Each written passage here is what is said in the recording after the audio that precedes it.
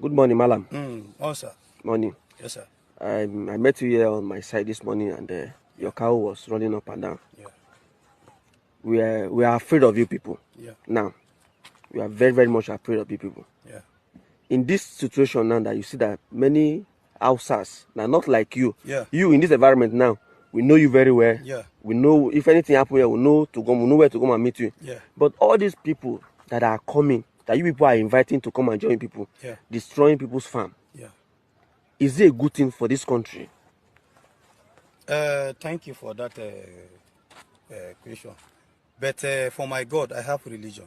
I am a Muslim. Okay. No any Fulani man where we can call from another place to come and join us so that we will destroy where we are living.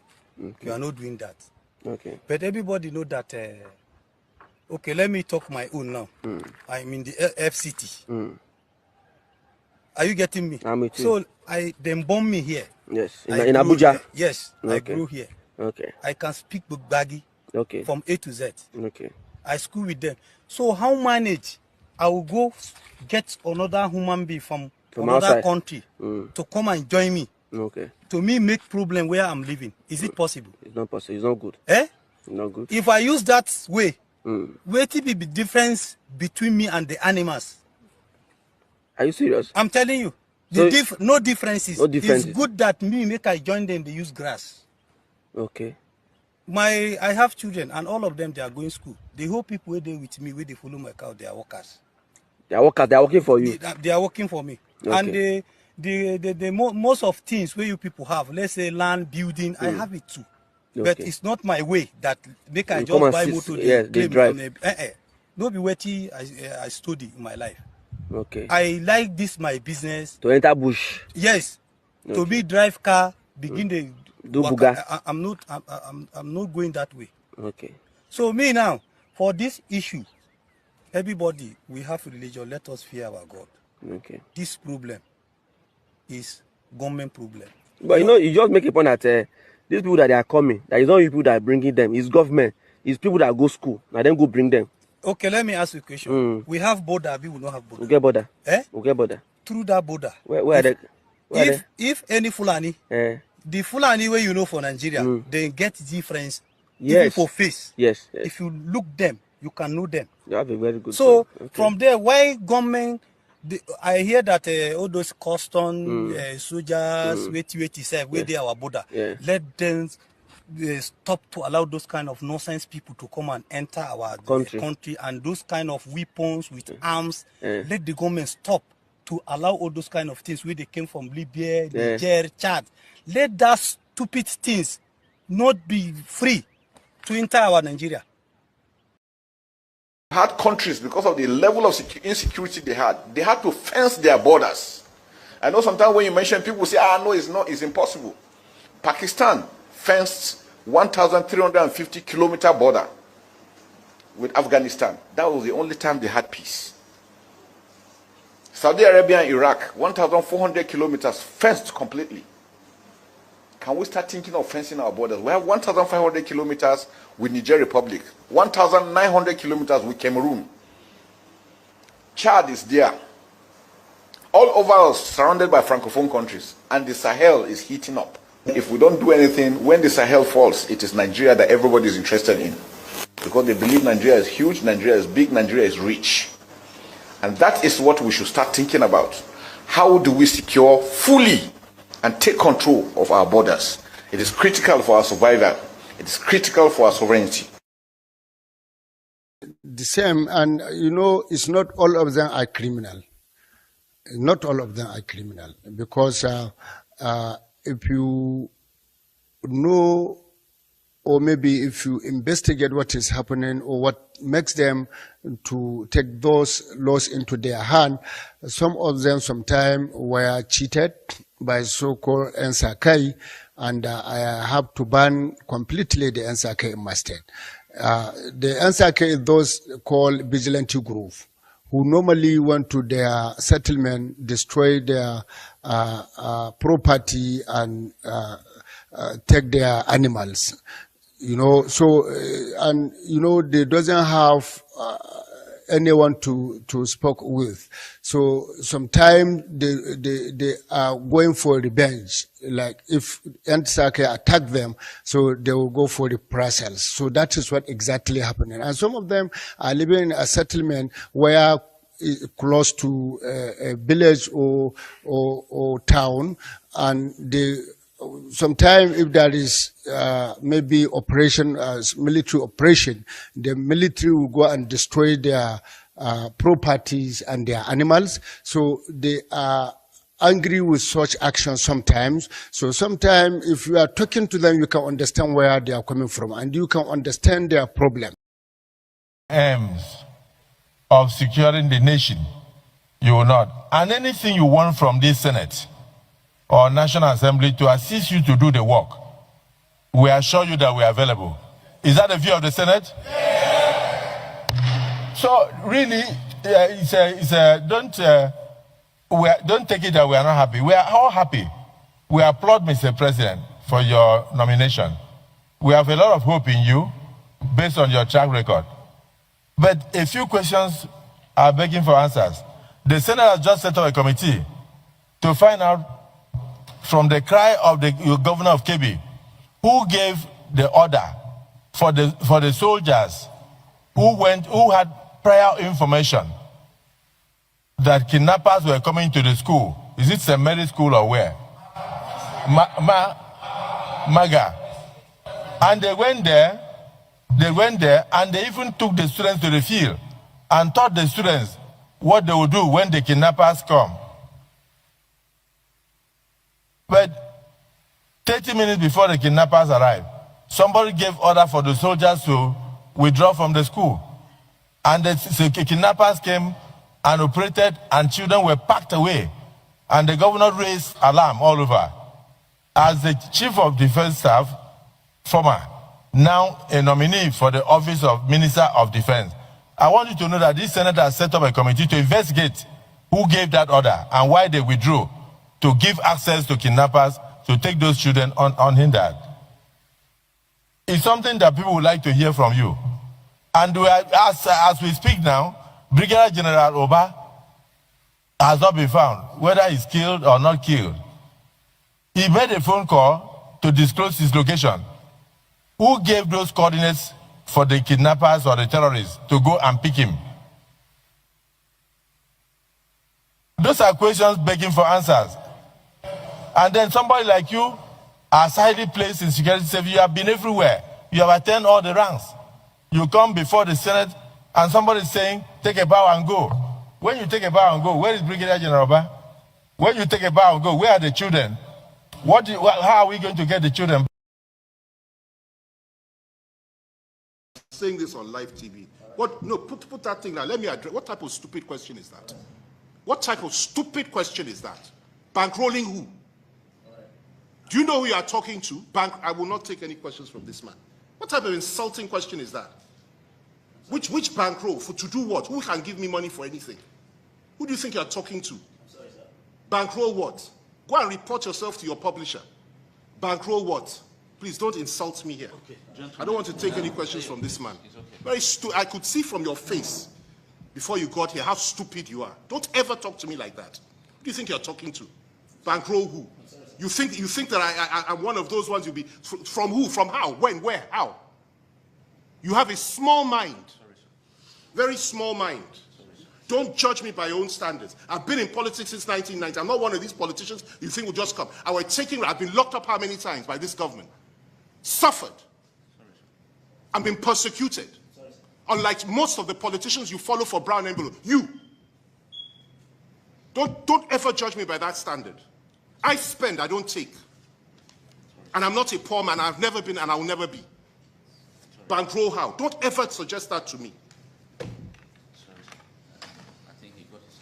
I'm sorry that it was deeply insulting. I don't often get annoyed in press conferences. I've been doing this type of thing for many, many years. Don't you ever make that kind of suggestion to me. Sorry, sir. Thank you, sir, for your time. Bankroll who, a former minister, a lawyer. Sorry, sir. He got his language. Sorry, sir. Don't ever try that with me again. No. Don't, please. You see me well. Don't ever. All right? I have a short fuse. Okay? Don't. Sorry, sir. In our country. Their country's no good for a reason. Their country stinks, and we don't want them in our country. I could say that about other countries too. I can say it about other countries too. We don't want them to hell. We have to rebuild our country. You know, our country's at a tipping point. We could go bad. We're at a tipping point. I don't know if people mind me saying that, but I'm saying it. We could go one way or the other, and we're going to go the wrong way if we keep taking in garbage into our country. Ilhan Omar is garbage. She's garbage. Her friends are garbage. These aren't people that work. These aren't people that say, let's go, come on, let's make this place great. These are people that do nothing but complain. They complain. And from where they came from, they got nothing. You know, they came from paradise, and they said, this isn't paradise. But when they come from hell, and they complain and do nothing but bitch, we don't want them in our country. Let them go back to where they came from and fix it.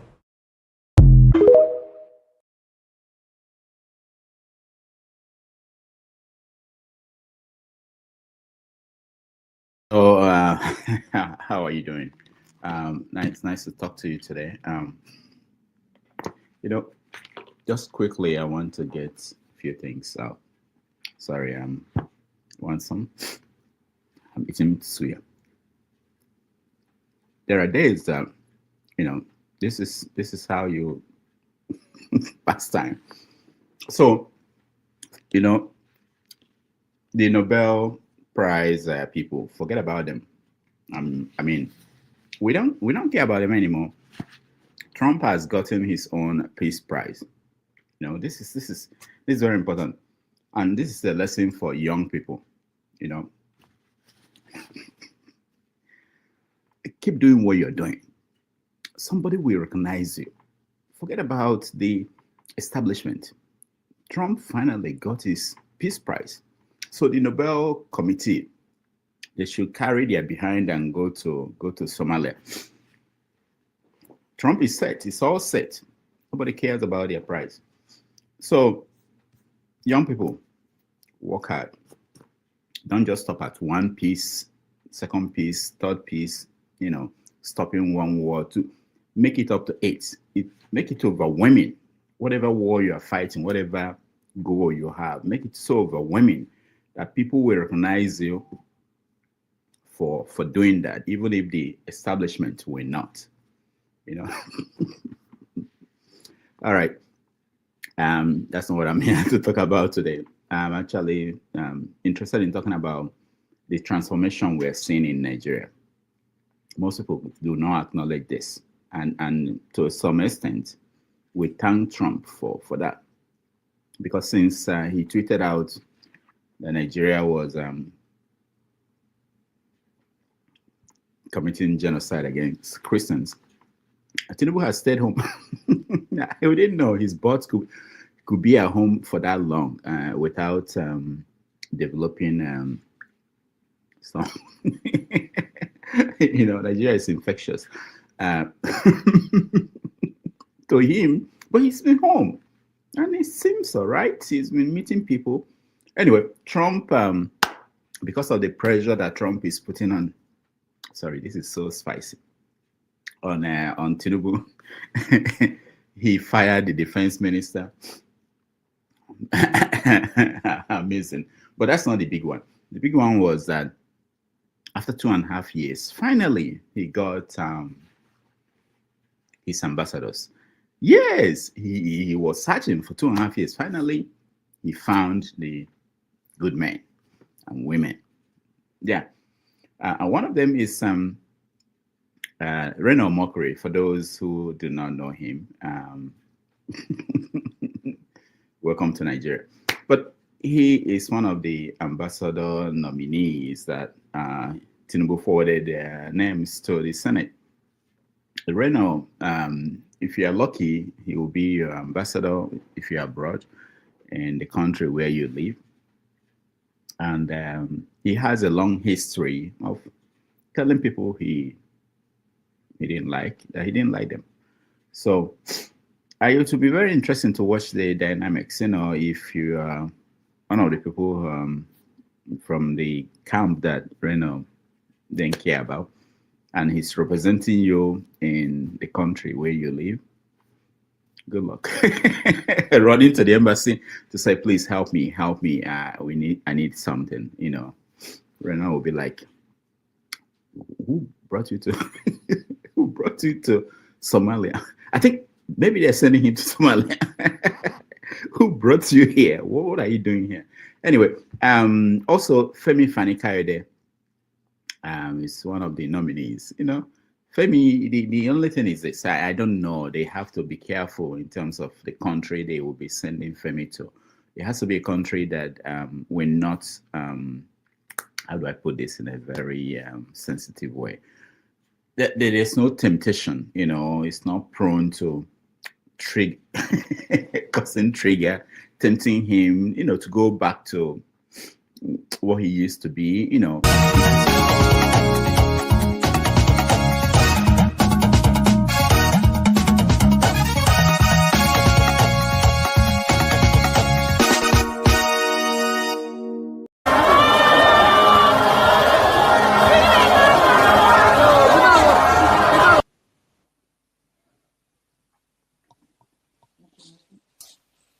Some of this rally make my blood pressure go up.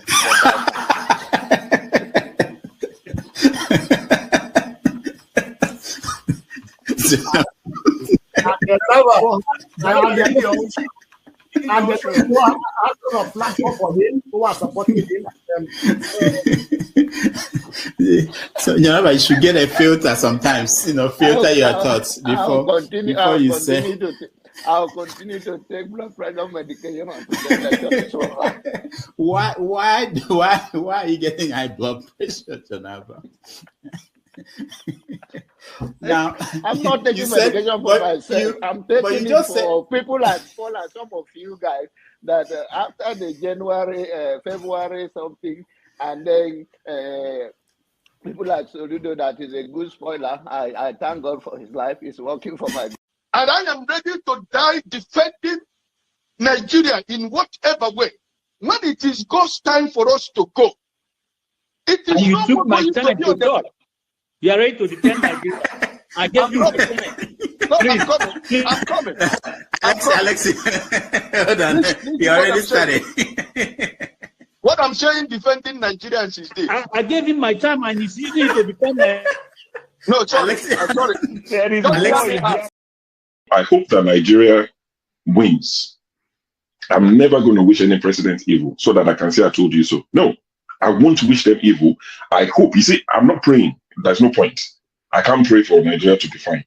I only hope that Nigeria wins and Nigerians win. Because if you choose a dodgy doctor who has a dodgy record, who has, you know, all sort of accusations leveled against him, to say this doctor, we think he's done this, or this doctor, this surgeon, yes, he's a senior surgeon, he's the most whatever surgeon, but there are a lot of accusations leveled against him. If you choose him to operate on you, and you tell me to pray for you that it doesn't kill you surgery, what's the point? I can't pray. You might make it, you might not make it. My prayer won't change anything. So I hope Nigeria and Nigerians win during Tinubu's 4 years. Thank you. Thank you. Uncle, right? I have the right to address Showore the way I like. You don't know what Showore did to me. So learn to control your emotion, right? That's the only thing I'm going to tell you. But if you don't want to control your emotion and you insult me here, I'm going to insult you 100%. Okay. You understand? You cannot insult me on a normal ground. Physically, you can't insult me, right? I will treat you like a child. If you insult me physically, I will handle you like a child. I don't care your age. Do you understand?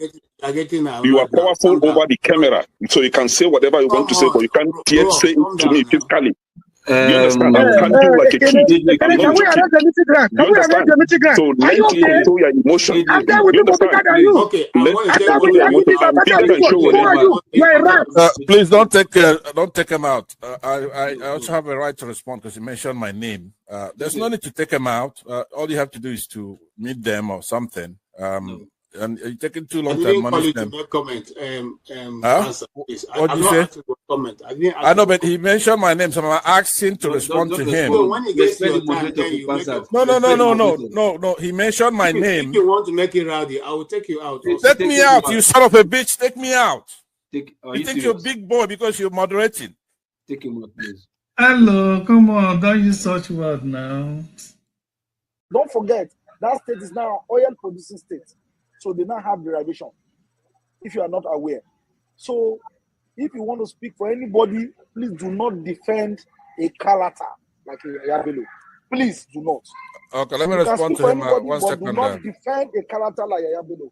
Do not. All right, thank you, Mohammed. The people of that state. Can I respond to him? No. Then go to hell. Rudolph, go to hell. All right.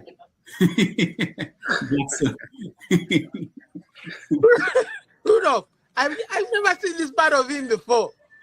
Tinubu is a criminal, yes, of course, a categorical grade 1 criminal. The only person more criminal than Tinubu in Nigeria is probably Babangida. But he's a criminal, and is he fit for purpose? Absolutely not. Should Tinubu be the president of Nigeria? Categorical no. Is there a better option than him? That is subjective. So show me who he is.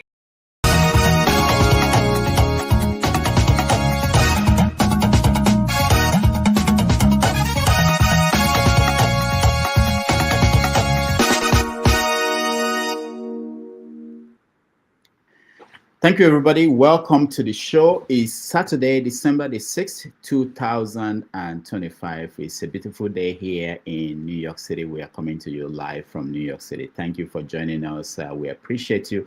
I hope it's wonderful wherever in the world you're joining us from. Some people in Maryland, DC area, they had snow yesterday, but here in New York, we escaped. Thank you again for joining us, and we're going to have a wonderful show today.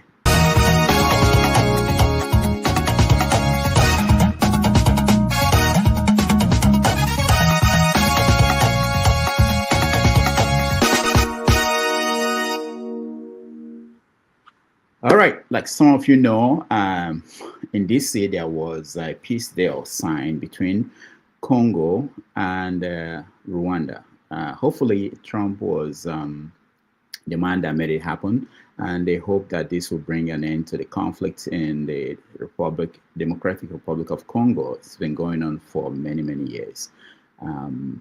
Hopefully it's not going to be like the one in Gaza between Israel and Hamas. Hopefully this one will stick and save the lives of so many people.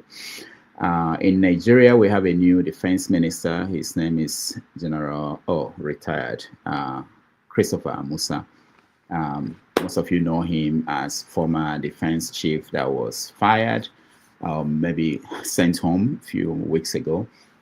He's back as the minister, and the former minister was sent home on health grounds. We hope that this will be a change, a transformation in the way they say it in Nigeria, the defense architecture of Nigeria. Essentially, they hope that they will have new strategy to deal with issues in insecurity in Nigeria. The other story in the news was ministers. So ministers are on one side, and then we have ambassadors. Finally, after 2.5 years, President Bola Ahmed Tinubu announces nominees for the positions of ambassadors and sent them to the Senate. There were batches of those names. Some of them were controversial, and people have been talking about them, what it meant, when you choose someone like Rena Makori, what are you saying to the country when you choose someone like Femi Fani-Kayode? We discussed that and gave your views on these nominees and what that would mean for countries around the world, and whether the Senate will actually approve them to head to those countries as ambassadors. So many other issues in the news, but we will start. We were late. I want to thank those that came in to step in for me and for KJ last week. Chim was here on Sunday for 90 Minutes Africa, and Forefathers did 11 hours or 12 hours last Saturday. We thank them for stepping in. We had Thanksgiving holiday for those of us in the New York or Nigerian American region of the world. We had a break. So thank you again for staying with us, and we will start the show properly. We have people in the studio. If you want to be brought in, please turn on your camera and we will bring you in.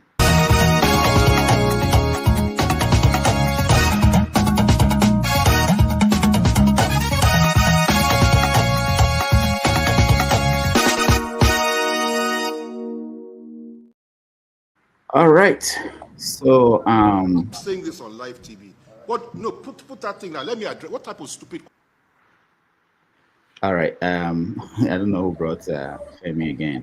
Thank you so much. OC, thank you so much for being here. Mr. James, thank you so much. We're hearing noise. James, I think it's from you. Let's see. I assume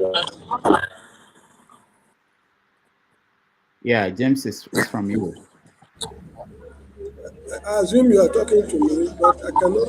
The line is not clear over here. I don't know what it is over there. Yeah, James is from your own end. Maybe you can log out and come back in. Okay. Is the line clear? No, James is not clear from your end.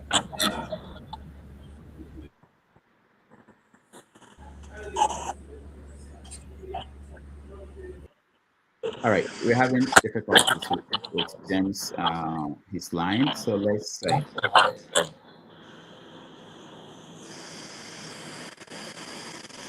Otsi, can you hear me? Yes, I can. Okay, we're still getting echo from somewhere. Sure, welcome to the show. Thank you, Dr. Damages. Good evening, and good evening to all the panelists, the viewers, and the gang in the chat. Yeah, thank you, everybody. Let me see. I'm trying to figure out where you can hear the echo. Okay, let me mute myself. Go ahead. So say something. Let me see if I'm the culprit.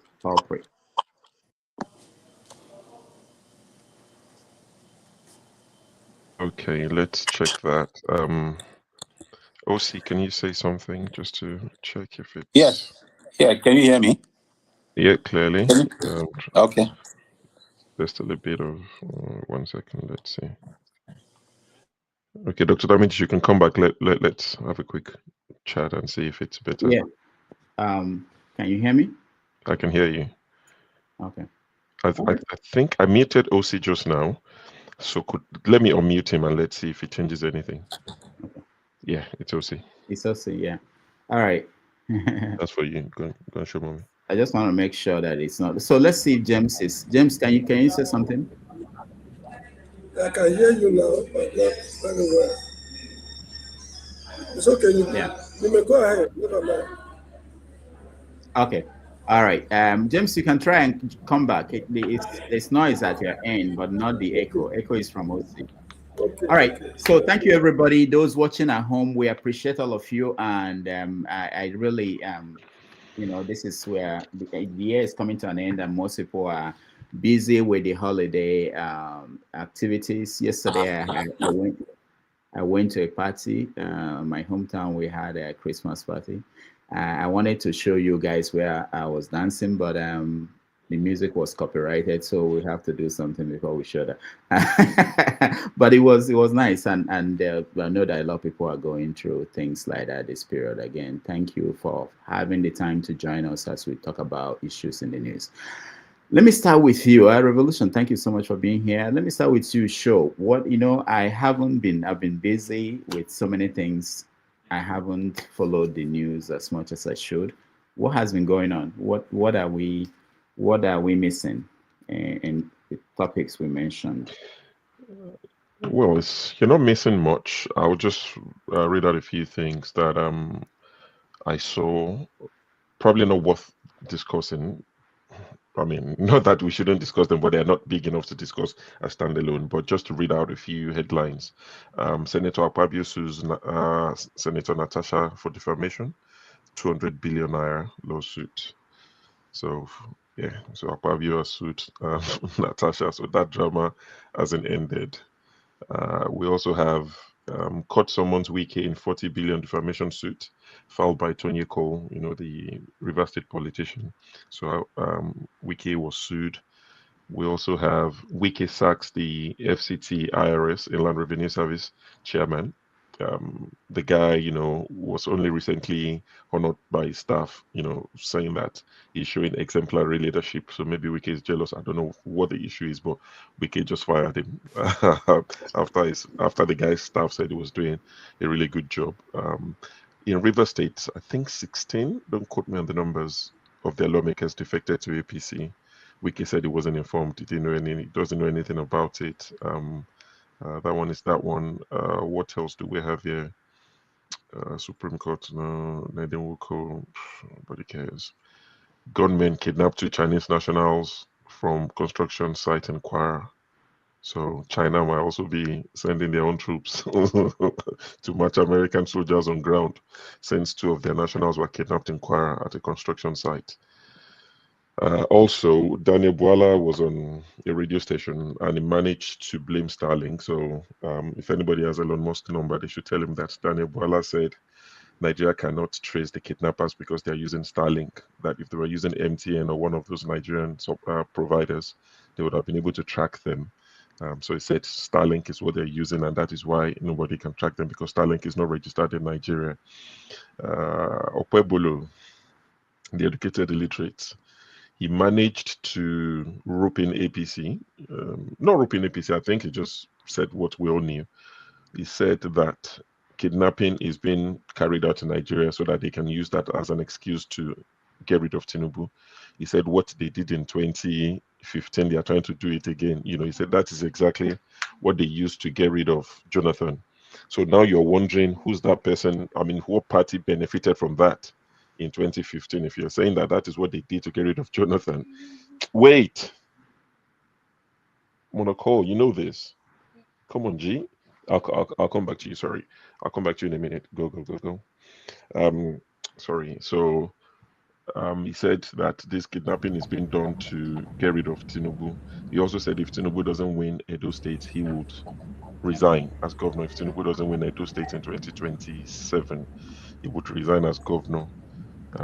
And I think with the ambassadorial list, the 3rd batch, they included the Ibom guy, the guy that was the sole administrator in River State. He has been included. So that list is just a way of paying back all the political allies. If they are good or not, I don't know. And I hope that the countries they are sending them to would also vet them and probably reject a few of them. Yeah, so that's everything I wanted to add. But that is the job of the Senate, the Nigerian Senate. It's not. They won't reject anyone apart from who they want to embarrass, like they did with El Rufai. That's an inside job. They wanted to embarrass him, whatever. Anybody that Tinubu sends, they would tell them to take a bow and go. When Akpabio was saying that, why are people telling the CDS, former CDS, to take a bow and go to become the Minister for Defense? Akpabio, I think the fear of Donald Trump is the beginning of wisdom. He was saying we can't just let him take a bow and go. We need to ask questions. Who ordered the military to leave that school, the MAGA school, where the girls were kidnapped? We can't just do these things. There should be consequences. I think, the fear of Donald Trump is playing a role in that sense. I don't like Trump, but the enemy of my enemy is my friend, as they say. So, yeah. All right. Thank you so much, Sho. Uche, let me come to you. Are we missing anything? What are you watching out and what are you following in terms of the news that we didn't mention? So you can mention it now. We don't have to discuss it. Just mention it. Okay, I'm following on. Good evening, everyone. Mr. Ludo of Umbedama. I hope everyone is good as we are heading to ending of the year. I have only one thing to maybe to point out. In Imo State, where the our big governor, the big what do you call it? Supreme Court governor. So he invited who give us kai to drink from a British, what do you call him? Prime Minister, former Prime Minister, I think, from British. Yeah, exactly. Thank you. So they came to Imo State with all their cock and bull stories. With the Dangote, they wanna put maybe some company in Imo State, according to Dangote. And the bro Justin was telling us he bring what do you call it? What is the name of that wine? So when Nigerian whiskey, exactly. So when Nigeria gave him doctors and a reasonable things contributing in their country. Oil and gas. Exactly. Nigerians are giving him a better thing. So he's giving us a whiskey to drink like weekend. So that is the only thing I can point out. Many things happen in Nigeria. Maybe another person can contribute. We are now drunkards. Whiskey. He also said that Nigeria is safe, that he felt very safe in Nigeria. Nigeria is a safe country. So Yes, Boris. Thank you so much for that. Revolution now. Let's hear from you. What news are you following? What is what's important to you? Good evening, everybody. Mr. Show just disappeared. So no problem. How are you? Good. Mr. James, OC, Uche, Mr. Rudolph, Dalu. Yeah, so I want to. I don't think I have. You people have said everything. I just want to make my comment when it's my turn to say something. Yeah. Okay. All right. That's good. Mr. James. Unmute yourself, James. Let's see. Yeah, the line is not clear. If you can hear me. Yeah, we can hear you. Go ahead. Somebody should just put up his hand if you can hear me. We can hear you. We can hear you. Yeah. We can hear you. Something to add, actually, although I've not heard what most of you have said. Somebody was saying something about Boris Yeltsin? Boris Johnson. Yes, say we export, take manpower and import whiskey or something like that. Anyway, what has been of interest to me is this wishy-washy list of ambassadorial nominees. When it is time to comment, I will express my opinion if I'm in the mood to say anything about it. The country is a joke. Nigeria is just a joke. And that's it. All right. Thank you, Mr. James. Let's go to OC. OC, welcome. Thank you.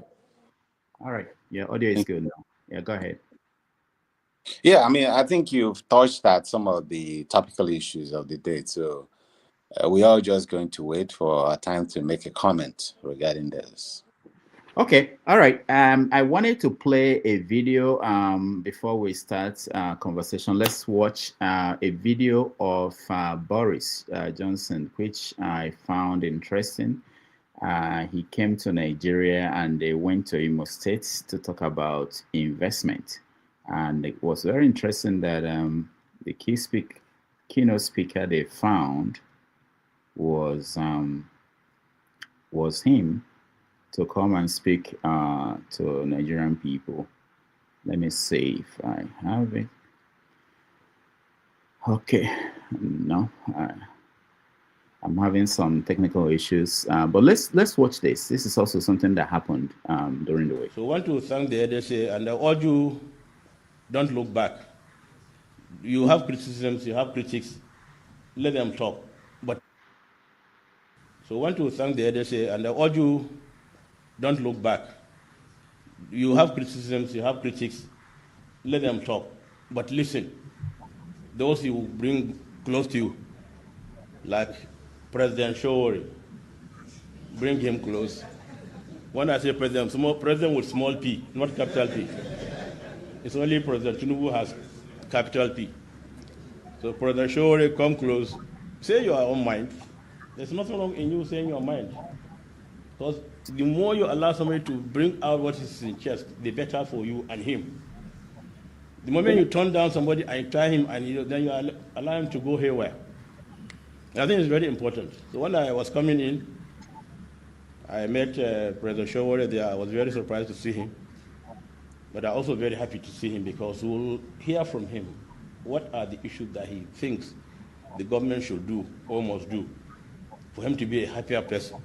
Because when he's happy, the people that follow him, that respect him, that believe in him, will also be happy. And that's life. Wonderful. It's absolutely wonderful that here in Nigeria we are united. We have this huge blessing of ties of history and language and woven together constantly by the toing and froing of brilliant Nigerians to my country and back again, and British people coming to Nigeria. And of course, look, I'm proud, very proud of what we export to Nigeria. We send you pharmaceuticals and bankers and services of all kinds, automotive parts, all sorts of things. We send whiskey, huge quantities of whiskey, probably more popular somewhere than another. We send, and you send us so much in return: oil and gas, Nollywood movies, brilliant doctors, nurses, technicians, tech geniuses from Nigeria. Nigeria come to the UK, and we're very grateful. We're very grateful and honoured. And we send you, former United Kingdom Prime Ministers, and you send us, future United Kingdom Prime Ministers, in the form of Kemi Badenoch, who come from Nigeria and is doing better and better these days. A tragic shooting in Washington, D.C. U.S. officials say that the suspect worked very closely with the CIA in Afghanistan for years, that he was vetted, and the vetting came up clean. He went cuckoo. I mean, he went nuts. And that happens, too. It happens too often with these people. You see them. But look, this is how they come in. This is how they're standing on top of each other. And that's an airplane. There was no vetting or anything. They came in unvetted. And we have a lot of others in this country. We're going to get them out. But they go cuckoo. Something happens to them. Your DOJ IG just reported this year that there was thorough vetting by DHS and by the FBI of these Afghans who were brought into the U.S. So why do you blame the Biden administration for what this man did? Are you stupid? Are you a stupid person? Because they came on a plane along with thousands of other people that shouldn't be here. And you're just asking questions because you're a stupid person. And all right, welcome back, everybody. You know, my initial intention was, after playing Femi Fani-Kayode, I will play Trump, calling reporters stupid, so that you can see two of them side by side.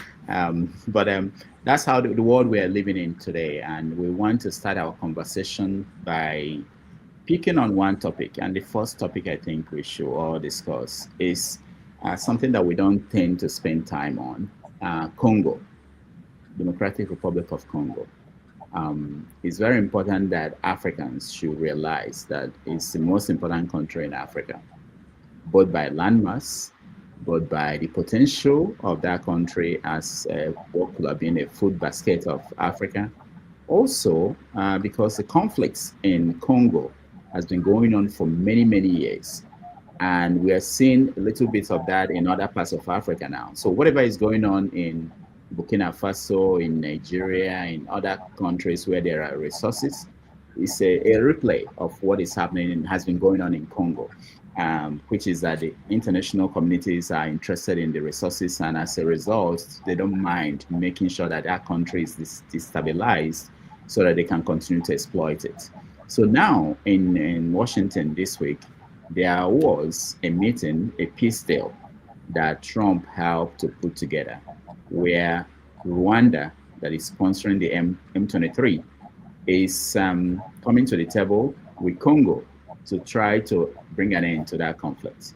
So let me get your views about that, and then we go to other topics. We'll come to Nigeria and their favorite topics like Trump and what he's doing. And also there's this news that people didn't take it as a serious thing.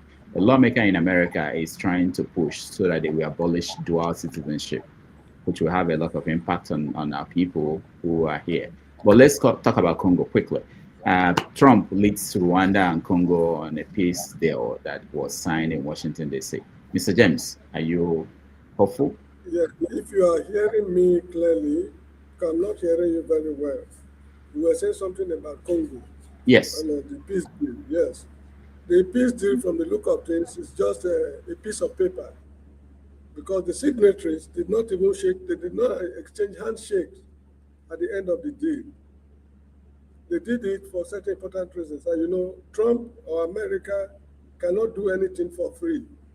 They've already fleeced up, and they've got what they want from Africa and what they hope to get. That is the essence of the peace deal. I do not really blame America for whatever. I mean, these are opportunities for them to get themselves well organized in dominating the world. Let me put it that way. If Nigeria were to be a responsible country that it used to be, foreigners will not come to Africa to settle this kind of problems. We were able to settle the problem in Zimbabwe. There's no time for me to go into the history now. In South Africa, what's it called, Mozambique, Angola, Guinea-Bissau, Namibia. We did all we could to resolve the issues in these countries. And of late, Liberia, Sierra Leone, and the Gambia, and even in Guinea-Bissau, we still have 177 troops there, but we are no longer what we used to be. This is why Donald Trump is stepping in. Nigeria was not in a position to do these things while Ghana was championing the cause during the days of Kwame Nkrumah. It's a spectacular. Ghana happened to, should I say, we all appreciate Ghana it. failed. Ghana failed. That's why Nigeria was able to take over. Nigeria has fallen. Another African country should take over. It can be Egypt, it can be South Africa, or any other country. Because from the look of things, from now till 50 years' time, Nigeria cannot get out of the present mess we are into. So that is how I see it. The road ahead is still very, very rough. According to late Jimmy Cliff, that's a man we did not mention. Jimmy Cliff died, I think last week or so. Cliff said it's got a hard road, I think a hard road to travel or something. He sang a song which he titled Hard Road to Travel. We've got a very hard road to travel as Africans before we can get ourselves well organized. Nigeria is finished. Nigeria is expired. In our lifetime, we cannot resolve the problems we have to enable us play the kind of role we played in the past. So that is the little I've got to say. Thank you very much. Thank you, James. Revolution now. We had you clearly. Yeah, we had you, James. Thank you. Revolution. Yeah. What do you make of peace in Congo? Good evening one more time to everybody. You see, like I always say, I know most of you will not agree on my own opinion about African politics and the people of Africa. And sometimes those of you who are very highly educated will say that Trump is going there for his own interest, or that anybody who wants to step in to help Africa, if it's from Europe or whatever, they say, oh, they're getting involved because of the minerals or what they are going to get. This is where I get it. I find it difficult, with educated Nigerians. You understand me? Because if we look deep, I'm a man who has spent a lot of my money and my time studying Nigeria, Africans, and Nigeria in particular. We are not easy people. You understand? So the problem in Congo, I have a lot of Congo friends we work together. Sometimes I speak to them. Why are you people fighting? What is the problem in Congo? You will find out the excuses they give you is exactly the excuse we have in Nigeria. You understand me? Tribe and all those type of things. You know what I mean? Or one person will say, oh, it's my turn, I have to rule. And somebody will say, no, it's my tribe to rule. And then when somebody steps in because of the killing, and when they do this thing they are doing, Dr. Damages, you find that it's only the poor people who are suffering. You understand what I'm saying? The people who are fighting this war, taking all the minerals and everything that doesn't trickle down to the poor Congolese. Here in Sweden that I live, most Africans who are giving refugees are Congolese. Most, apart from Somalians, and the rest are Congolese. It will be difficult for you to find a Nigerian who successfully obtain a refugee status here. So, to round up, Doctor, we should appreciate when people like Donald Trump steps into Africa, because Africa is a shithole. We only defend. Sorry, I don't know if it's me or. No, it's not you. Go ahead. Go ahead. Yeah, we only defend our pride. Oh, we don't want to be colonized again. We let them leave us to solve our problem and this and that. Like what is happening in Nigeria, Trump want to intervene. You see people coming. Oh, we don't want it. They start giving us excuse. They went to here, they failed there, they went there. These excuses, they give it to us so that they will continue doing this evil to the poor Africans. So for me, it's a welcome development. I just pray that these brothers, you saw them, like Mr. James said, I heard it also, they did not even handshake of, okay, you know what I mean now, okay, make una take sand, make una just settle this matter, shake hand, okay. They refused to even do it in presence of everybody there. They refused to shake hands. So I don't know, for me, Trump is doing he's the greatest of all time, of course, which I agree, GOAT in capital letter. We should appreciate what that man is doing, whether you like him, whether he calls somebody stupid, who is asked. Of course, many people used to ask stupid questions, and if they are so stupid, you have to. Trump don't care about anybody. He will tell you are stupid. You are asking me stupid question, and you are stupid. These are the type of leaders me privately appreciate, because we cannot always, like Nigeria. I say we have that our problem. What do they call it? Now, so they do a syndrome. Oh, boy, no talk that kind of thing. No. You go spoil something. No, just try to pretend. No, he doesn't pretend. What he's doing in Congo. In fact, I was shocked to hear it even. I was just listening on the BBC. Suddenly, I heard that Trump was able to negotiate a peace deal among the warring fractions in Congo. Let us appreciate that, brother. Please. That's my view. Thank you, Doctor. All right. Thank you so much. Uche, let me come to you. Do you appreciate Trump for his efforts in the Congo, trying to... Okay. Good evening once again, everyone. I have a little to contribute about the issue of Mr. Donald Trump. I think we have to find out something. This is not only affecting Nigerians, it's affecting Africans in general.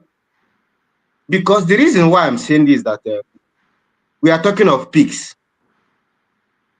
Yes, Mr. Donald Trump trying to make this peace. If you are not capable to solve your problem, I think someone behind should come in. In our language, in Igbo, they said,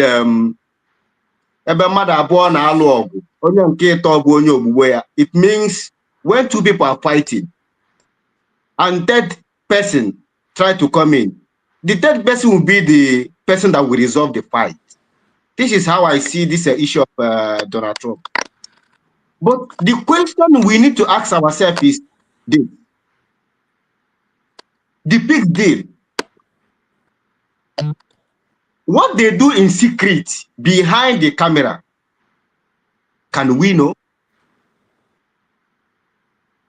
That's what we need to ask ourselves.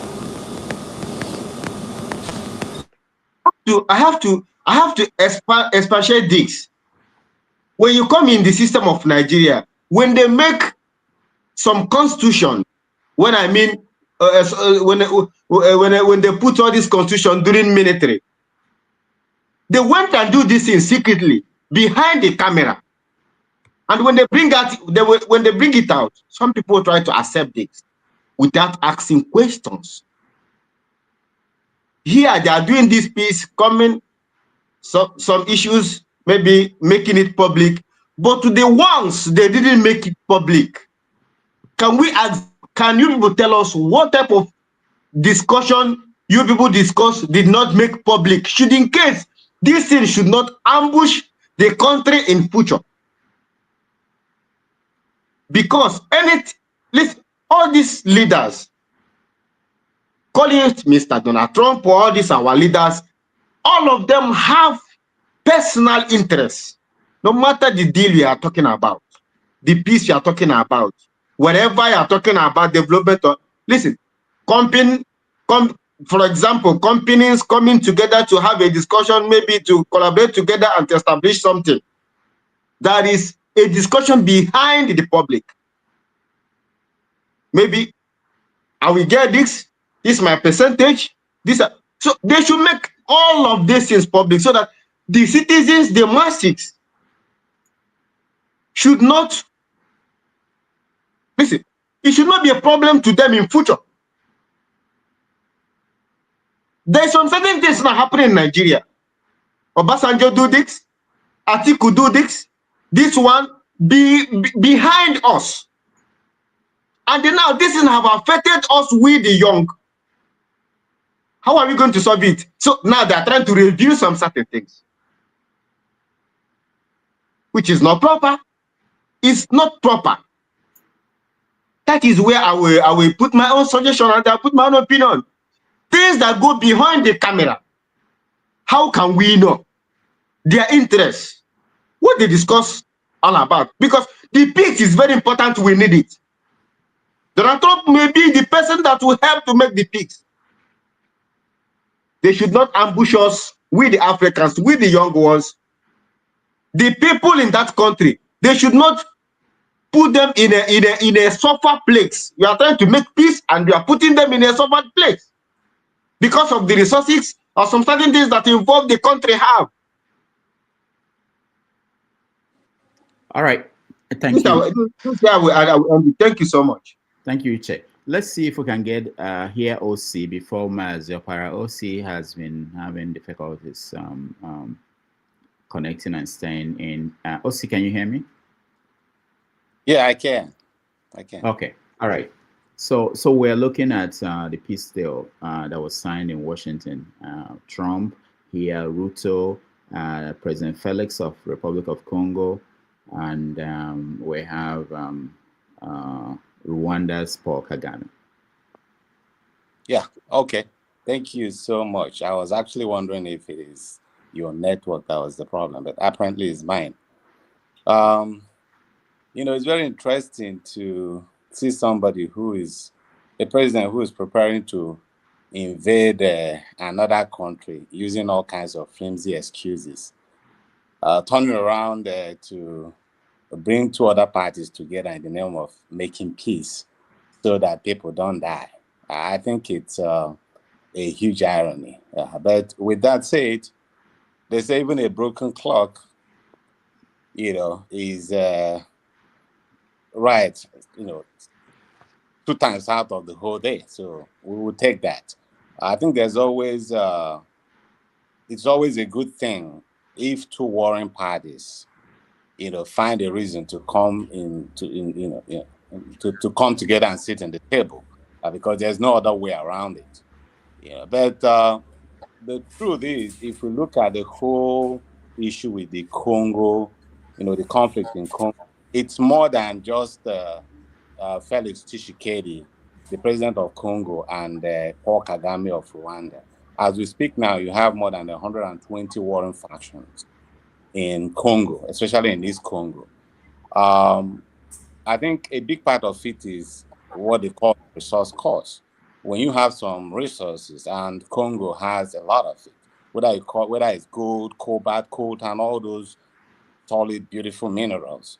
So whenever I have those kind of stuff, then the international community and even players within the country find a reason to destabilize, because they can only extract the resources when you don't have an effective, functional government. So yeah, even if by a wild sense of imagination that the 2 parties that Trump brought together abide by the agreement, What do you do about the other 121 warring factions? Of course, they're not signatory to this deal.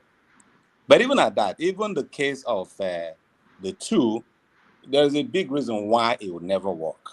Okay? For the reason why they fight, I'm talking about Rwanda and Congo. The reason why the two presidents can't see to eye is because of two reasons. We already talked about the resource issue, where everybody, both foreign actors like China, all these Arab countries are there, but you also have neighboring African countries like Rwanda, you have Congo, you have Uganda, you know, all those countries within the East African network, all of them trying to, you know, get their own share of what is Congo's resources. But that's one thing. But in the core issue between Rwanda and Congo, I think it's more of an existential issues. And it dates back to the 1994 genocide, when, you know, between the Hutu rebels, the Hutus, and the Tutsis. Then you find out that most of those who were involved in the genocide, a big percentage of them, just after when Kagame took over, they basically moved, you know, eastwards and they settled in East Congo. You know, and from there they started launching attack across the border to try to destabilize the government, the new government of Rwanda under Paul Kagame. That has been the existential issues for the Rwandans.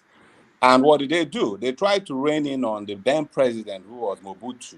Mobutu could. Now, Rwanda teamed up with Uganda under Museveni, and then they supported Laurent Kabila, who took over the leadership. Basically, dethroned, led a coup that dethroned Mobutu, you know, and then he took over. But that didn't end still, because even Kabila had his own fallout with the Rwandans, who were very much in support of his government at the time. The war didn't end, so he started having issues with some of the Congolese of Rwandan origin, the Tutsis, who were living there.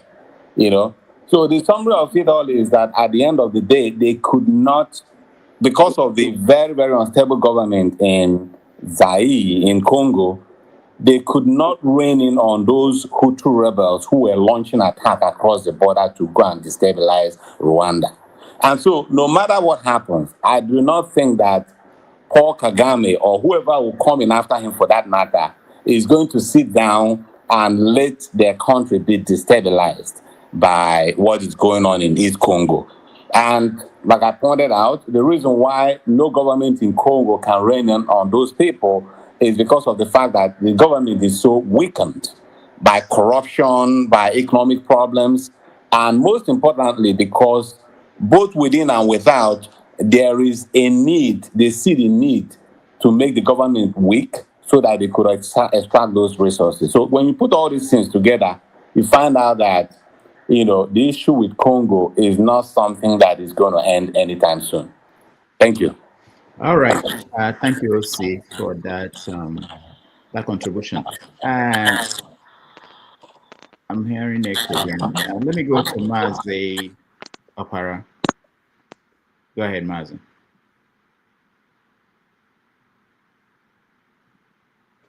Doctor, can you hear me? Yes. Yeah, good evening all. Yeah, Congo, I think, is it the same Congo that I heard that General Agi Ronsi fought for? Yes, yes. The same Congo, yeah. When they had the Katanga problem, when Lumumba was the first prime minister, and yeah, that was the same Congo. Yes. It hasn't. And this is the same Congo that Dr. Nnamdi Azikiwe said, instead of Nigeria to go, let's go our separate way instead of going Congolese way, right? The same Congo. It should be. The other Congo is irrelevant as such in African affairs. Exactly. Yeah. So you see, Doctor, when I say that Black people, we have a problem, serious problem. Some people think that it's a derogatory statement. Some people felt offended. This war has been going on for decades before you, even before maybe my father was born. And look at where we are today. We can't, black people, we cannot solve our problems until a white person will come and, until a white person comes in and say, how do I help you? Are we not human beings like them? Can't we solve our problems within ourselves? Look at what is happening in Congo, in all sub-Saharan African countries. No peace, nothing, no development, nothing. If Trump is coming there to save lives and pick up the whole diamond and go, let him come and save lives. It's all about life. What is mineral resources if the people of Congo cannot enjoy it? If you look at Congo, if you look at what is happening, if you look at what some videos coming out from Congo, you would think that it's a science fiction. You will never believe that this is happening in 2025. It's very appalling, very heartbreaking. You see your fellow black man, children suffering because of minerals, under beneath of the earth. Anybody who can come there and help these people stop these killings, take the whole thing away from them, is better. Save life. What does life worth in Congo? Does life worth anything in Congo? How many Congolese know exactly what Congo has under beneath? How many of them, except the few of them that are the ruling class? So let Trump can break through, make peace there. Let him do that. Let other European countries help that country or help Africa, because we cannot help ourselves. That is the truth. We are unable, we are incapable of ruling ourselves. We are incapable of settling issues within ourselves. So let China come, everybody, let even Somalia, not Somalia, let even Colombia come and save us, because we cannot save ourselves. 60, 70 years of war, people are dying. Where is the African Union? Okay, look at the Paul Kagame. What is his interest there? He's not a Congolese. Where are other Congolese factions? They are not there. So that means this peace is like peace, of the graveyard. They'll go back and they'll continue fighting. They didn't even shake hand in such a very, such peace conference.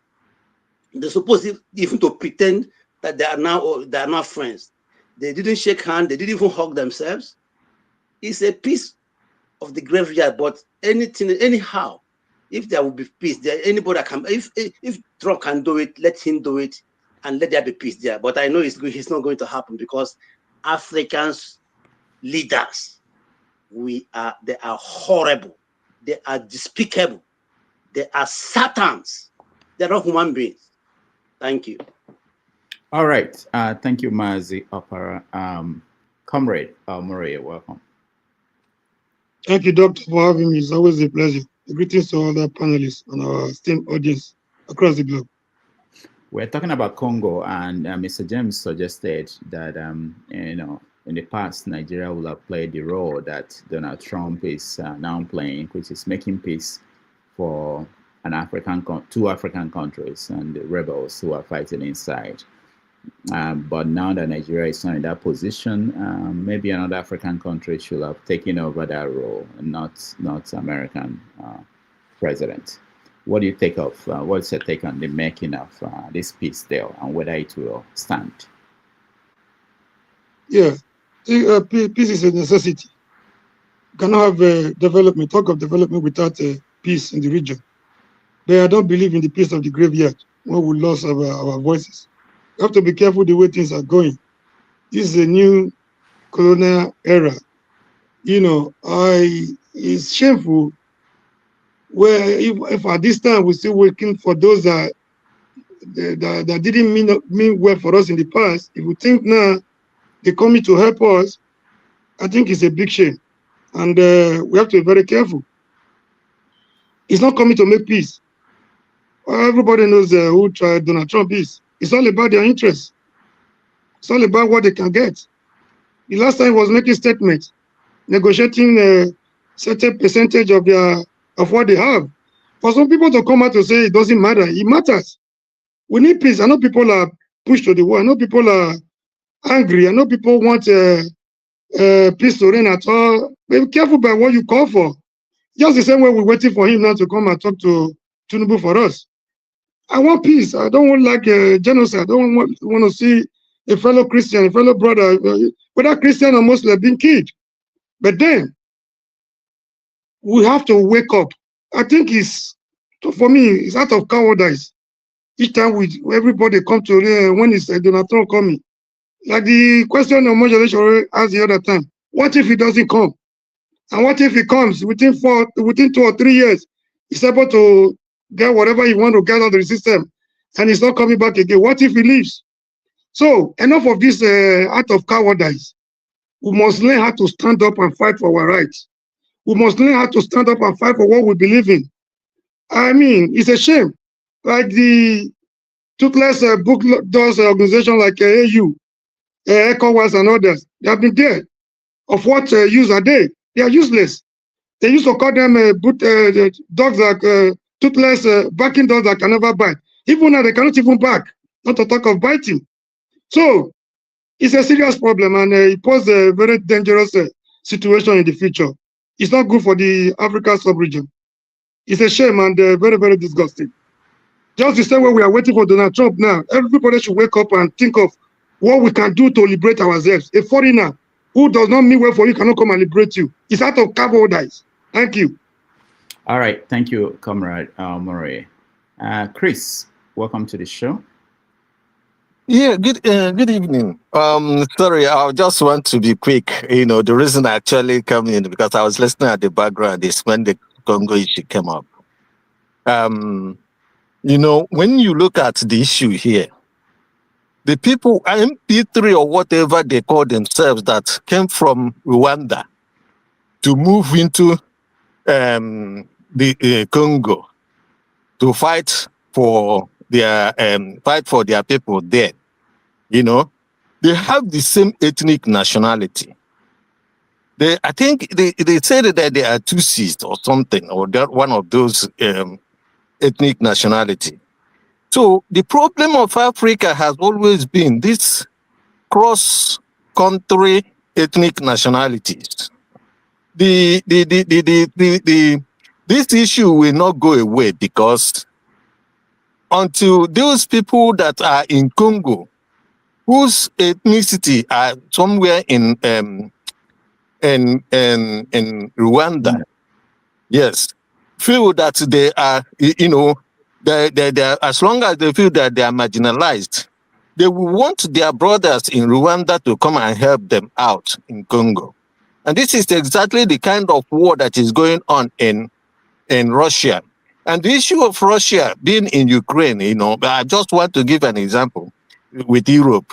Because Europe, in 1845, in Germany, Westphalian Conference, realized the futility of one ethnicity trying to dominate the other ethnicity. So they agreed that every ethnicity should be encouraged to become a state nation, you know. So when you come to Europe today, you will see what small ethnic nationality they are, just even if they are 900,000. They want to become one ethnic nationality.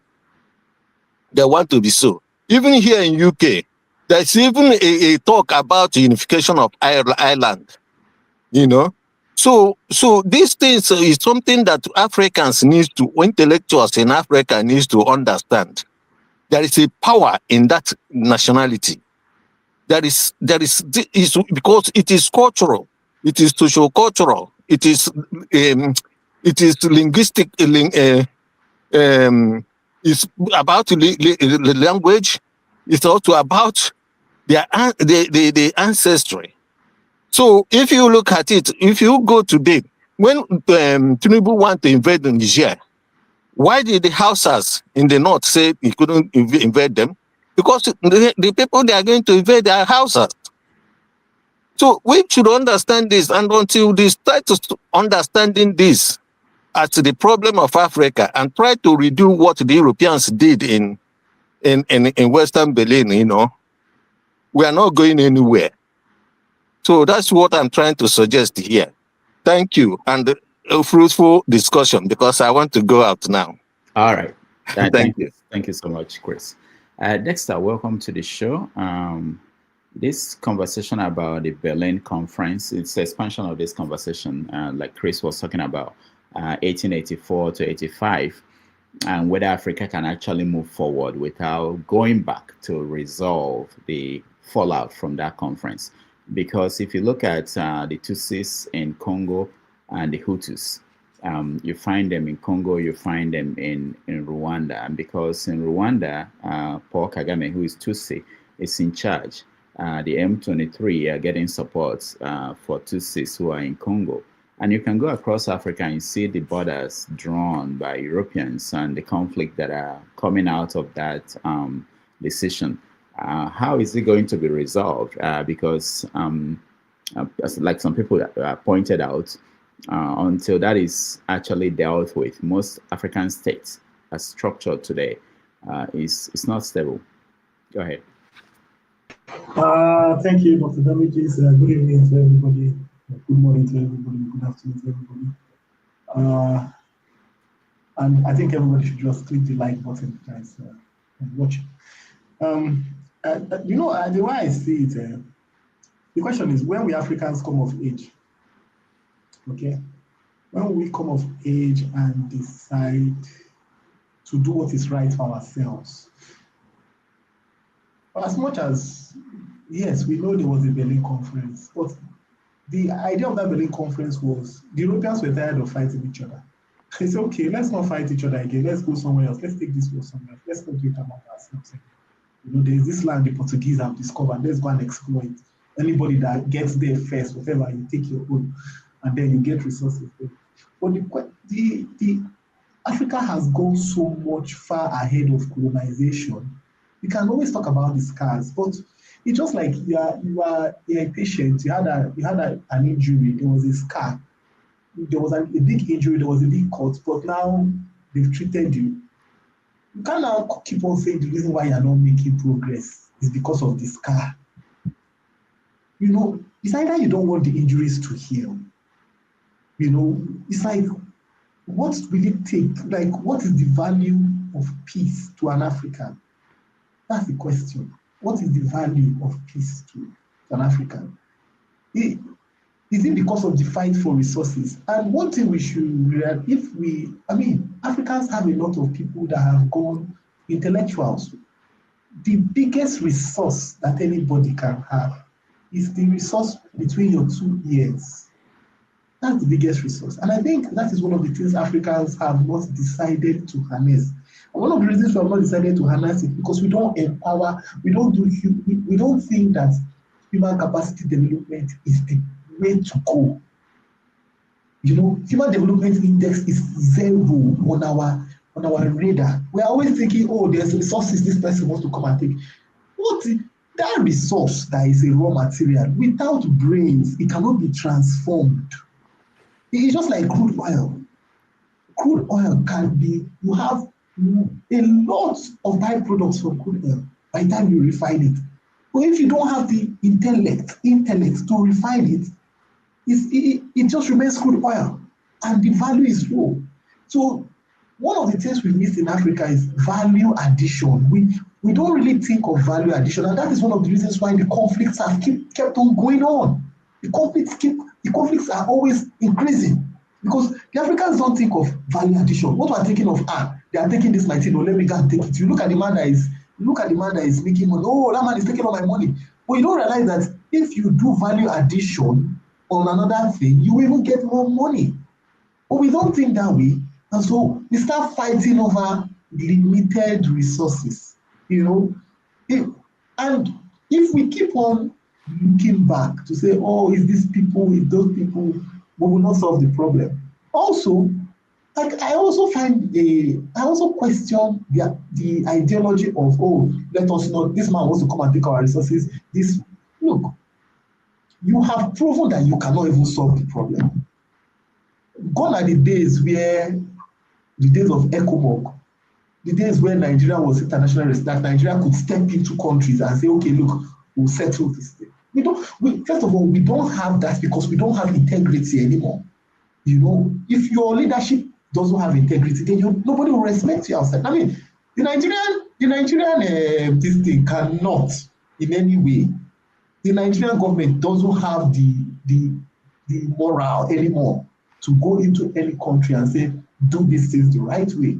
I think it was Femi Falana that was saying the Gambia, when there was Yahya Jammeh, the guy that wanted to stay in power. Yeah. When he decided that he would stay in power, all that happened was that they sent Nigerian Air Force to fly over his palace. And he left.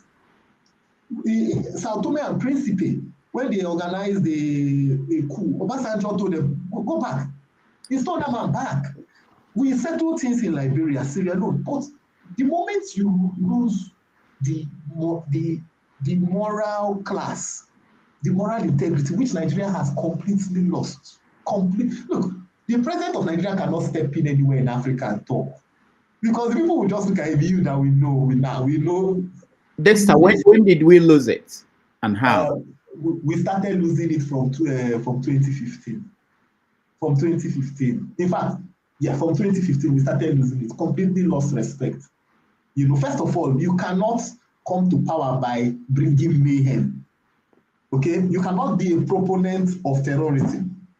You cannot be a proponent of mayhem, and then you use that to come to power. And then you think that in the international world, you have the moral class to talk to people. No, you won't.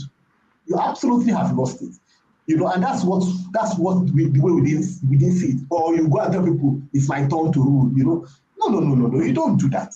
We have not shown integrity. Unfortunately, what we must realize that, see, by the time the British were leaving Nigeria was a very high-class society. There was a whole lot expected of Nigeria, but gradually we have eroded the values and we have taken it down.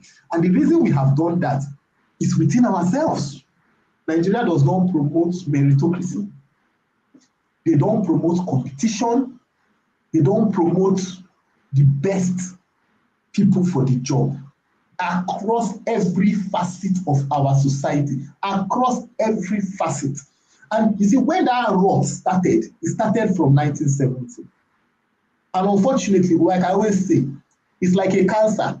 You know, it's like a monster. The day you are feeding the monster, maybe you are the one giving the monster milk. The monster won't bite you.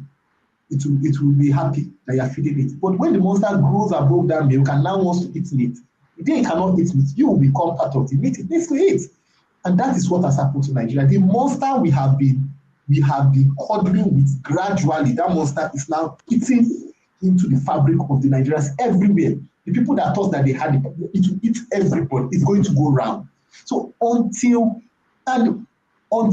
we can settle that within our own locality as Nigeria, if Nigeria can find peace, equity, fairness, and justice within itself, that will be the blueprint for the whole of Africa. But unfortunately, one of the problems we have in Nigeria is this. Because of tribal, you see, I always tell people, Dr. Damages, one of the best things that the Europeans have done for themselves, the ability to write the truth as it is, irrespective of whose ox is God. Donald Trump is in power. Somebody will write a book about Donald Trump and write the bad things he did. They will write the bad things that Bill Clinton did. It doesn't stop them from saying the good things. They will write it and people will read it and say, yes, that is what it was. You understand? But in Africa, it's not that way. The moment your person is in power, let me give you a typical example. The Yorubas hold Awolowo in very high regard. I'm sorry if I like Yoruba people. But if I say this, they'll get touched. But this is the truth. The Yorubas hold Awolowo in very high regard. But would they be able to accept the truth of what he did? Would they be able to accept the truth that telling people that they should come, that people that had 1 million pounds, that they should take 20 pounds?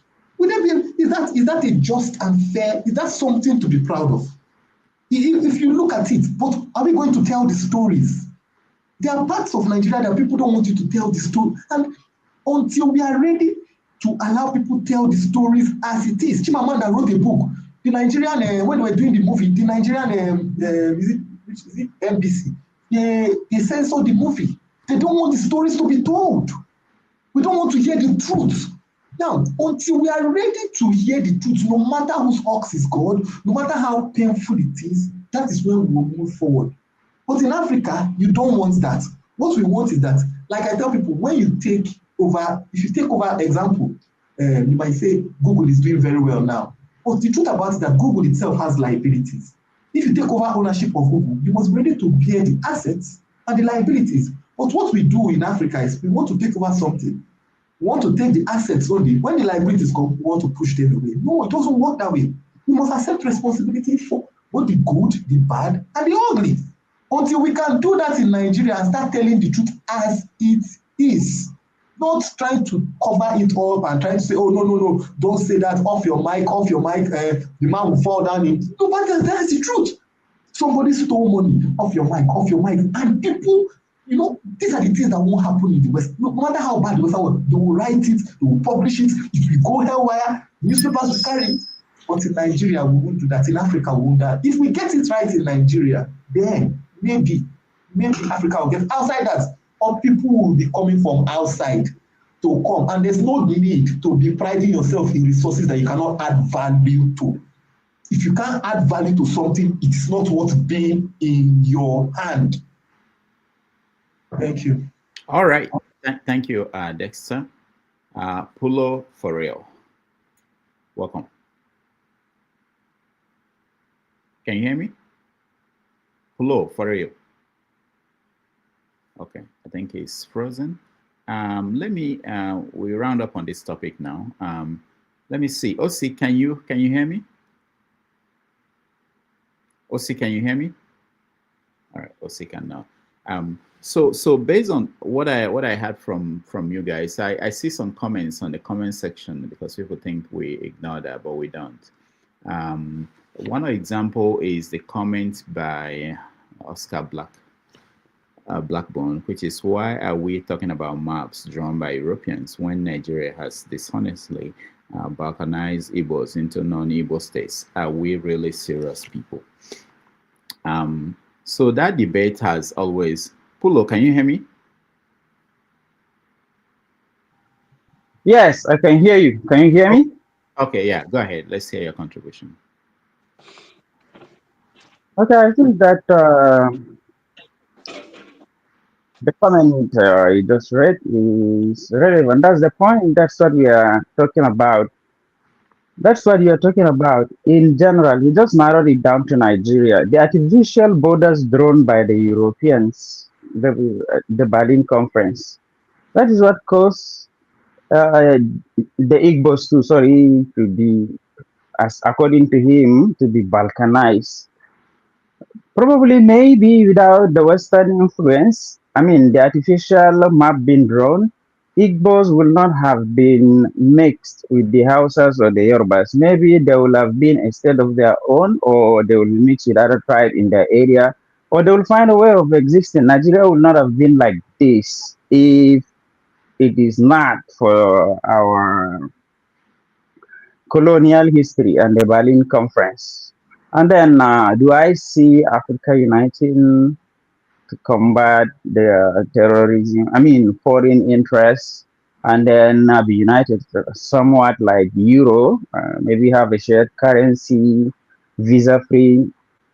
It is possible, but I don't see it happening because of the Western influence, because of our colonial legacy, because of our dependency financially on foreign powers and lobby group, because of the intertribal conflicts and religion extremism, intertribal conflict, like just you mentioned, the Congo, the Houthis and the Tutsis, and what's happening over there. Okay, I want to also relate that to what is happening here in Nigeria. The Fulani crisis, herdsmen, these bandit and other stuff. Sometimes you make it seems like Nigeria is the worst place, and it is happening only in Nigeria, and it's only about religion or one particular tribe. If you go to Congo, it's a multifaceted conflict that is going on there for decades. You see, is religion at some point can only be used as an excuse for justification of certain things. But the reality is those small tribes, each is all of them are trying to gain control over land and resources and political influence. Whoever happen to have power will try to get a revenge, and the cycle continues. And another thing that I also realized or I understood, maybe that's what do you call it? Jeffrey Sachs says they unite the people that can never be united, that have different ideology. They allow people, either one dominant group or one group, to deliberately attack one group within the same country. Then they settle it. They sell arms to both parties. They get profit out of the war. Then they come in as the rescuers. They settle things. And then as time goes on, if they see that the country will progress and they are uniting the tribes that are fighting before and now uniting, they will remind the other group of their past grievances.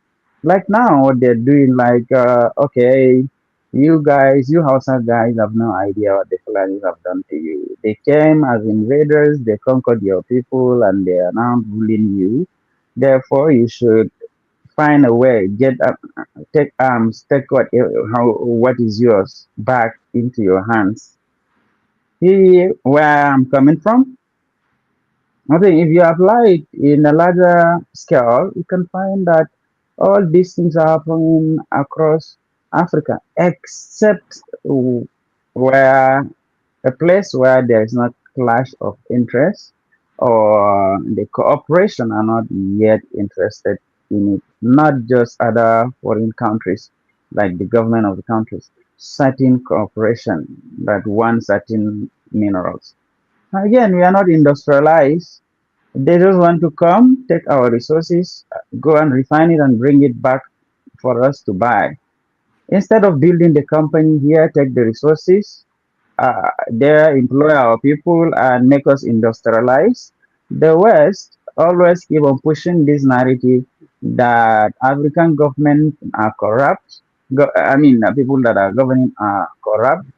They cannot be able to sustain themselves without our support. So, on the one hand, they are giving us aid. On the other hand, they are taking away much more than what they give, like taking away our resources. Maybe at cheap rate, maybe for free, because the violence being instigated. I can also give you the example in Nigeria, again, in Zamfara. Most of the people that are fighting is a intertribal crisis, like Muslim Fulanis killing Muslim Hausa, or Hausa Fulani, Hausa Muslims killing Hausa Fulani. They don't care about religion, they care about what they are going to get. So if you mention religion, it's just an excuse. The real problem is intertribal ethnic war that's happening. And then if this will continue like that, and the government knows it, I don't believe that the government will tell me they don't know where all these bandits, all these terrorists are. I don't believe that. If they know, if this will continue happening without government taking any reasonable action to stop it, then I don't see Africa uniting. But Nigeria, maybe we may have a little faith in our country, and then try to see if the leadership will try their best to reconcile, to heal the wounds of the past, and set a new goal. Thank you. All right, thank you so much. Let me bring in OC, maybe to round up this topic for us, you had views from different sides, including solutions, which has always been when people meet, like they are meeting this year to talk about this conference on Berlin conference and where Africa can take back the continent, or if they need to redraw the maps. Because we see, despite the fact that some people want to dismiss it, that everything goes back to the structure that we've been given, and we run with it. When someone says that the Nigerian border should be closed, which is what the minister, which is the next topic we're going to talk about, the new minister for defense, is saying that we should find a way to close the border and fence it so that people don't just walk in. There are people who believe that anybody should be able to walk in from West Africa. So give us your final thoughts on the Congo issue and whether this will be a way out. Go ahead. You're muted, also.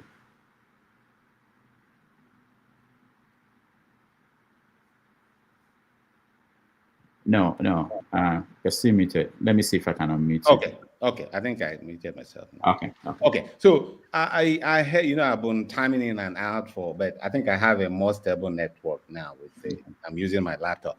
Now, so just a little bit of what the last speaker spoke about, Paul for real. I appreciate all the things he said.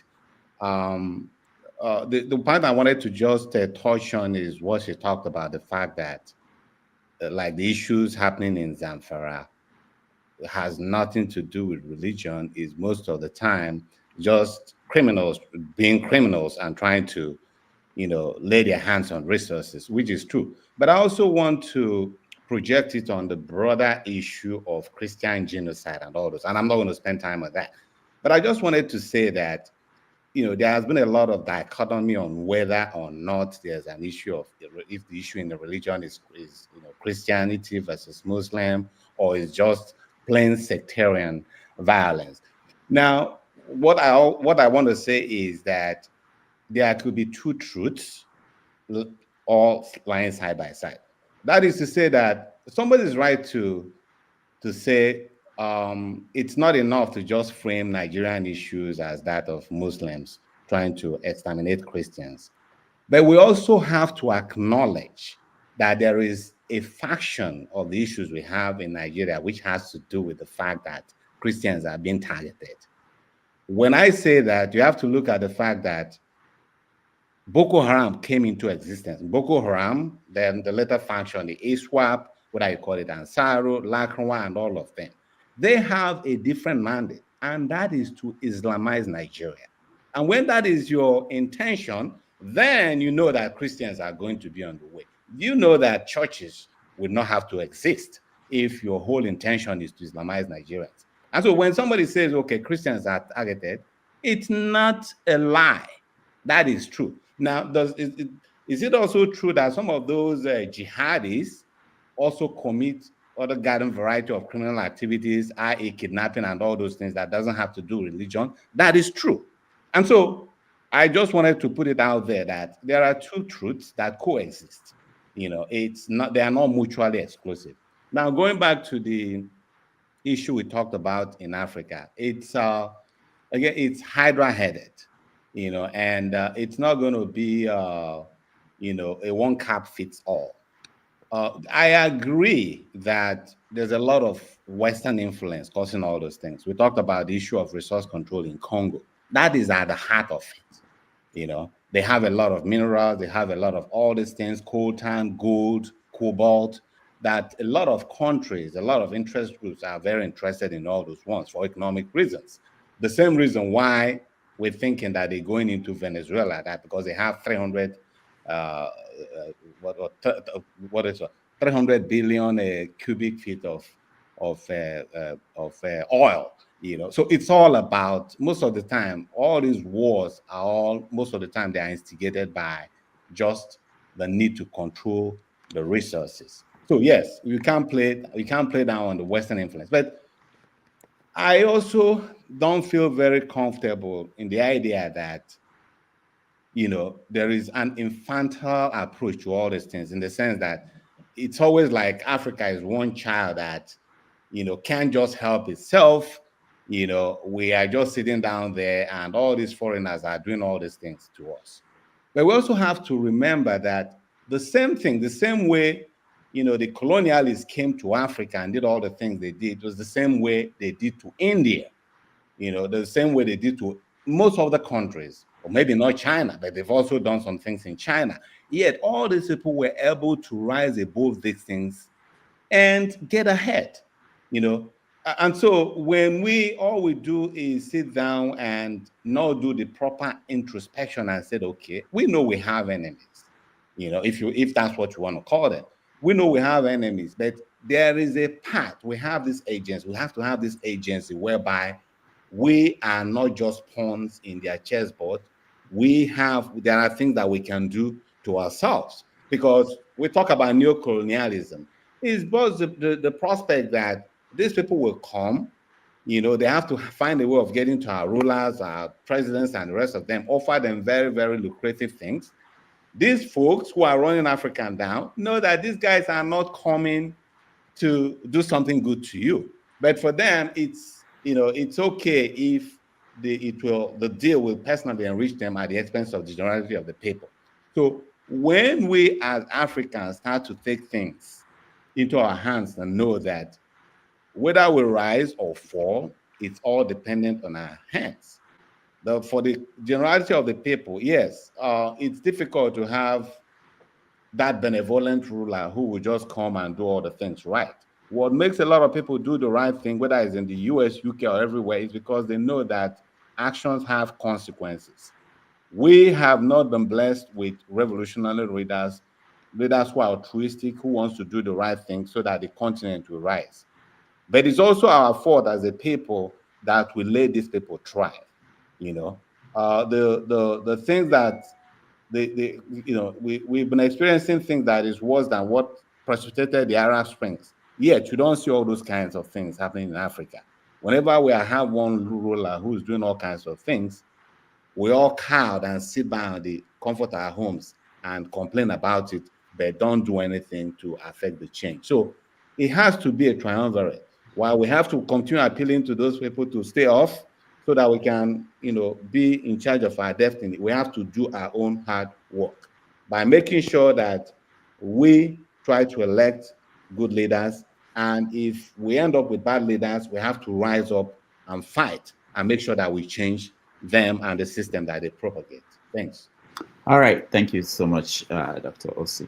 KJ, welcome.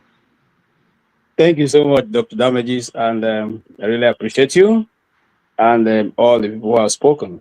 I think I will start from where the last speaker stopped, and he had done a lot of, not giving us an understanding of what it is. So I would not like to go back into Congo. All I would like to just say about Congo is that the only reason why visitors come into your territory to try to settle you and your brother, because if you both or three of you or four of you, how many you are, have failed to be able to do that. If you are all being able to be in peace and understand that you are brothers and share the patronage that you have, nobody will come and help you to divide the land. And I give an example, typical example of the Igbo land. When your father passes away and you people in your family cannot be able to decide on how things should be done, in other words, your inheritance from your father, the village head, the village elders will come together and make sure that those things are shared equally, or the way it should go. They will read out the tradition for you and how it should go. That continues to exist in Igbo land even till tomorrow. So that is why the foreigners come in. I can never blame the foreigners for coming into Africa to take whatever they want to take, because we provide the opportunity for such to occur. We are not the only ones with mineral around the world. Africa is not only where mineral is found. But as long as we continuously to try to outweigh, outbeat, outsmart, and write policies that are favoring a particular sect of the people, we will always have this problem, like the one we have now in Congo, for which another person from another region is going to tell us how we should govern ourselves. And if you go back to the Bible, I'm a scholar of the Bible. I love the Bible. Israel dwelt so long in Egypt that they didn't even know how to be able to defecate and keep it clean. That when God took them out of Egypt, he had to tell them how to now be human beings again, how not to take over your brother's wife or brother's goods, how to, when you want to defecate, you go outside of the camp, do that, and cover sand over it. See, these things we can't overemphasize it. And that is how the world will continuously to look at Africa as our inability to govern ourselves. The truth is that what caused that is not because we don't know what is right. It's because we are always trying to outsmart other people. If you go back to history, and if you, the third speaker earlier on said, right from the creation of Nigeria, a particular man said this is going to be the inheritance of our forefather, Usman Dan Fodio. Okay, if you want me, I can read out the very quotation, or even send it to you to put it up there so everybody can see it. He said this Nigeria, this new nation, will be the inheritance, our inheritance. Consequently, whatever is going now, no matter how you want to frame it, because that's what they're good at, framing things to deceive the very gullible ones, the purpose and the reason is that they want that statement to come to pass. Okay? You cannot tell me, and just like a friend of mine called me yesterday, I was saying, you can't tell me that you have gone to Sokoto and saw 3 people there, carrying out genocide against a particular people and occupying it. Is there anywhere it's done? You can't tell me that I've seen Igbo people. By the way, the Igbos have always remained in where we have always been. And if we want to say we want to take territories that belongs to other Igbo people dwell, then we should go to Gabon, Equatorial Guinea, and take it over. We should go to Gabon and take it over because we have large Igbo tribes there. We should go to Brazil. We should go to Jamaica and take it over. We should go to Haiti and take it over because we have a large collection of Igbos there. We should say those people are our brothers also, so they should give space for us to come in. This is the lies that we are told in Nigeria, which is even more annoying because you said to us, in the first place, these guys doing this evil are not Nigerians. Then you started saying, make peace with your neighbors. They started saying, these are Nigerians. The issue is about land. Is because, no, the issue is not about land. It's about occupation. It's about taking over. It's about running over the whole place and taking it as your inheritance. That must be said with vehemency so that everybody knows what it is. It is when people decide to, try to dance. I'm not trying to be politically correct. Okay? In the playing politics with the life of people. Okay? That is the bane of African problem because we see the truth. We refuse to say the truth. I remember once I was my father, before he passed to be with the Lord, one of the chiefs came to our house. I was telling my father, who is my father's good friend, said, when we leave, what is going to happen in this Nigeria? Goats will be laying eggs. This is said many years. I was still in primary school then. I took that and I wrote it down. What's happening now? You see people using the axe to, maim people, take them to the other world. And then you tell me that it is because of land. Are you people only ones looking for land? Are you people only ones looking for where to do your business? By the way, it is grazing and animal husbandry. Is it a government function? Is it a trade? Is it so? Igbo should also look for spare parts markets be built up in every state. By the way, the Tea people should take all the land because they love to farm. They should take all the land in Nigeria and farm wherever there's land. So it is unbelievable when people sit down. The other day, a minister in Nigeria, former minister was saying, is because they're not been given their rightful place. They've not been taken care of. Who has been taken care of by the Nigerian state? Who, apart from those bourgeois who are in government, who are enjoying the money of Nigeria? So when we put up this thing, we show that we're not ready yet to come to the table to agree that certain things we are doing right now will not build a nation. Unless you want a nation where you think some people are slaves, just like that quotation said, we will take them, the minorities will be the slave, for us to achieve whatever desire we want. This has been there. Anybody who has studied the history of Nigeria will know that this is the purpose for which everything is being done.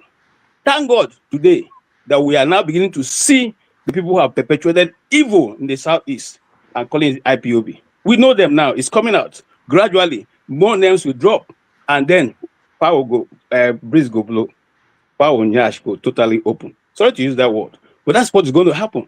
So let's tell ourselves the truth. Are we ready to build a nation? No. When we're ready, we will sit at the table.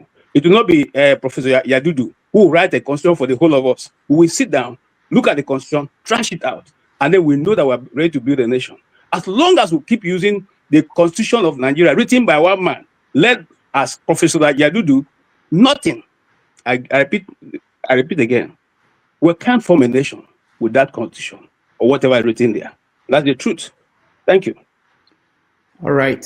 Thank you so much. I wanted us to get away from this topic now, but I see Paul here. I will let Paul give you 2 minutes to weigh in, because I believe that you've been listening to what we're discussing and you just came in to say something. So, Paul. Funny enough, I didn't really listen much. Yeah, I was just rushing to catch up and everything. Okay. So, All right. We were talking about Congo and the Trump's peace deal for Congo. Yeah, that's how. I think the Congo thing, it kind of make me laugh with the funny peace deal. 1 minute Trump is talking peace, one place, the next minute is doing other things that he's doing and everything. That peace deal, as far as I'm concerned, it means nothing to me. You understand? It's just a sabbatical leave. You understand? Before they'll spring up again and everything. Just remember that this thing has been there for a very long time, and the bad guys are benefiting from it tremendously. It's like, I'll just oppose it with Nigeria. Tinubu's strongest allied, Dele Alake, Tinubu making Minister of Natural Resources or whatever. I forgot the complete name that they call that ministry and everything. But if you ask, when they make the budget, they didn't even tell us how much we're going to make from that ministry. You understand? The way they'll tell you how much we make from customs revenue, how much we make from oil and gas, and they didn't tell us and everything. So which means that ministry is what we call black market. You understand? Any proceeds that come from there is black market. It's the same thing. So the bad guys has benefit from Congo for a very long time. So if you think they want to do whatever thing they want to do it and do it the right way, where the government of Congo will benefit from it and things will work the proper way, where they can ask these so-called big companies like Tesla of this world, the iPhones of this world, to come do things the proper way and everything. I don't see it happen. Never. They will still cause one anarchy from one thing. They will do regime change. They will do anything they will do. They'll find one excuse, like it's going on with Israel and Palestine right now. I don't believe it until it happens. Nothing will change. It's just a cosmetic approach for Trump to just use it to brag. That's it. That's my take for now. All right. Thank you, Paul. Just to round up, I saw Buba Galadima saying that Nigeria probably will need to be recolonized. And one of the things that when I saw that headline, I was really worried, because this man had the ear of someone who was eventually became president, so very close to Buhari at one point. If this is the kind of people that we're here talking about, how do we get out of what they did in the last time they colonized us, and we have someone who had been close to the power saying that we need to be recolonized again by the Europeans. I wonder what our foreparents who fought, those that fought for independence, what they will be thinking about, essentially. Anyway, but thank you. Doctor, I am so sorry. It can be very painful using those type of words. But truth be told, me and you will live in the US. When you look Puerto Rico, and when you look some other countries around there, say, for example, the Guatemala, Honduras of this world, and you look at Puerto Rico, if I want to mess with some of my Puerto Rican friends, say to you, you will never vote for president. You understand how fun it is. They live better than some other places. When you look some of all those small islands, like where our elder Ike live and everything that the Dutch control and everything. To some extent, they live better than the so-called people that, oh, we don't have our own country, one person is controlling you from afar and everything. They live better than us. To some extent, by the day, we keep failing ourselves. You talk about our Navy today. Tompolo bring peace in the Niger Delta region. You understand? That's what they still call it ex-militants. Is it not shameful that the Navy cannot bring peace in the Niger Delta region, but Tompolo can bring peace? These are all the funny things. You understand? So continuously by the day, we keep failing ourselves. That's why you hear such type of utterances. It's shameful, but if we want to use it for the purpose of debate and everything, you discover that there's a lot of points that will come out than saying all those things. Yeah, it will not be the colonial of taking somebody's wife, kill men, and take their... No. You understand? But sometimes you just want to give them power where somebody from somewhere will appoint somebody who head the ministries and parastatals and the likes. Maybe to some extent you will see peace. Doctor, there's only one thing in Nigeria that I can say is good, is organic, is working very well. It's just Igbo. That I can say in Nigeria is cheap and is still naturally better. Tell me anything in Nigeria that is working. Tell me. Apart from maybe prostitution that they upgrade to another sector they call hookup. Nothing is working in Nigeria. Let's tell ourselves the truth. So if somebody talk like this, they may be coming from the place of pain. That's why they say it. But to some extent, it's just so shameful that we can't even govern ourselves. Doctor, you're from the Southeast. Look the way they tell you every day. They say, oh, Igbo people is Igbo problem. Like Yoruba people is not Yoruba problem. Like Urobo people is not Urobo problem. Like Fulani problem is not Fulani problem. Like Hausa problem is not Hausa problem.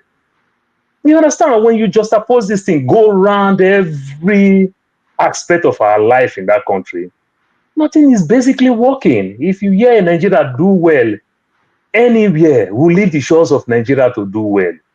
I hate it. Okonjo-Iweala has been in the US for almost 40 years. She was forced to be a US citizen to be the DG of a World Trade Organization. I'm telling you, it's so painful. That's my take. All right, thank you. So let me just add a bit. You see, Paul, what you said may be correct, but you see, the same man who made that statement that Rudolph referring to said the reason why they brought Buhari into government was for the purpose of the Fulanis. Is that nationality? Is that nationalism? Is that national thinking? Is that forward thinking? You said you people went out because you saw the position of the Fulanis and you needed somebody to come and put them where they should belong. So you went for a Buhari to get him to government. So at the end of the day, what was the reason? It's for the restoration of the Fulanis, which he has confidently and obviously been able to do. So if you look at it, like Paul, where I'm coming from is that all the actions are built towards not nationality, not nationhood, not building, but trying to better the plight of those people who have found themselves in a position of authority. And until we sit down and say, we all are equal, whether you are Tiv, you are Idoma, you are Igala, Agatu, whatever you are, no matter how little you guys are, you have the same right as those who are 100 million or whatever. That is the way to go forward. And that's the way to give ownership to everybody in Nigeria. As long as we don't have ownership, that ownership, the ability to know that you are in Nigeria, I can be represented in every form or the other, we'll just be playing politics and go market. The next 50 years will also be a waste. Thank you. All right. Thank you so much. Eccentrica. Hello, I just want to make a statement. Like AJ is a Bible scholar. He knows so much about the Bible and then he's proud of it. But what I want to say is that I want to give him just some verses from the Bible, which calls for exactly what he is trying to say Fulanis are doing, like the extermination of Jericho, like the killing of Canaanites, like supporting the idea somehow God promised Israel to the Jews, so they should go and kill every living thing. Like what? Are we theocracy? Do you want us to be like you? Okay, When Jesus I want to respond to you. But hold on. I won't want to respond to you because this when you are ready to have that discussion.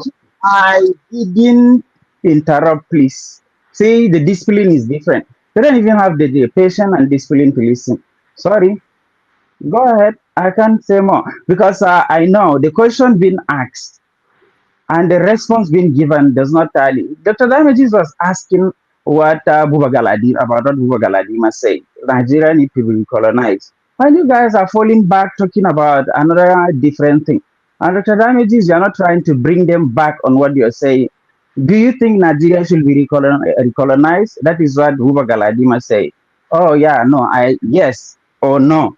Then you bring your case, but why I always see deviating to also all the time try to make your position like is the right position. Whether then how can we make a progress if you say your Bible says this land belongs to you and I say my Quran says this land belongs to me? We keep fighting and killing each other. Why would we have a common ground? How will we stop this madness? All right, Paulo, Why thank you you. always Thank you. Sorry. Thank you. Let me say that we don't have time. I want us to move from this topic to other topics. One day we will have that debate, and we had it before, where we brought you Paulo to come and talk about. I forgot the topic, but the issues around that. But I brought up the Buba just as a way to round up this topic, that we are talking about what was done to us, to Africans, during the Berlin Conference and the Vision of Africa, as we are seeing the impact in Congo and other parts of Africa. And there are some people who are feeling out of frustration, I guess, that the Europeans should come and go back and recolonize us and maybe polish us better before they go. All right, that's why we don't have the time. We don't have the time to go. If you allow me, I just put in one word. I didn't come there because when he was responding, he mentioned the Igbos.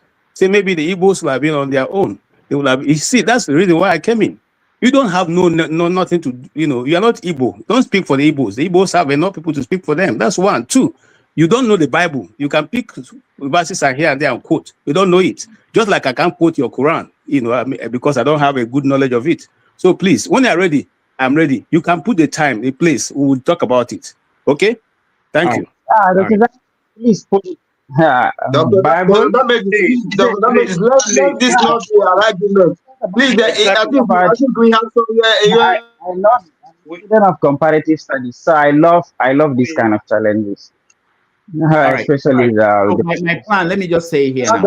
My plan is that maybe every Friday evening we will have a debate. It won't be this kind of structure where we have topics we have to catch up with, and we have a debate. We pick a topic, and then people who want to participate in that debate will come and participate in that. All right, I have a centric and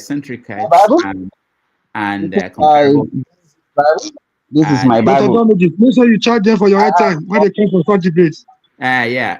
So let me hear from them, and then we move on to something else. So go ahead, comparable facts. Let me go ahead. Greeting everybody. Good morning, good afternoon, everybody. I'm not going to talk about the Congo piece or wherever a lot because I'm kind of scared to put in. I kind of feel like what happened there is kind of addressing. Of course, there's some geopolitical interest when it comes to America. Even after the peace accord or whatever, whatever they signed, they didn't shake hands or whatever, and the fighting resumed the next day. So it's very fragile. I don't know where that's going to go. I don't want to waste my time. How many minutes do you have? Well, go ahead. Keep going. So I'm just surprised, Dr. Rudolph. You are not talking about what I consider to be essential threat to Nigeria. The release of the 23, Boko Haram. This is it's a problem in Nigeria. That should have been. I thought that would have been the main topic, because that's a big expose by General Danju McCarthy that was released by Sahara report. Aren't you aware of the way you're looking? No, I don't know what you're talking about. What happened? I'm talking about the release of the 23 sponsor of Boko Haram in Nigeria. It was just released yesterday by Sahara report. And the general that worked for it, the general that exposed, I think it's OSW, he was in charge during Buhari time. They didn't allow him, even Buhari, they give the list to Buhari. Buhari said, no, I'm the one in charge. And even at all, so the man was there for 6 months and released. After he came out, he wrote to our present president, Go and read it. I don't know why. I believe some people here are aware of it. Anyway, they gave he gave the he write to Tinubu about what actually happened to help him and everything. Tinubu kept mum, and this was in 2023, in June 2023, when Tinubu just first came in. So the point I'm trying to make, all these things they're talking about, it's kind of window dressing. It's not going to happen until they can recruit 100, people in the military. It's not going to happen until you get the sponsor of Boko Haram. What they're doing right now is just a sentence. The name just came out, yeah, that's the guy that was in charge of food. Go and read Sahara report. That has been the talking point in Nigeria, but I'm sorry, not surprised, you're not talking about it. But anyway, maybe we can talk about it later when you hear so much about it. So, well, having said that, what are the names? Do you know any name on the list? Yeah. I think hold on. I have the names. Okay, to begin with, Malami wasn't really mentioned. Malami was direct, was indirect mentioned. Emefiele was one of them. What's his name? What's the name of that former defense chief? Brutali, or whatever they call him. What's the name of that guy? Buratai. He was there too. Not necessarily in the list of the 23. They are indirectly, because they didn't link them, but they're indirectly sponsored. The guy said everything. And Buhari was aware of this. That's why when I came here, I told you that Buhari is a silent genocider. He knew exactly what happened. And Tinubu right now, even after he died, Tinubu knows everything going on right now. He doesn't want to do anything. Maybe for political capital, that's where we are right now. But I'm not going to talk about it because that may be the next topic. Maybe next week, when you got the whole information, we can come and analyze it. So let me finish my topic. I wanted to advise my brother there, Uche, that what he said about I'm not a supporter of Koko Dorema, okay? But the conference that will happen yesterday is good for the Imo. Because if you know what's going on in Imo right now, it's big. Imo State might be the economical hub, in Nigeria in the next 10 to 15 years. They just established, ANO, it's in Ebema. It is the largest gas plant in Nigeria. It's in operation right now. So something good is coming. I mean, Olademadi used the first time just to, try to get re-elected. But since he has been, since he has become a lame duck, governor, he's working well. He's doing well. Even at all, worry. I won't call it 24 electricity, but we have good electricity. My parents are there, so they can testify, but in the rural area, it's kind of difficult. So, but Olademadi is doing well. Okay, forget about being what you call it. It is actually doing well. So I just want to let you know in reference to that. All right, thank you. Okay. Rudolph, one second, please. Rudolph, Mr. 1 second. I want to point out something. Based on our brother that make this point, Hope Uzodinma is doing well. Let me point out something. And today's date, mark today's date. And we come back here in the next 2-3 years and tell you this plan, first of all, it will not work. This Dangote coming to put thing in Imo State, it will not work. Do you know why? The information we are getting, because we are the insider, we are not outsider. The information we are getting, and this is the right information. Hold on a second. I want to tell you something. Now, the person here want to install to be the next governor, because there will be no vote in Imo State. They are going to do their shambles to put another person. That person is going to continue and tell us Dangote is coming to do this, Dangote is coming to do that. The former governor, being Opus Odema, that goes out, have putting this in place.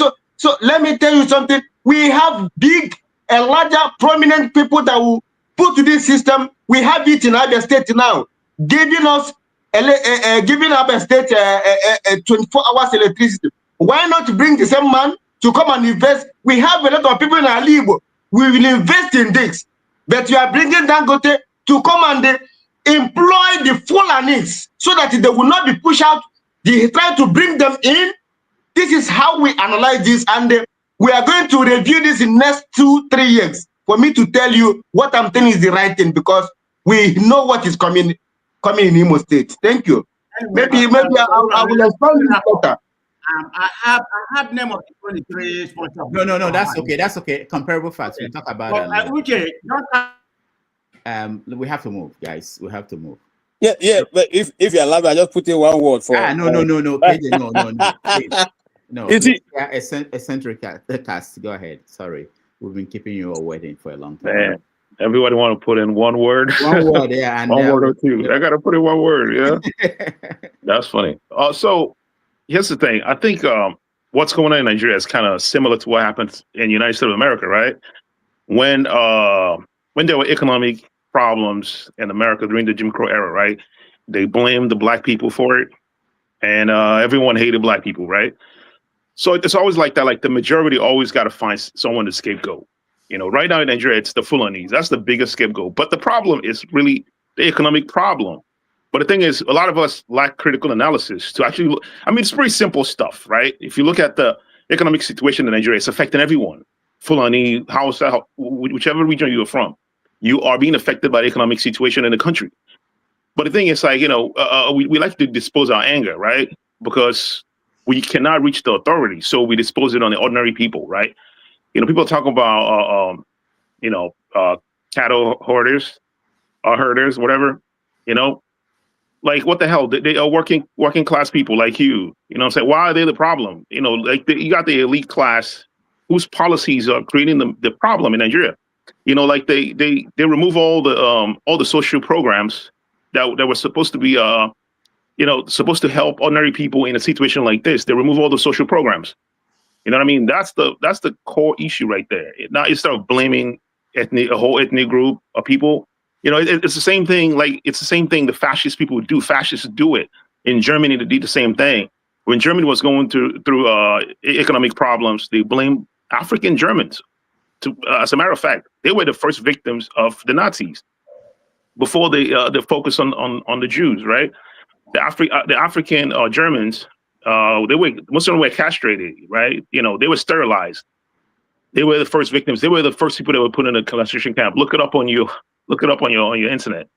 Now you see that, and yeah, you know, humans do that a lot. You see what I'm saying? And it's not unique. It's not a unique thing. You know, when white people do it, like currently, right now, with the economic situation in America, the alt-right and the fascist right are blaming Africans. They are blaming the immigrants. First it was like the immigrants from the South America. Now it's the Africans. You know, he's focusing on the Somalians, right? It's going to go around. It's going to go around. After they're done with all the minorities, it's going to be black people. After that, they're going to find another minority to focus on. You know, this is, I mean, it is not even complex. It's not a complex issue right here. You know, it's economic problem. Once you deal with that economic issue, you've solved all the problems because they're all connected to that, right? They're all connected, right? And the person that was saying that Europeans should come in and colonize us, I mean, that's crazy, right? Because Europeans are the ones that created a problem in the Sahel region by deposing Gaddafi. It was the deposition of Gaddafi. Actually, they murdered Gaddafi, a foreign leader, a leader of a foreign country, a sovereign country, right? Remember, the Europeans are the ones that created the United Nations to protect themselves, you know, from the likes of Hitler, right? But they're still behaving like Hitler. You know, they formed their NATO and bully countries in the global South, right? They are behaving like Hitler. You know what I'm saying? They deposed Gaddafi, and all the arms in that region flew into the terrorists in the Sahel region. And guess what? The North, it's part of the Sahel region. Believe it or not, it's all connected, right? So these guys are coming in, you know, wrecking havoc over there. And of course, it's the mineral thing. You know, they are looking for natural resources and whatnot. But it's, you know, the same people that create the problem are the people you wanting to come in and solve the problem. Are we crazy? Are we insane? And then the thing is, like, we are in a global village right now. You know, everything we do is on the internet, right? When a minister says, "Hey, why Europeans should come in and colonize us?" If you go to Twitter, all the alt-right lunatics on the internet, they're looking at it like, yeah, you know, this is proving our point. Black people cannot even rule themselves, you know, because they already have a stereotype about you. But all you do is like you act in your label. And people do that. So I'm saying it's something that's known in sociology, right? When people label you, you always want to act your label. And that's what we do. You know, we come in, you know, some of us, you know, we align with them, you know, trying to pretending like we are a little, you know, they're not talking about us. You know, we align with them, our ideologies. Someone like KJ, his ideology aligns with the alt-right. Sometimes I like just give him a foreign accent, change his face white, and he would sound like David Duke. Like it's I don't get it. I don't get it. And I, like, literally, I can say what he believes, who he hates, based on what he talks about. His ilk hates black people fast. He aligns himself with the alt-right. He aligns himself with Donald Trump. You know, he's a Bible scholar. Like you know, this whole stereotype of people that think, like, you know, that have a fascist thinking. Like, it's horrible. You know what I'm saying? Like, it's about time we realize we are united. If we can't find anything that unite us in our region, in Nigeria, we are united by our skin color. That's how they see us, as black. They don't care. They don't care who's Fulani, who's Igbo, who's Yoruba. They don't care. If you're in America, you're black. Remember the kid, his car broke down. He went in a neighborhood and knocked on the door, asking them to call the police. The lady called the cops. Cops showed up and shot the guy. He was Nigerian, right? Well, guess what? He's black. That's what the lady thought he was about to rob her. That's the stereotype that we have. Believe it or not, you know, all this separations. And let's be honest here, in Igbo land, we are separated, you know, like Ungwa people call you Ohoho. Ohoho means a foreigner. It's the same happy state. An Ungwa person will call you Ohoho because you live in a city that's built in their area. You know what I'm saying? So there's division even within the microcosm of, you know, there's division even within ourselves in the Igbo land. It's not like we are united. You know, we're trying to unite ourselves by hating other people. That's what fascist people do, right? That's what fascists do. That's what united the Germans. Their hatred towards the minorities. That's what united them. And the fascists always take advantage of that. Trump takes advantage of that. He does that too. You know, he will bring in someone to hate, and then he takes it to unite people. But the thing is, like, if you look at the issue critically, you know that all the economic policies are affecting the common people. But we dispose our anger on the helpless people, because that's easy instead of pointing at the leadership. You know what I'm saying? It's like when you go to work and get yelled at by your boss, you come home and start ordering your wife around, like, oh, you didn't cook food, or you didn't make food, boom, boom, boom. You know, that's displacement of anger. We do that. But we just have to be conscious of that. We have to be conscious of it. Just like how, you know, there are things that we do subconsciously. That's what makes a civilized person, period. To be honest with you, it's being aware, you know, being aware of your you know, of internal biases that we have, and the things that, you know what I mean, things that we do unconsciously, right? Like, you know, take for instance, you know, something called territorial psychology. You know, like in your work area, you eat in the same side of the break room. If you think about it, you know what I'm saying? Those are internal things that we gotta be conscious of. You know, when we do things like when we listen, when you hear that voice that tells you, hey, you gotta blame a whole ethnic group, just pause, just calm down. It's the brain being lazy, because the brain likes to be lazy because it takes energy for your brain to actually process things critically. Think about it. If you're not used to, like, reading science texts, pick up a book on, like, let's say pick up a book on a complex geometry or something. You fall asleep because the brain likes lazy stuff. You know, it wants to read McQueen. It doesn't like complex things. So when your brain goes, it's the whole people. No, relax. They are critical. There's a way to critically analyze that situation. You know what I mean? That's where your consciousness takes over.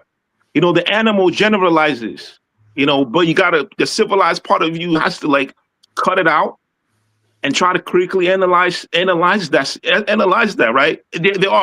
You can find logical reasons why you should do that, to be honest. You can find logical reasons because, like, as a black person in America, you know, like, let's be honest here, a lot of us can't travel in a lot of places in Europe. Most of us have travel phobia because we know we get treated like shit when we treated like crap when we move around. Hello, that is wrong. I live in Europe. I'm a black man. I'm a Nigerian. I'm an Igbo man. I live in Europe. I've lived in many European That's why you countries. live in Europe. Like, there are a lot of places you can't go in Europe, dude. You're a liar. That's not true. I live in Germany. That's not true.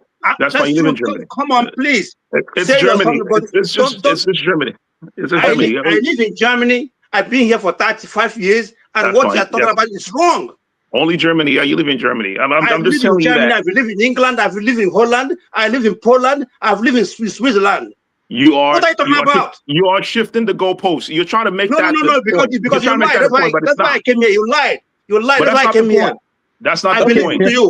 You lied. That's why I came here. You lied.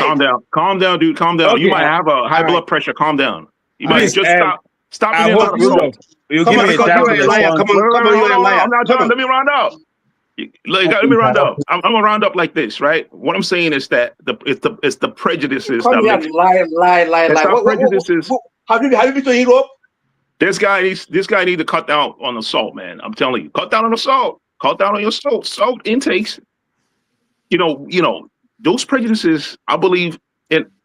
I look at the world positively, right? I look at the future positively. I believe that in the future, the positive future, all those vices are gonna go. You and I will be able to travel wherever the hell we want to go, regardless of our skin color, without people touching you and trying to rob off your skin. This guy's talking about Europe. There are parts of Europe you can't even go to, man. Go to East Europe. There's some part of East Europe you cannot go there.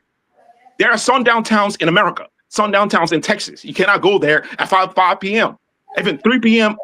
right now. You can't go there because it gets dark out there. Sundown town. They'll go around and announce Negroes go home. You cannot go there. So you can just yappity yap all that crap. This is a fact. Anyways, I'm done. Thank you, Dr. Damages. Thanks. Wow. Dr. Damages, I hope you give me the time to respond. But I got stuck on what Ngwa people were. It's something you said they call other people. I've never had that before. I was just that's what they call. Yes, ask anyone that lives. My brother, you don't have a good understanding of Igbo language. No, not at all. Ndiohu simply means those people. It is a term used. Excuse me, let me talk. You spoke for more than 5 minutes. That's not their dialect. They don't say Ndiohu. How long do you live in Abia State? I'm from Abia State. Look at that. I'm from Abia State. He's correct in that pronoun. Ndiohu is correct. Yes, yeah, it's correct. It's correct. All right, KJ, let's hear you. Ndiohu, simply for my own dialect, simply means those people. If there are people coming into your community, if there are people you don't know, you can refer to them as Ndiohu. Those people. That's the right word. That is the Igbo. There's another word. Ndiohu. Hold on, brother. Calm down. I think he talked about me greatly, so let me talk. Now, in Igbo dialect, every Igbo dialect have a way they refer to people who are not from their community. I'll give an example. People from Nsukka, we call them Ndewawa. People from Owerri will have a name for them. People from my place, they even have a name for them. So when you refer these things, you are the ones who go out and give Igbo language the interpretation that we are never indeed anywhere to be justified. The same way people went up to say Igbo means that everybody acts on his own. No, simply means that Igbos do not have one person who they listen to. Our king is God. And so everybody in their community have a set of people that regulate what goes on in that community, and they are elected. Anyway, I don't want to go into that because I'm not here to give Igbo lecture. I just want to let you know that, my brother, you have, I'm trying not to use the kind of terms that you use because I'm not, I properly brought up Igbo guy. Okay,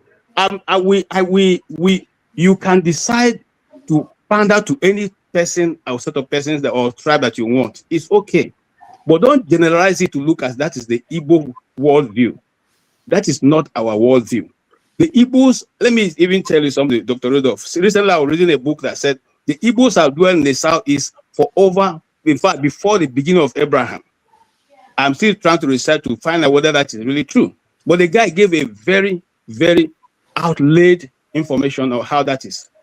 Having said that, there was a sculpture was discovered in Igbo land, which was dated about 40,000 years ago. So if that is the truth, it means that that location is being where the Igbos have dwelt. No matter what you call them, they have been going and coming. That is a different journey, that discussion. But I want to let you know, eccentricans, you seem to be a Holy Spirit, because only the Holy Spirit knows what a man is thinking. I can tell you what exactly the person is thinking at the time. Well, I didn't read about you in the Bible. The other day, I see eccentricans anyway. So your assumptions, in fact, let me go further to say, philosophy said assumption is the what? Is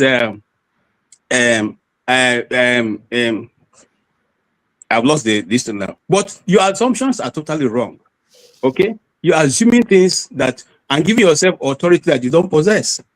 All right? The truth has remained. You do not know Nigerian history. You may have been told about it. You may want to pander to other people, but we who have lived in Nigeria, I, particular Igbo, mother, father, have lived in the north. I have worked in the north for more than 25 years. And I work in majority of the places that they are talking about. You don't know the custom or the tradition better than me. Okay? So whatever your insinuations are, okay, assumption is the lowest form of intelligence. Your intelligence or assumption means nothing.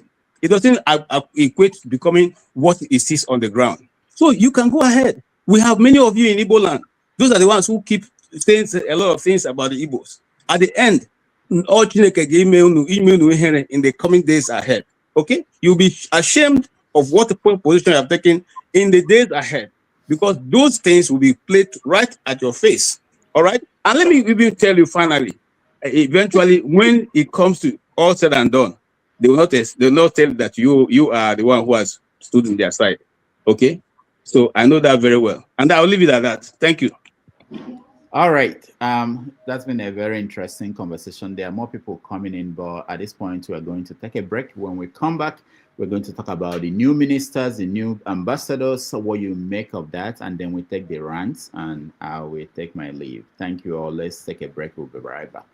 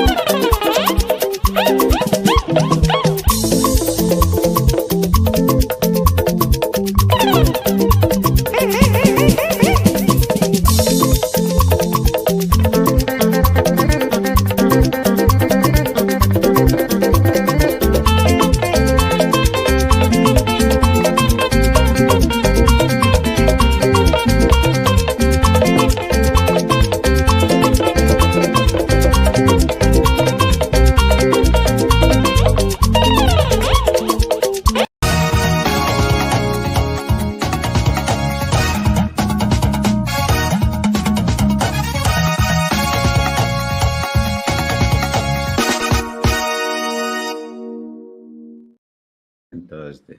You start working Thursday? Mm-hmm. Who approaches you to work with him? Would you? Huh? It will never happen.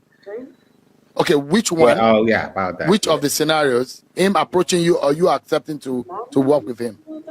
Oh my gosh, I don't want to betray privilege. Right. Somebody from Bola Tinubu's camp has already reached out to me, and I told the person that, look, it cannot happen. I can't do it. It's just against my principles. I'm not. Some people can do that. It's not in my DNA. I can't do it. It's never going to happen. It's never going to happen. I wish Bola Tinubu well if he eventually is sworn in and then the courts uphold his victory. But I can never work with him. All right. Welcome back, everybody. Thank you for spending your I'll just evening with us. There's someone who has this. Yeah. Can you? I don't know who that is. I'm trying to find out. Can you turn off your radio? All right. So thank you so much for joining us. Tomorrow on 90 Minutes Africa, we are going to have Fela's son, Seun Kuti, joining us to talk about carrying on the legacy of Fela, politics, activism in Nigeria, a country that has refused to change, continues to baffle most people. Tomorrow at 6:30 p.m. Nigerian time, that will be 12:30 p.m. here in New York City. So if you can join us, that will be wonderful. All right. So at this point, wow, Dr. Damage, you are very big, man. How did you get Ransom to come to this platform? Hey, you are good, man. Yeah. All right, thank you. So for now, I want us to quickly touch on two things together. You can take any part of that conversation. One is the firing of the Minister for Defense. Please, can you mute yourself, everybody, unless you are called to speak? I don't know where the sound is coming from. So the firing of the Minister of Defense, they gave the reason that it was on health grounds. You know, we now know that's the way they roll in Tinubu's Aso Rock. If they want to fire you, they say that you're on health grounds, you are being asked to leave. And then replacing him with Christopher Musa, who has been an advocate of a stronger approach to insecurity in Nigeria. People are saying that it's as a result of pressure from the United States. So we're going to talk about that. And then the ambassadors, 2.5 years that it took the president to appoint ambassadors. And some of the names we got were people like Fani Kayode, Reno Mokri, and people are beginning to wonder, why did it take 2.5 years to find these people? They've always been there. All right, it's up to you guys to discuss them in any way you want, but I'll give you a chance. I'll give everybody 5 minutes to pick. You can talk about all of them, but within the 5 minutes, so that we can go and rant. Let me start with, let me see, there's someone I've not heard from in a long time. Not those I interjected. Let me start with Anna Electrical. Welcome. I'll mute yourself, Anna Electrical.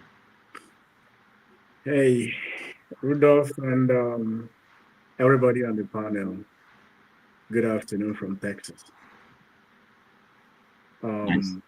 Nigeria is an interesting place right now. And it's unfortunate that a lot that is happening at the home front are basically on the negative. And that should give every Nigerian concern. And it would be very proper and good that we make contributions towards seeing changes, put pressure where we can, and to see if we can have a better country than what we have today. I want to believe that if every one of us is asked a question, the Nigeria of today, is it the Nigeria of your dreams? I doubt if anybody will say yes, except maybe if you have been allocated an oil well by Tinubu or you're one of the beneficiaries of some of those big projects they have, especially the ones that don't have a bid, like the third, like the coastal road. You know, it's an open check. Generally, the problem we have in Nigeria is the same problem we have in all African countries. And the truth of the matter is that the problem is ourselves. I want to appeal to every African. Let us look inwards and begin to address the issues and problems we created. Even if it is the colonial masters that have created the problems, let us solve them. It is our homelands. It is on us. And when we have a need or where we can have incapacities, then we seek help. Let us be honest enough to seek help when the help can't. It is not enough to go and borrow money from China, borrow money from World Bank. All you want is to get money to embezzle, but not to seek for solutions, help for solutions that can solve our problems. We are ravaged by several tensions. Nigeria is facing it, Congo is facing it. Just opposite. Use Nigeria as an example to understand what is going on in Congo. That's exactly what it is. It's just the difference is location. One group is dominating the other group, and the group that is being dominated say no, I no go agree. It's just what is happening. And this is dishonesty on our people not to understand that it is not appropriate and it is not human to subdue and subjugate your fellow human. If we blame the white people, they colonized us, they subjugate us, they mistreat us, why then do we do the same thing? We complain about them with ourselves. That's on the end. Now, the ministerial list. Ambassadors. The ambassadors, sorry. Yeah, on the ambassadors. Is this happening to see that the best we can select to represent us in foreign countries are the characters Tinubu has presented? So if Tinubu could submit this list, contemplate it, or his advisors will contemplate this list, Rino Mokri, Femi Fani-Kayode, Yakubu Mahmoud, Okezi Ikpeazu, Ogwani, Grace Brent, the NIA man, Wale, whatever his name is, the one that had so much money was found in his apartment at in Lagos. Now, these are records that are, the antecedents are known. When you Googled or fast check these names, run a check on these names, all these things about them, negative things about them will show up. Make a search on Rino Mokri and see what internet has about him. So now tell me how this man was standing before any country, before the president of any country, to defend you. How would they see you? How would they see you as the person Rino Mokri is representing as its ambassador? Femi Fani-Kayode, the same. Does it mean that there is no honest or more upright people from Ishekiri, where Rino is from, or Niger Delta as a whole, that can represent the interest of Niger Delta people other than Rino Mokri? So that tells a whole lot about who the president we have is.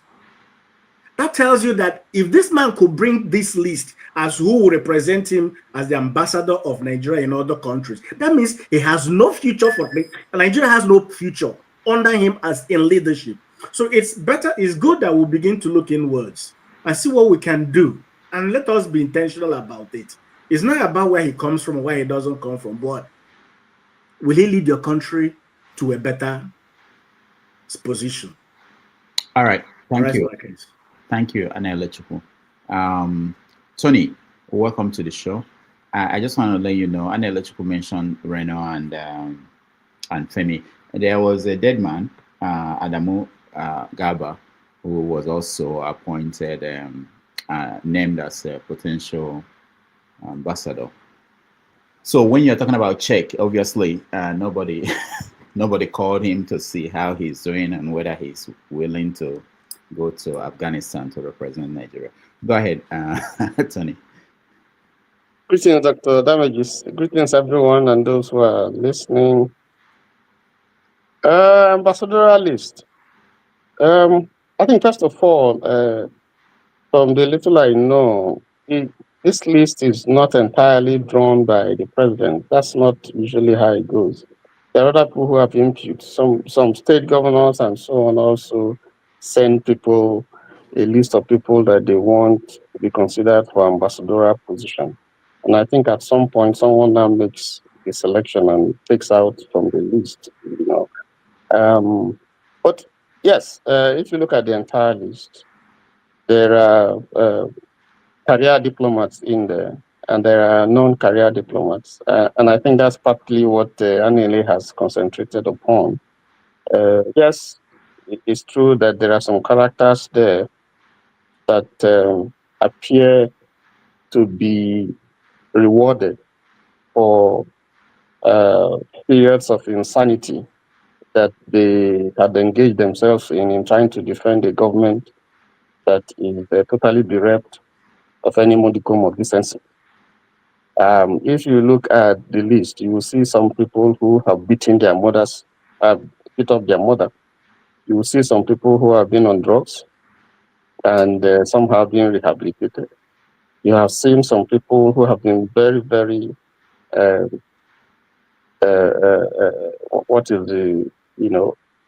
have not conducted themselves in a way that, you could say would represent a country, the way they speak, the way they talk. You see some who appear to be compensated for turning off beavers. And so they are trying to say to the one who succeeded in, if you behave well, then this kind of reward will come to you. So, we must also not forget that there are one or two people there who we can look and say, yes, this befits the character of people who should be representing us. Who can you mention them? Because we always remember the bad ones. Mention the good ones. I know somebody who is a retired DSS director general. He has some experience, and Colonel Kayode, for instance, I know him. I know him personally. I think he has some work experience, even though he's not a career diplomat. Well, what makes him good to be an ambassador, a retired SDSS director? Will you want him to be the ambassador of the country where you are? Nigeria's ambassador. I don't know where he's going to be, where he would be assigned to. But I think that if you look at what is happening in Nigeria now, we need people who are experienced, who have gone through a process, who also have some security background. Nigeria is going through a very, very bad time, insecurity all over the place. So if you want to have people who are going to speak to the government and represent the government in a way that will show the good side of Nigeria, you need some of those people who have had very, very distinguished career and who can speak without blemish, not sycophants. Some of them that you find there in the list. I also know that there are some career diplomats who are there, and I think this type of job should mainly be like maybe 90% or 80% career diplomats who know what to do, know what to speak. But all said and done, I am disappointed that after more than 2 years of not having people to man our embassies, some of those embassies are totally in bad shape. They can't pay salaries. They don't even know what to do when the issues, to defend the country. You need, at this stage, you need people who are seasoned. You need people who can sit down and discuss with their foreign counterparts and portray Nigeria in a light that is befitting for what Nigeria is. Not some of those people that you see there who are just being patronized for speaking something that the government wants them to speak and not necessarily what is right or true. Let me stop there. All right. Thank you, Tony. Dexter, we go to you. And Please, for those I'm taking out, once you speak, I take you out because we want to make room for new people. There are a lot of people who are waiting to join. Go ahead. Yeah, thank you, Dr. Damages. Regarding the list, well, I think it's just a settlement list. It just shows you how far, like the truth is that you wonder when are we going to, is it ever going to get better, with this kind of psychopathy? Because obviously you can see that's just a settlement list, and to think that is to tell you where this administration has put Nigeria. Like, it's not actually about the national, they keep saying, oh, don't talk about the country, only say good things about the country. But we can see that they themselves are not even interested in the good of the country. Because it is just a settlement, it's just basically a settlement list. And obviously, this list was drawn up by, it's not drawn up by, it's people, by the cronies of the president. It is sad for everybody. I think it should be a time of mourning for Nigerians. I mean, one of the characters there went out and 2022 called the president all kinds of names, saying all kinds of rubbish about him. Then all of a sudden turns back. And that is the best that we can choose. Then it also tells us as a people, because obviously one of the things that happens in Nigeria is the Nigerian people take anything. They take anything. We take all kinds of rubbish. And that is why these people, because what is happening is that these guys are doing that, they know, don't worry about you. It's cruise now. Don't worry. After 1 week, 2 weeks, everything will die down. These people go, it's business as usual. And that is the reason why we are where we are. So until the people of Nigeria start saying no, because look, being the president of Nigeria, you're not doing the people it's not a privilege. You're there to serve them. You're not actually doing them a favor. So it's not for you to just bring all kind of characters that we don't know. Yeah, you have people who are career diplomats. You don't care about them. You have that list is made up of old people. The country is supposed to be for the future generation, not the old people. People that some of them will not even know how to use modern day technology. But that is what we have, and we will do nothing. We will not bring. The truth about it, if somebody says, "Oh, bring the country to a standstill," so that the right thing will be done. Oh, somebody will say, "Oh no, don't do that." Don't do that. It will be seen from tribal lines. It will be seen from tribal lines. But we must decide. When we choose to be like that, then maybe we don't deserve development. Maybe what we deserve is to be primordial. Maybe that's what we actually deserve, and maybe we should start looking at it from that light. Maybe, yes, some of us want us to be developed, but maybe we don't really deserve it. We don't really, I mean, I was just reading recently, a doctor that was sent to prison in the first court, in the court of first instance. The appeal court has released him. And somebody called it out, saying that whichever judge released him should be ashamed. Now somebody has brought tribal thought into it. Thank you. Can we see the baby? Oh, okay, he's done. All right, I like babies. Okay, can I? Yeah, next. Next. Thank you, Dr. Damages. So sorry that I came late. The topic is about the ambassadorial list, right? Yes, that is. I don't know if you guys have discussed about these Arabs in Africa. Those Arabs that claim that those black people that claim that they are Arabs in Minnesota. You know what I mean? Oh, it means Somalis. Yeah. So, they say that they are not Africans, they are Arabs. So I don't know if any African will be fighting for this kind of people. But let's stick to the topic, which is the ambassadorial list, right? I don't know why people think that anything good will come out of the Nazareth. Here, I mean Nigeria. When you elect a leader, you choose the leader by yourself. Now you have every right, every moral right to expect something good from that leadership. But when you don't elect a leader, when the vote or when the election was rigged, and a criminal, a drug baron, was forced on you. I don't know why you should ever expect anything good. You see, that is why I always tell people, always think deep before you make maybe utterances or make choices. On the first day, day one, I said nothing good will come out from this government. Nothing good, nothing. Not one dot, one, nothing will come out of this government because it is a government built on deception, lies, and rigging. So you don't expect anything good to come from it. Somebody was saying that it's just a way of saying thank you to their attack dogs. Of course, we know. I have to say thank you to the likes of Omokri for attacking the good good citizens of the country, those that actually meant well for the country. You have to say thank you to somebody like Ojus Okalo by nominating his daughter. You know, obviously he cannot take Wait, his daughter was nominated? Yes, his daughter. Do you understand? So you have to say thank you to some people like the Fulani, Janjaweed for nominating a dead man. You understand? You have to say thank you to Yakubu Mahmoud, you know, for joining forces and making sure that the election was rigged. See, I don't know why you guys are giving yourself a headache. That is why if I want to talk about politics, I laugh.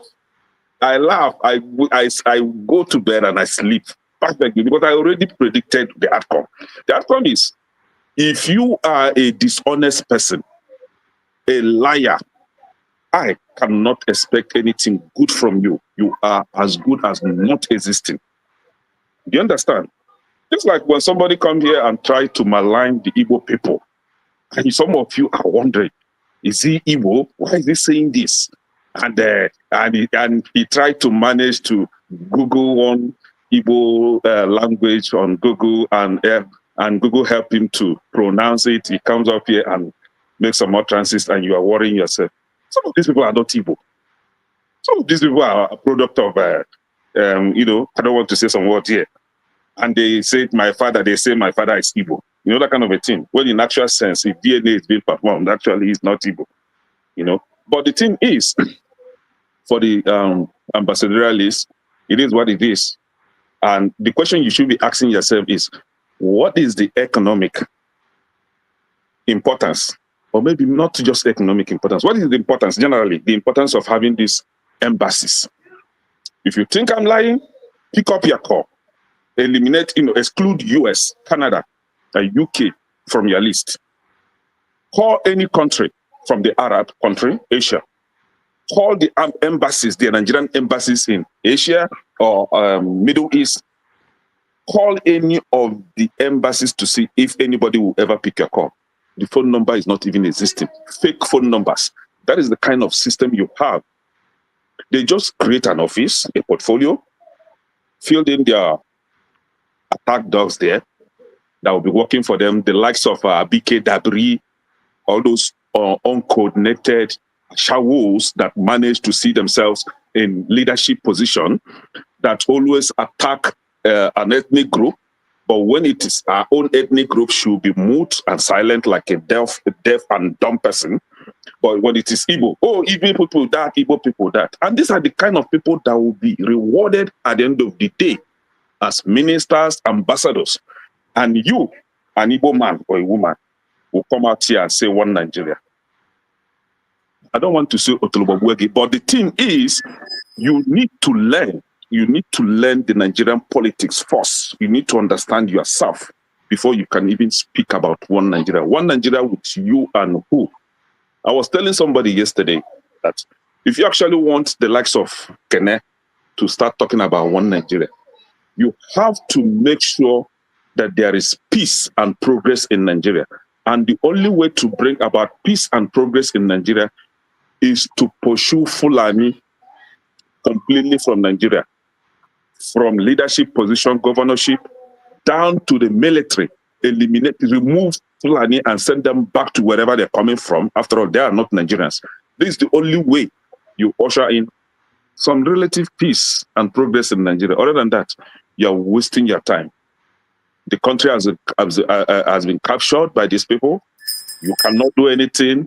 No amount of protest is going to change it. The only way to change it is do me, I do you. Those things that rattle the government, give it to them. If it is calling for secession that rattles them, give it to them in double dose. That's the only way they will leave you alone. Other than that, you're wasting your time. All right, thank you, Kenneth. Let me just say, for those watching, please like the video, share. It helps to get this conversation we're having. Even those in the panel, get this conversation we're having to get to other people, which is what we want. Righteous Man, welcome to the show. You have 5 minutes. Yeah, good evening, Dr. and all the panelists and those that are in the comment section. My greetings from Lagos, Nigeria. The experience here is not too good. In fact, I was on my way heading to East this evening, but the motor I paid for, and when I got to their park, I was told that they have postponed today's journey, that the signal they got on the way was very bad and they can't allow their driver to be on the way. Last time I traveled, I moved from Owerri to Lagos by night and it was beautiful, but I said, okay, let me give it a try today again. And they said, no, by tomorrow they will, either we collect your money you paid back or you wait till tomorrow. So that's the situation of things right now, though I don't know whether that is a general outcome of people who move on night transport today, but this particular transport company refused their drivers to move this night. So, and there are some videos trending online where those who moved during the week were hijacked on the way, whether their driver shot dead and the rest of it. Somebody sent me that video today. So it's very terrible. What we're facing here in Nigeria is very, very terrible, you know. Quite unfortunate what is going on in a beautiful country that should be the envy of the whole world. Back to the issue on ground, you see, I will sound a little bit different from what I normally present. Because sometimes we have to sit down and make some calculations. As human beings, you calculate and check whether you're making progress or you're not making progress. But if you want to live in denial, assuming or pretending that all is well, when the whole world is saying that all is not well with you, the truth is that I shouldn't blame Donald Trump, who looked at everything that is happening in this country and said, that disgraceful country. I mean, nobody should blame him because he has the statistics and the data and information about this country more than us that are Nigerians. For the war ended 1970. I think it should be 50-something years now, 55 years thereabout. And two dominant tribes or two dominant regions in Nigeria have been piloting the affairs of this country since 1970 till today. And we could see their leadership where it has taken Nigeria to. These two dominant tribes or regions in Nigeria claim that they hold power, they are more educated, more intelligent, they occupy the best position militarily, administrative-wise, they are the best. They have ruled Nigeria and managed the affairs of this country for 55 years, and Nigeria is gone. Gone! Nigeria is gone. And these two tribes cannot sit down and say, no, The rest of the regions and tribes in this country have left the leadership of this country and the management of this country in our hands. And we have managed it for 55 years. Okay, let us make a change. Yet, these two particular region and tribe still want to continue in leadership of this country. Look at Naira today. How much was Mercedes-Benz? We're buying it at 60,000, 70,000. How much is it today? Sienna vehicle that I was bringing from the US here, selling at Beggar, after clearing and everything, I will sell at 1,250,000. Sienna today, 0708, is between 11 million to 12 million against 1.2 million. And these people have not thought it wise that they need to step down and give a break. They have ruled Nigeria. They have messed up this country. And it pains me because I love this country. And I know the sacrifices I've made for this country. It pains me so much. These people should sit down and let another tribe pilot the affairs of this country and let us see how it will go. They claim they're more educated, more intelligent. Their education and intelligence have never led Nigeria to any good thing, any good position.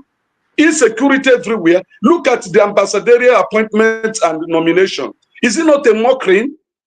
Does it depict, does it show the credibility of the Nigerian institution and leadership recruitment? Does it? You picked Agberos and make them ambassadors to represent the most populous black nation on earth. People that have questionable characters. And tomorrow you say, they understand politics more than the Southeast. For 55 years, you understood politics more than the Southeast, and you have ruled this country, managed the affairs of this country, and today we are begging. No country wants to receive. Travel to Benin Republic at the moment they see that you are from Nigeria. The way they will treat you, in fact, you will regret ever presenting the green passport. Just Benin here, Semen. It is quite unfortunate. I'm not actually happy. We are in the period of Christmas. Nothing is happening. Everywhere is dry.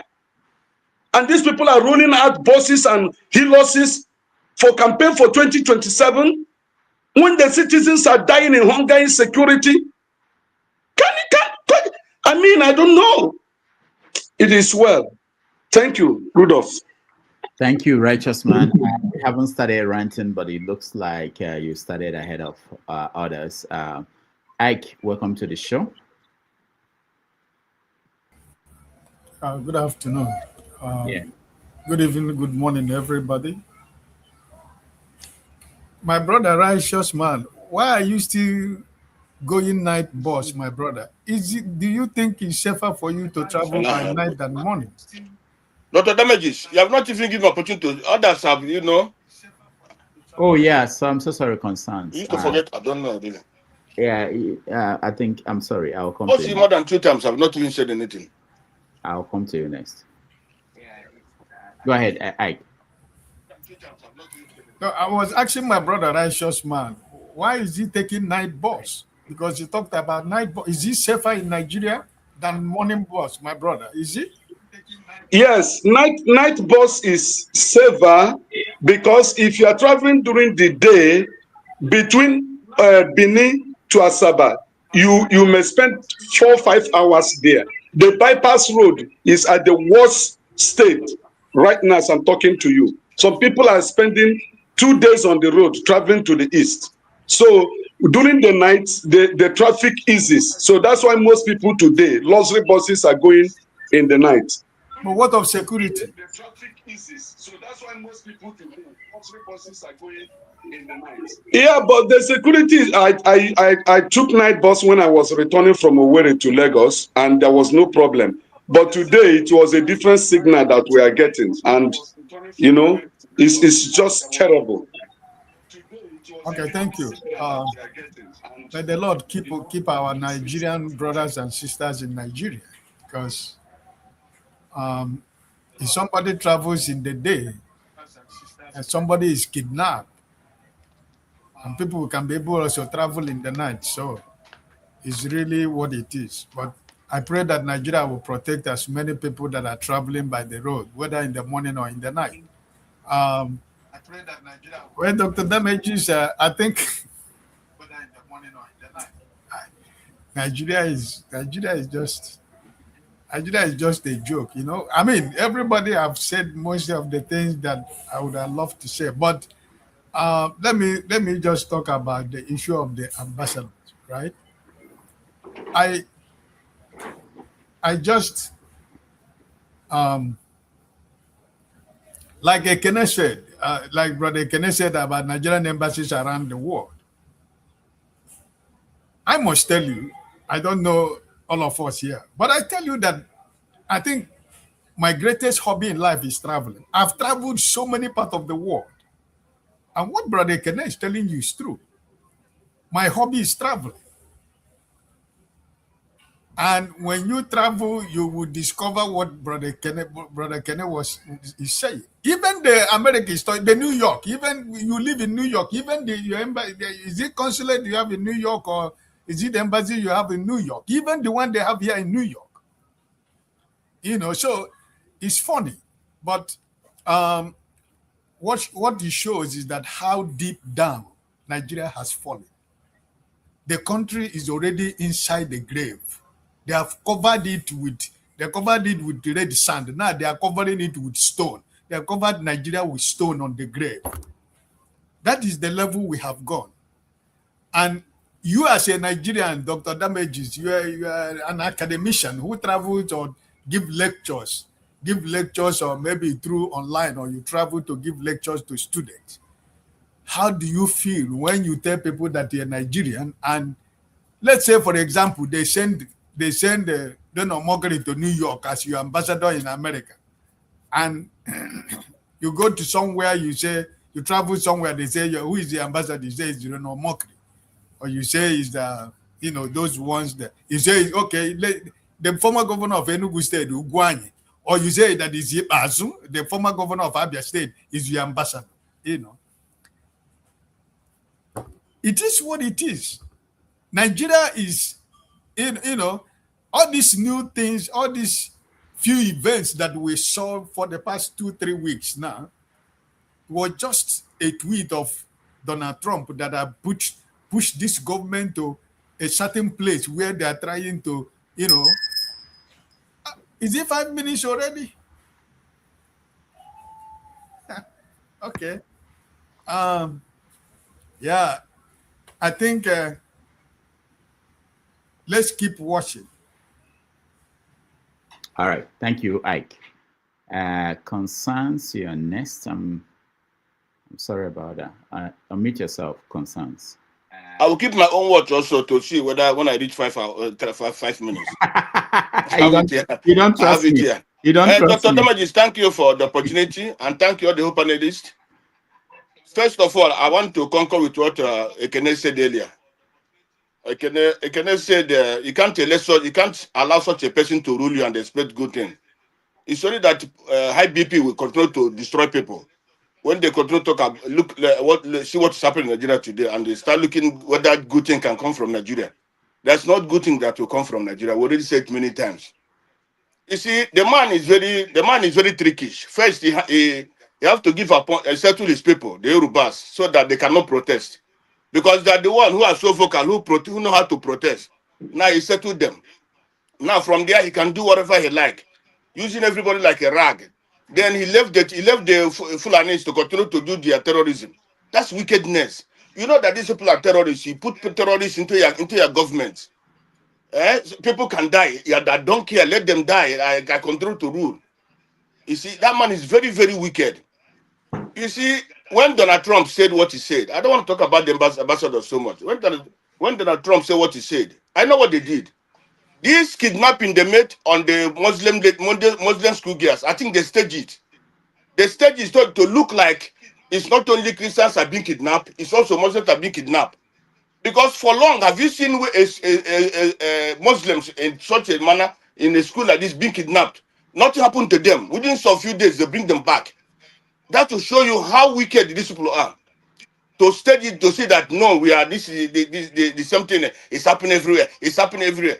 Today, Kuka and all the rest, Kuka that you so people respect, because I stopped respecting that man the day he was making bad day last 2 years when this Tinubu and I think the vice president, they went and gave him gift. From there he changed complete. When Buhari was there, he was talking, but immediately they gave him that gift. When he drinks bad day, he changed complete. So that's how the kind of country we have. Today, this man have destroyed. I pity for the people of South, because all the results from Nigeria, most of the from Nigeria come from the South. But they don't destroy that place. The first state is in Kwankwan. The seaport in this thing, what and all they cannot work. Lagos is people in the southwesterners don't want that seaport to work, so that they will lose. So that's the kind of country we have. It's wickedness everywhere, injustice. Nothing is going on. The new defense minister. This defense minister was there. Wasn't he there last 2 years and last 3 years? All the whole nonsense were happening. What did he do? He didn't do anything. Is it now that he's going to do something? He will not. It will be seen the same story. Now they are the one controlling the financiers. Let us see how many financiers will be put into book. Well, let us see who will go to court. Who will they go to on trial? He can never do anything. You see the same story. They are going to continue. You see the country. But I see what this man said. What is that? This prime minister, the former prime minister from Britain. He came and said Nigeria is in too much security is in Nigeria. And in Arise News, that's the only thing Abati we see. Abati say yes, he conquer with the man. That everywhere is peaceful. That the security in Nigeria is very good. Let that man, because the man wanted to bulletproof all security are with him.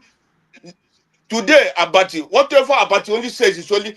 I don't want to talk about the genocide in Nigeria. There's a genocide against the Christians. There's people are dying in Nigeria. Only his focus is that he wants to support our Tinubu. Or whatever Tinubu does is good for Abati. And whatever Tinubu does is good for that Arise. Most of the Arise News, this thing, I think they are propaganda now. That Arise News are propaganda.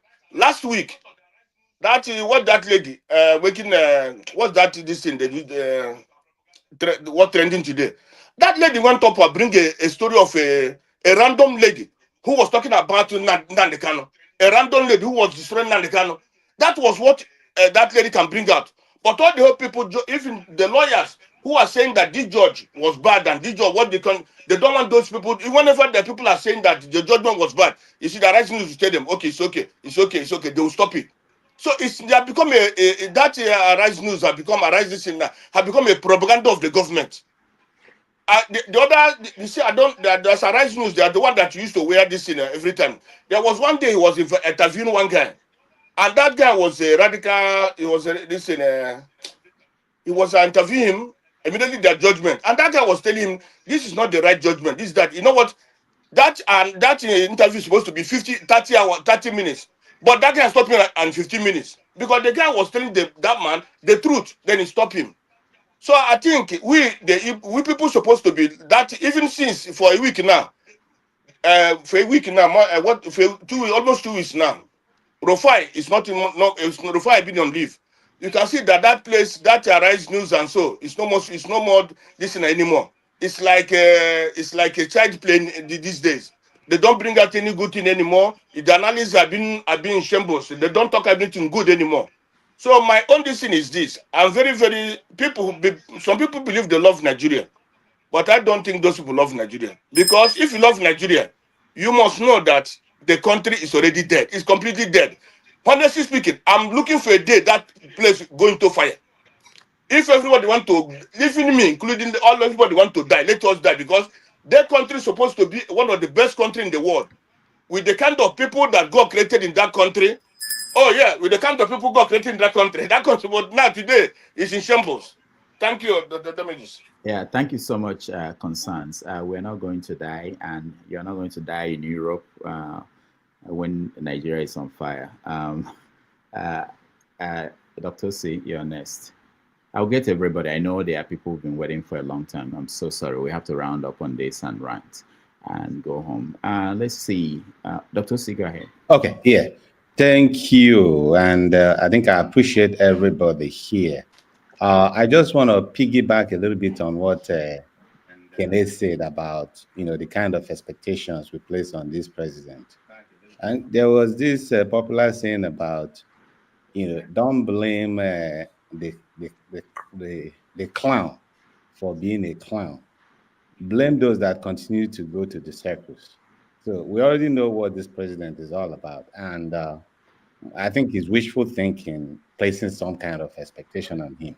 But I also wanted to touch again on some of the things that Kene raised. During in the 1966, when the seven majors carried out the military coup that ultimately precipitated the Civil War, it was only seven young, ambitious officers. Six of them were Igbos. One of them was Yoruba. Now, when they carried out this coup, of course, there was no meeting in Enugu or Aba or in anywhere where all Igbos gathered and say, hey, let's go and carry out this coup and kill the leaders of the then northern Nigeria and the southwest. But of course, that's not what happened. At the end of the day, when they were done with that coup, it was labeled an Igbo coup. And what happened? The mob descended on all Igbos, started killing people in Kano, Kaduna, and all those places, not minding the fact that some of those people being killed don't even know anything about the coup plotters, don't know anything about the coup. They had it just like everybody else, but well paid, and the effect of it we're also suffering today. Now, fast forward now, there's a lot of Fulanese, okay? Whether some who were born in Nigeria, some the claim came from the abroad, who, through the activities, they're marching, slaughtering people, driving them away from their homes. But again, it's not every Fulani. There was no consensus where Fulanis gathered somewhere and said, hey, let's go and take over the whole country. And not that let's go and start killing everybody in Nigeria. Even if a good number of them did that, we know that it was not a consensus of opinion of every Fulanis.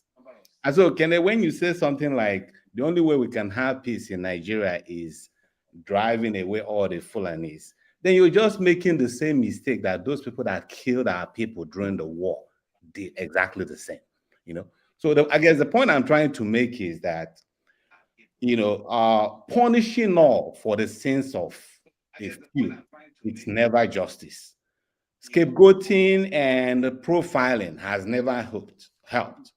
The same way that we're here in this country, and then there are some white folks who just the mere fact that you're Black, they've already condemned you and labeled you. But we know that all Black people are not the same, neither are all white people. So I just wanted to make that point. Then the other thing is, for us, and then I'm talking about the Igbos now, we can agree and disagree on a whole lot of issues. But one thing we should not do is starting to question anybody's Igbo-ness just because we don't like their viewpoints or the way they come about issues. Because I can tell you that if you bring 4, 5, 6 people together in a room, they're all going to have different kind of opinion. It does not mean that, one is more Igbo than the other, one is less Igbo than the other. But unfortunately, our people are always fond of doing that, Okay, now that's by the way. Just now going back to the appointment made by Tinubu in terms of the new defense minister. Since that appointment, I think there's been a lot of red carpets being rolled. Everybody is happy.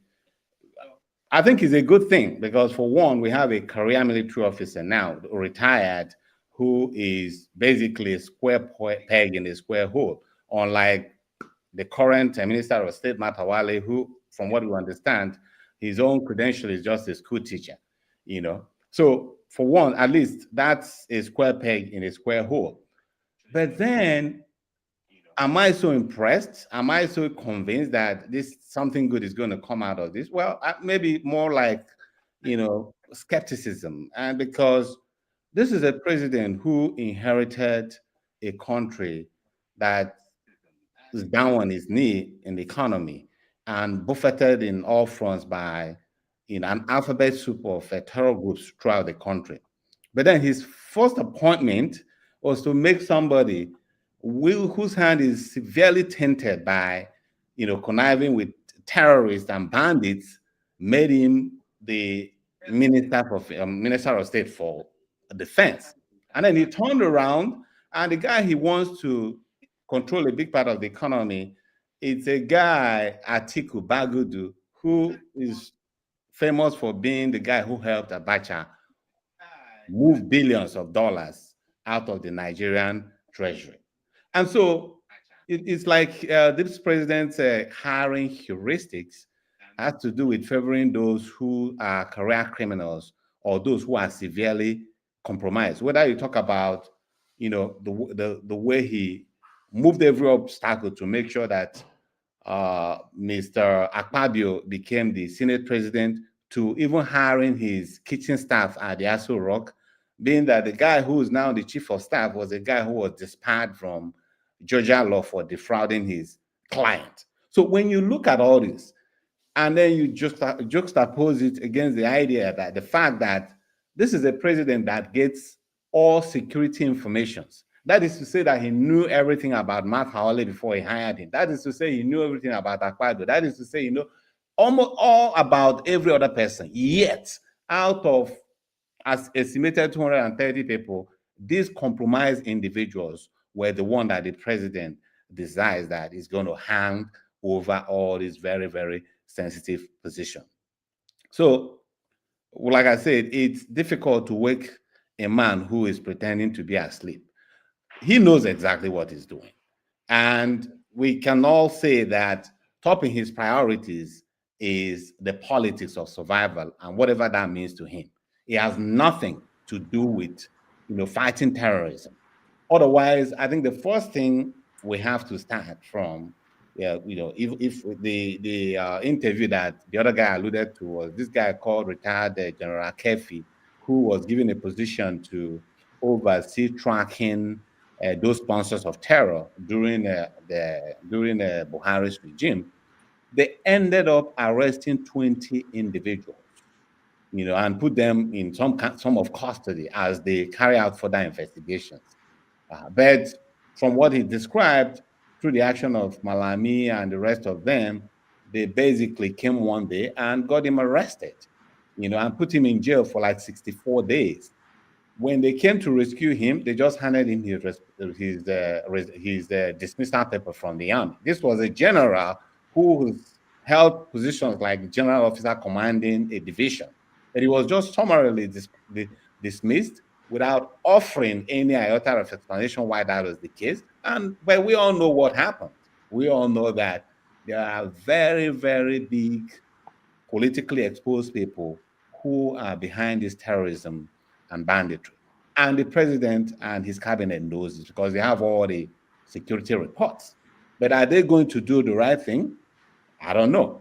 So, but until we start seeing arrests being made in those who support terror by financing it, then all we are doing at this point is basically treating a headache in a man who has brain cancer while letting the cancer itself fester. So basically, we just put in a damper on it, and even as we let it just go unchecked. Thank you. That's all I have to say. All right. Thank you, OC, for that.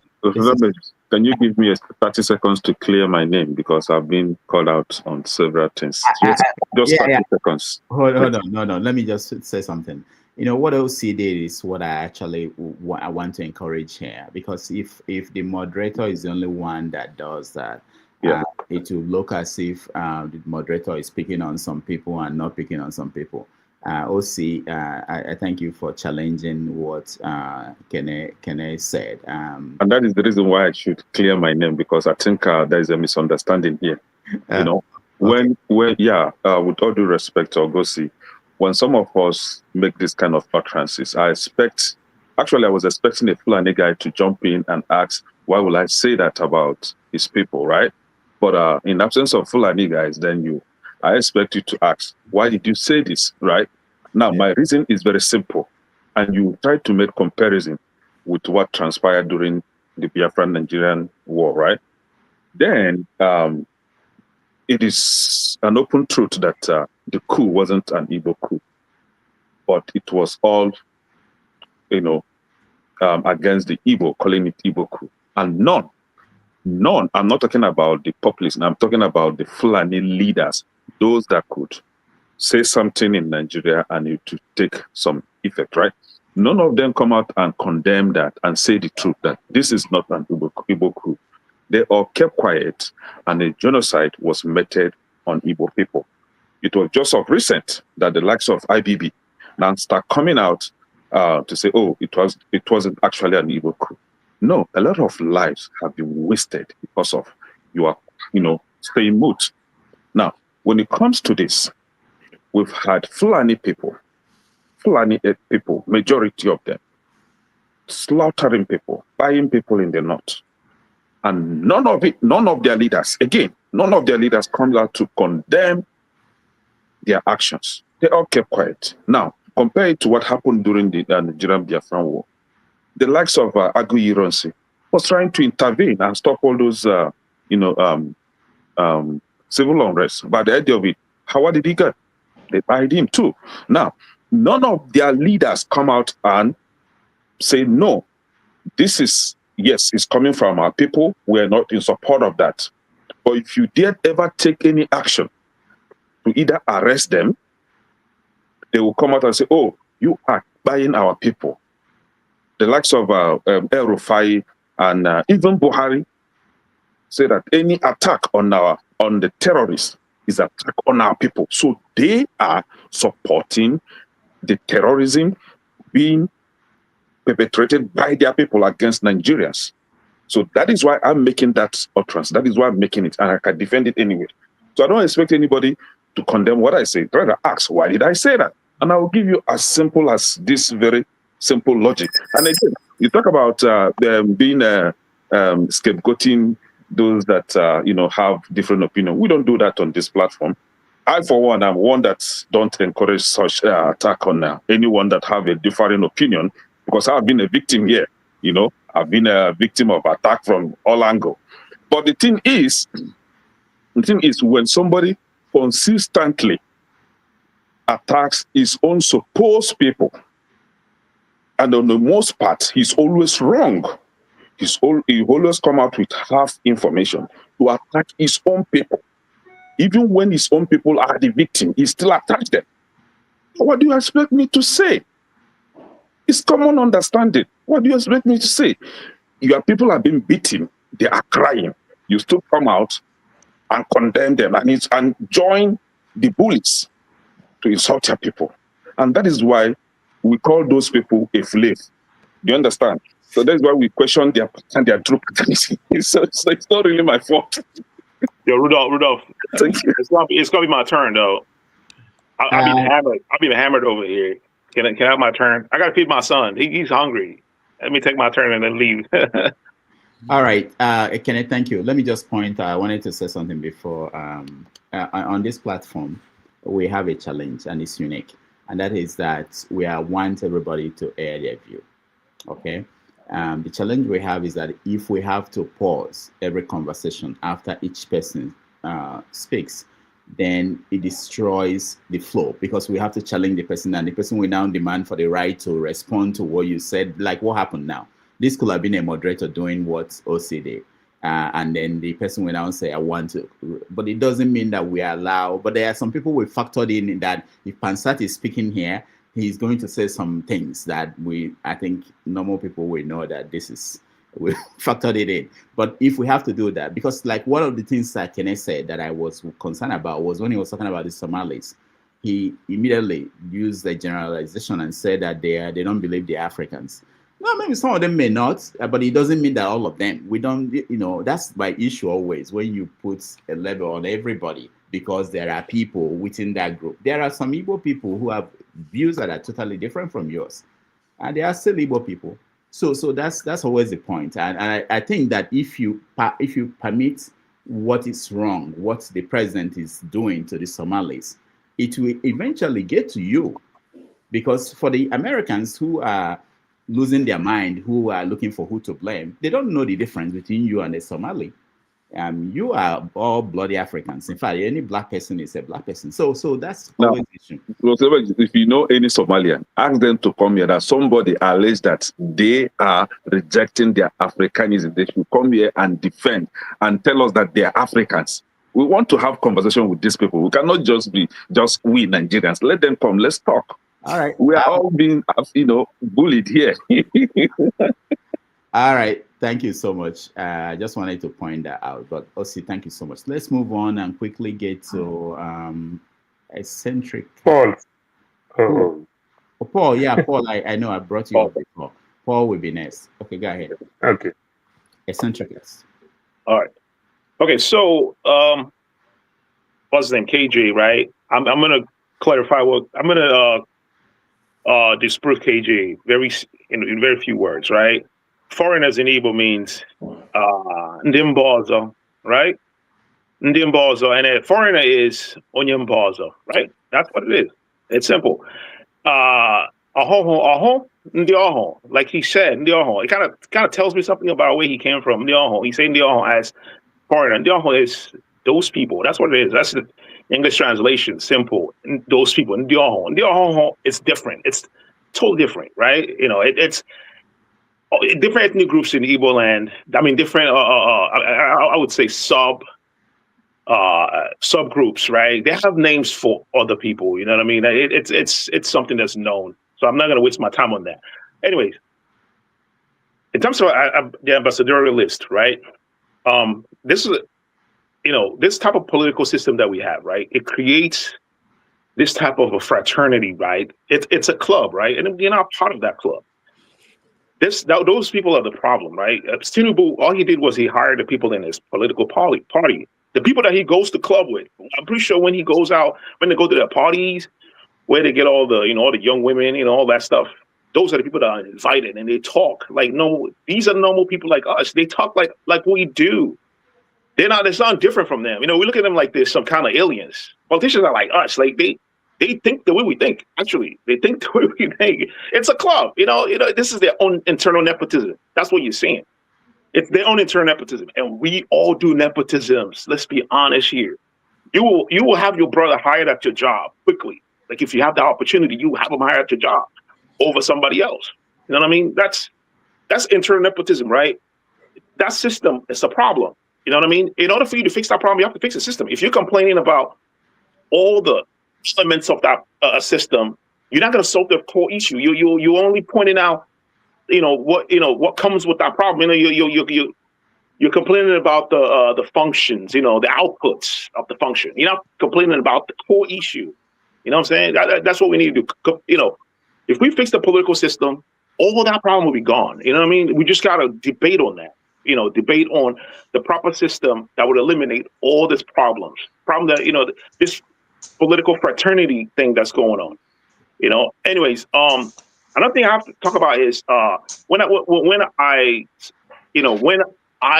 dissuade people from generalizing, right? I'm coming from a class solidarity point of view, right?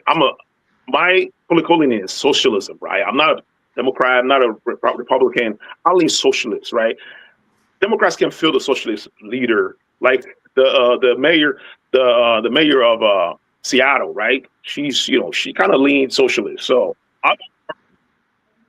so that is our political leaning. So I look at things from class solidarity point of view. You know what I mean? That's why I look at Fulanese, right? Ordinary Fulani people as part of my class. I have class solidarity with them. Their elites might be doing some crazy, there are crazy people in their culture, just like there are in other cultures, right? We're not going to generalize all of them and call them bad names and just put them in this generalized point of view. And the thing is, let's be honest here.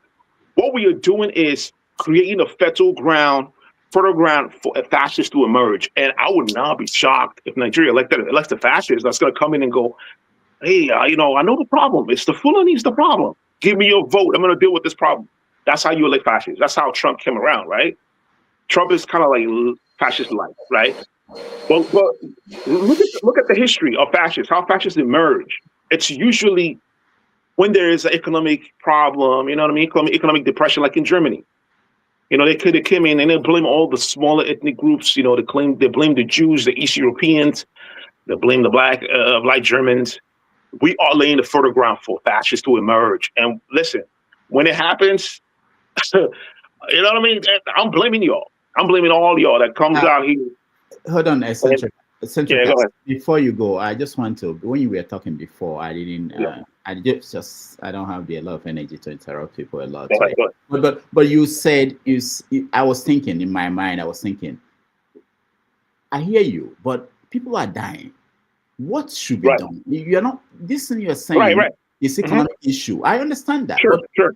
We have to stop people from dying. What are you going to do about if you care enough? People are misunderstanding this. What are you doing to stop people from dying? Because if you don't stop people from dying, people will keep going to the extreme in their interpretation because they want to be alive. Right. So that's my question for you. When I hear you say that, or when I hear other people say that, I understand that logic, that comparing that argument that if the economy is good, if people are employed. In fact, I had this theory that all these terrorists, these people you see in the bushes, if you take them to America on a visit for 2 weeks, show them around, maybe when they get back home, they will say, you know what, I think we have a better path. Maybe they don't know there is. But what I'm saying is, in the meantime, what are you going to do? Because if you don't do anything, if you keep making the argument that it's economic issue, leading to this, more people are going to be dying and more people will be taking extreme position. And what you're afraid of will happen. Right. Well, here's the thing, right? Like I said, it's the economic part. The economic part of this cannot be overemphasized, right? But how do you prevent the issue that's already on ground? People are dying. That's right. But look, I've watched a documentary on the Boko Haram, right? These are normal people that live in their own communities. They will come in the community and get members, right? Most of the people that are joining them are poor, are like very poor people, very poor, like the lowest class in the country. They are not taking. You don't see Boko Haram members, the elite class joining Boko Haram. Being in the forest with guns. It's the poor people, right? You know what I mean? It's the poor people. We creating that fertile ground for that to flourish. In order for you to deal with the problem, you got to deal with the issue of inequality. You know what I mean? Income inequality. You have to deal with the issue. Education, of course. You have to educate the people. You know what I'm saying? You have to educate the people.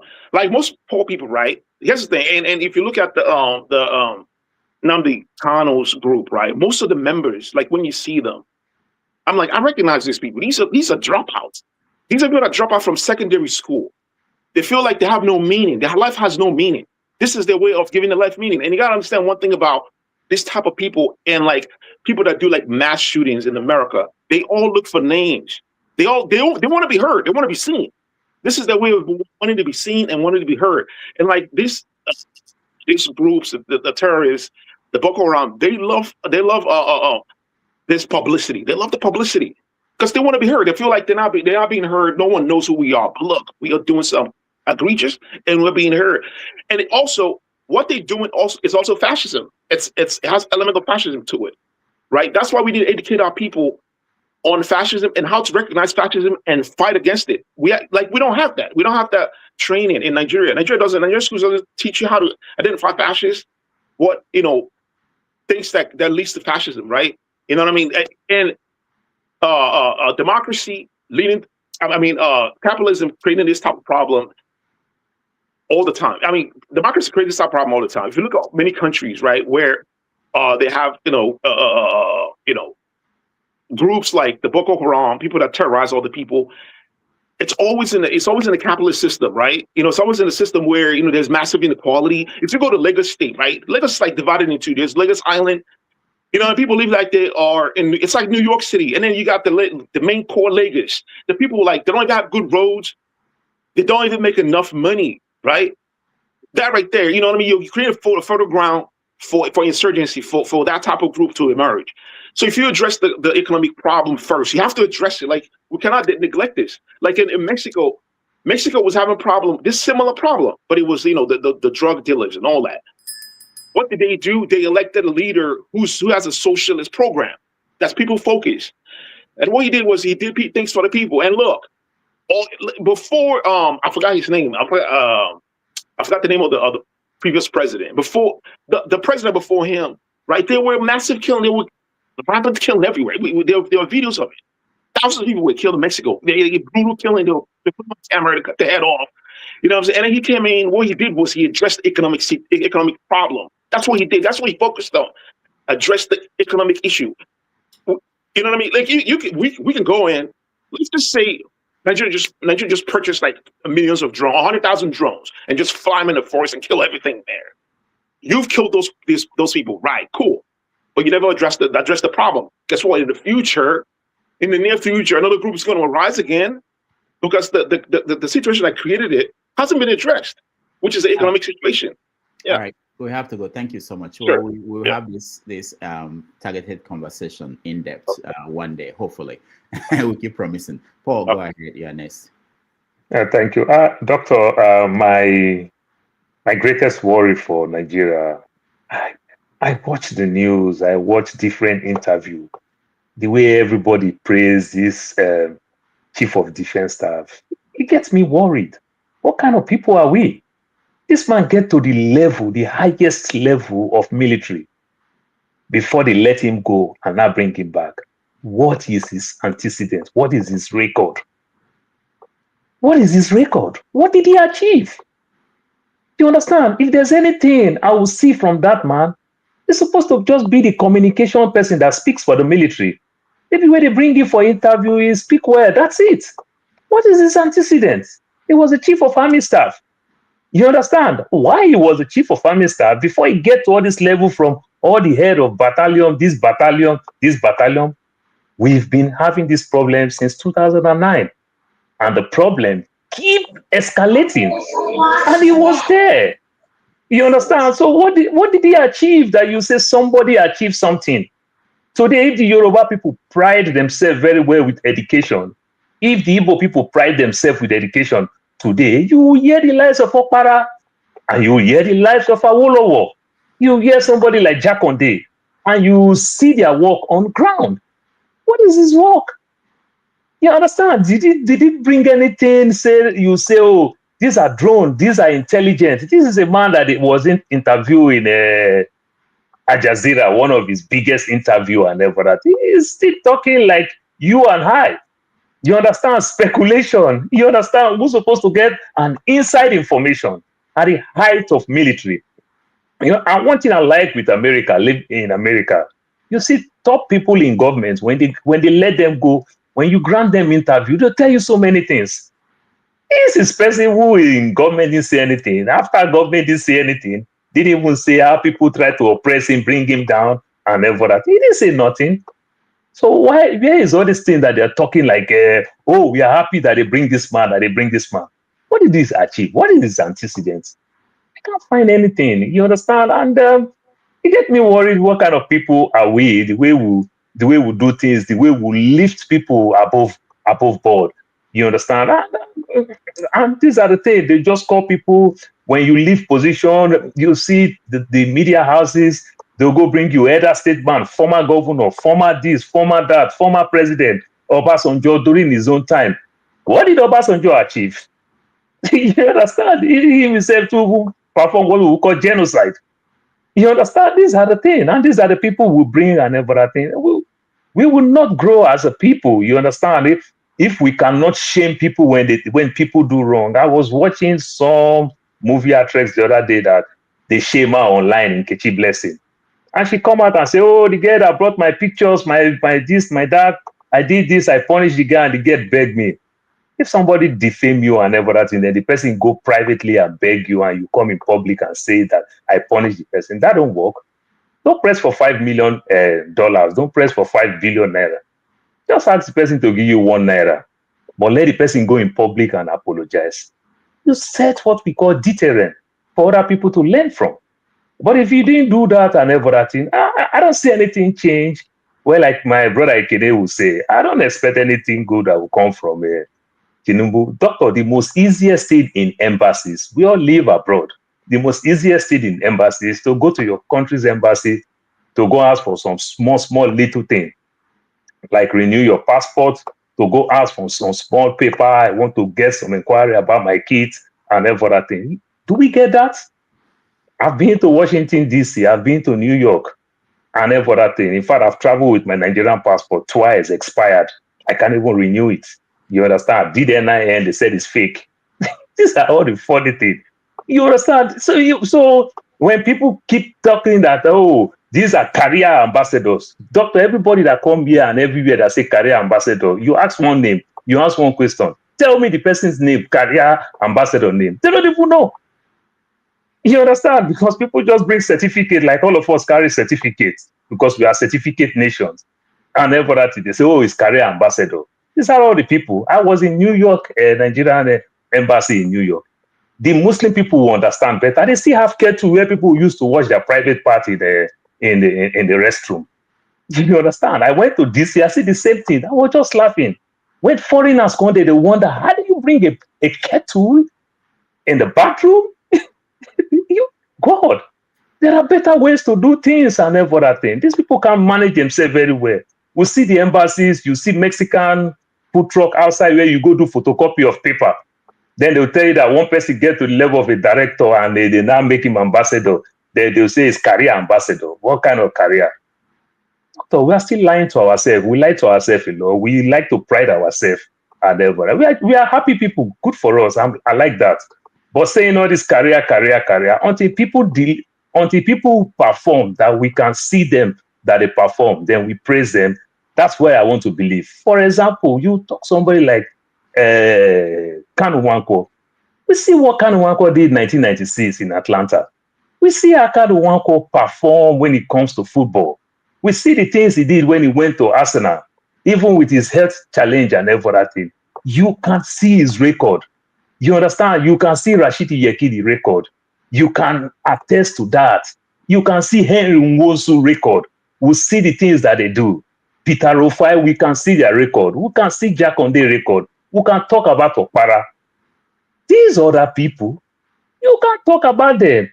They just clone the media. You understand? Like the so-called Reno Omokiri, the so-called Daniel Boala. You understand? They move from one media house to media house to media house.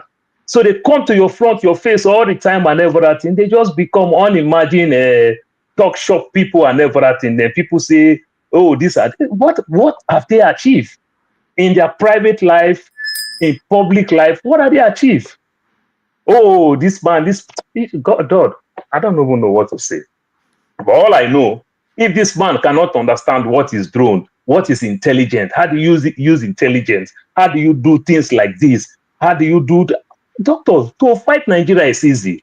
For example, how come Tinubu, you understand, they will tell us, Nigerian government will tell us, Buhari tell us the same thing, that these people that are coming, these Niger people that are coming, these Fulani people, they are coming from Chad, they are coming from Niger, they are coming from here. How many minutes will you threaten their own president that you're going to do regime change like Trump is doing here? That they on their own will not even allow their people to go even near the border to leave their country to Nigeria. How many minutes will you do that? Did they do it? No. There's a president in Mexico called Claudia Sheinbaum. When Trump accused the woman over this drug thing, the woman said, do you know why the cartel is strong? Every weapon they carry, they're all American weapon. It is the weapon that makes them strong. You understand? When you stop them from getting the weapon, it is easy for me to deal with them. So they do what I call trade by barter. They take weapon, they give your people drugs, and they kill your people. And their weapon also kill my people. You understand? The guns make people get scared. People cannot raise their girl child around Sinaloa, places like that, where they do all this drug, because the cartel can take people's family from them. The parents can't do nothing. It is because of your weapon. And when they give your people, the Americans also drug, he also kill your people. So stop the inflow of weapon, then I can deal with the people who are doing drugs. Because now it is easy for me to deal with the people. Is Buhari doing that? Is the military people that will say this Musa worked 30 years in the military, get to the level of chief of army staff. He is not some captain that they just appoint as defense minister. Chief of army staff. What is his antecedent? No documentary, nothing, no history, no nothing. At least we can even talk about somebody like Buhari during the Metasini in the 80s. That Buhari fight during the Metasini. What will you say about this one? Doctor, that's my take for that. Nigeria, that's still joke. I'm telling you, when I go Nigeria, I just enjoy all those people Where no book passed me back in the days. Now I get money past them. I just be intimidating them. That's how Nigeria is fun. Period. I'm telling you. All right. Thank you, Paul. We have to reduce the time because we have to go. It's over almost 4 hours. Comparable facts. Go ahead. Yeah, I wanted to comment something about eccentric, what he said, but he's not here. He probably listened. I'm only going to make a comment for 30 minutes reference to that. I think he came here, he bring it on the. I'm not questioning his Igbo-ness or whatever. I agree with something that he said.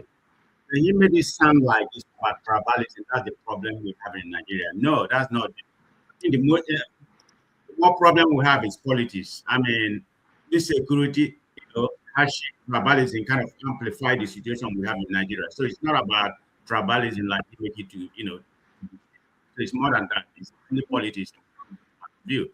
And I wanted to talk something about what Sowolu is doing, Lagos State Governor. I don't know if you heard about what he said, about decongesting the port in Canal Land. And he said, that's not under my watch. That's not going to happen. He's not going to let the port being discongested, like moving in Warri or moving in the east. He's not going to let it happen. He said they should try to decongest it instead of trying to move it.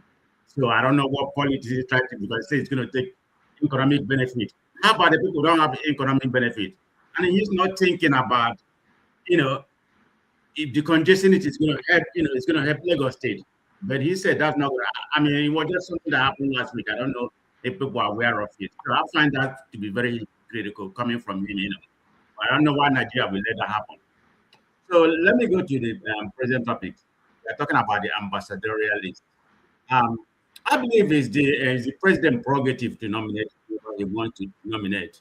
But you need to look at it, in a different angle. Having said that, because I mean, people are criticized the nominee as political favorism. Some of them controversial, some of them imbalanced in that regard. I think late November was 30. It was 17 non-career and 15 career diplomats. But early December has been revised. 34 career, career diplomat and 34 non-career diplomat. That's the last part that was revised early November. But it's not just about whomever the president nominate. You need to look at the Nigeria, because the people you nominate represent Nigeria. That's what you have to look for, and two of them, in my own opinion, are very controversial, in that regard. I mean, Reno Mokori is number one. FFA, I mean, the man, FFA, the way he talk. I don't know if you're aware of what he said in Calabar. I think it was 2020, somebody was, a journalist, was asking a question. If somebody, was controlling his talk, and he said the man should shut up, but the man stupid. That's the way he behaved, Even the present controversy going on right now about the Christian genocide, he has come out and said there's no Christian genocide going on. People that are saying that are being misguided. So his utterances, is not good for Nigeria. I mean, anybody not just nominating them is the problem. You have to represent Nigeria. So that has to be taken into factor. But in my own opinion, the Congress, it's like rubber stamp, to the executive. So I think everybody there is going to confirm, regardless of their background or controversy, they represent the image of Nigeria. I mean, that's the way I see it. So I don't have that much to say in that reference. Thank you. All right, thank you. But just to inform everybody, ambassadors, someone defined them as people who lie for their country.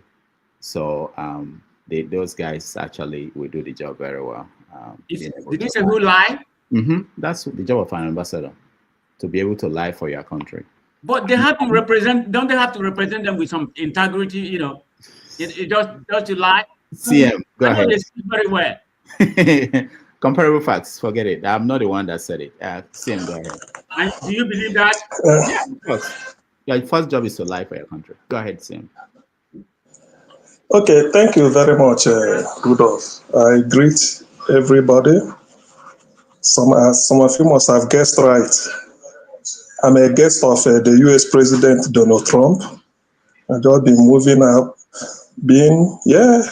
I was received in JFK, from there to Atlanta, to New Jersey, now in Michigan. So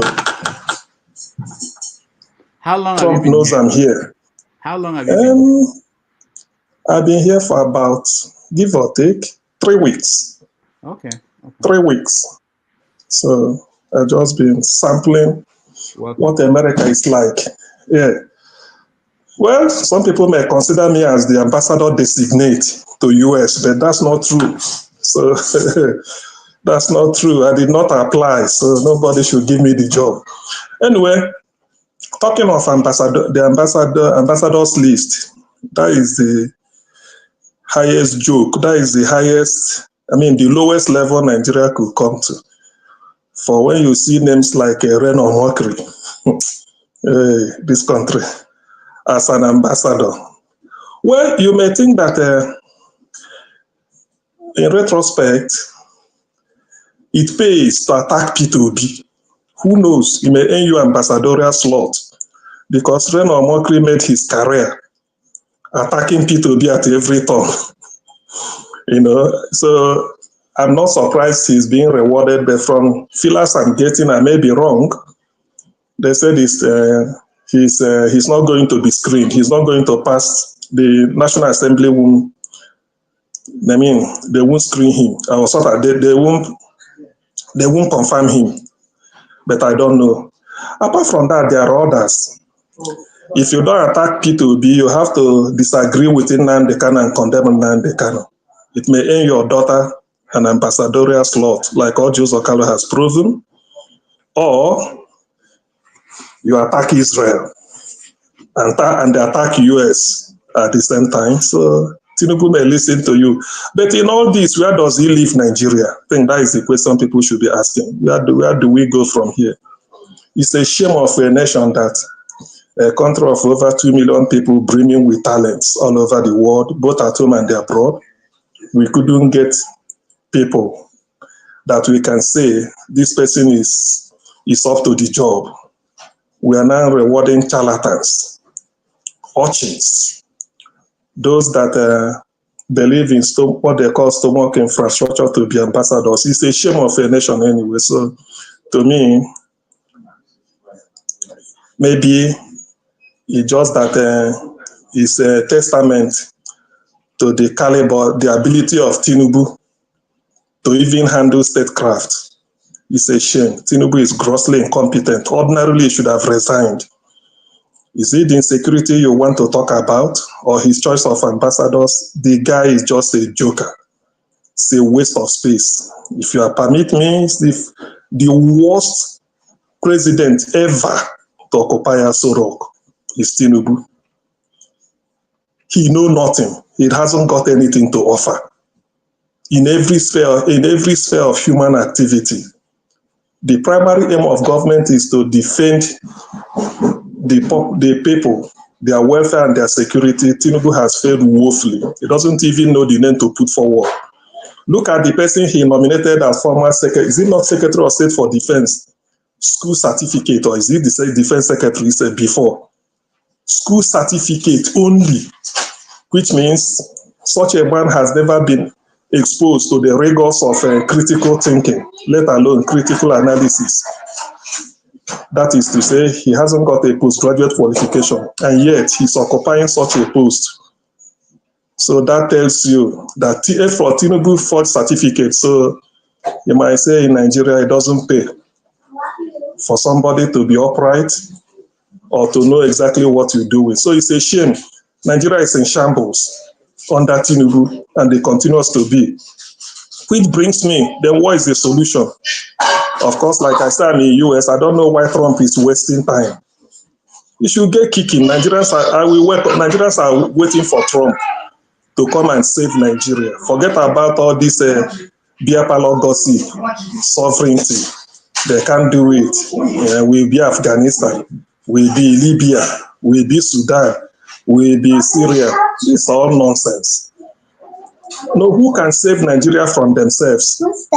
If not Trump, who? That is the question people should ask. If not Trump, if not America, who? Despite the fact that America has sent a warning of what they intend to do, yet Tinubu cannot rein in on the terrorists. Rather, they are even paying them. It's in cahoot, which is, which somebody can easily say that is one of the conditions or maybe the agreement he signed with them to be in cahoot with the terrorists, and they are decimating Nigeria. And yet you you ask yourself, is Nigeria really governed at all? Who is in charge of Nigeria? This is the worst hour for Nigeria, as far as I know. So to me, I think let's use it. Avenues like this or platforms like this to tell people that Tinubu should resign. It's as simple as that, because nothing is happening.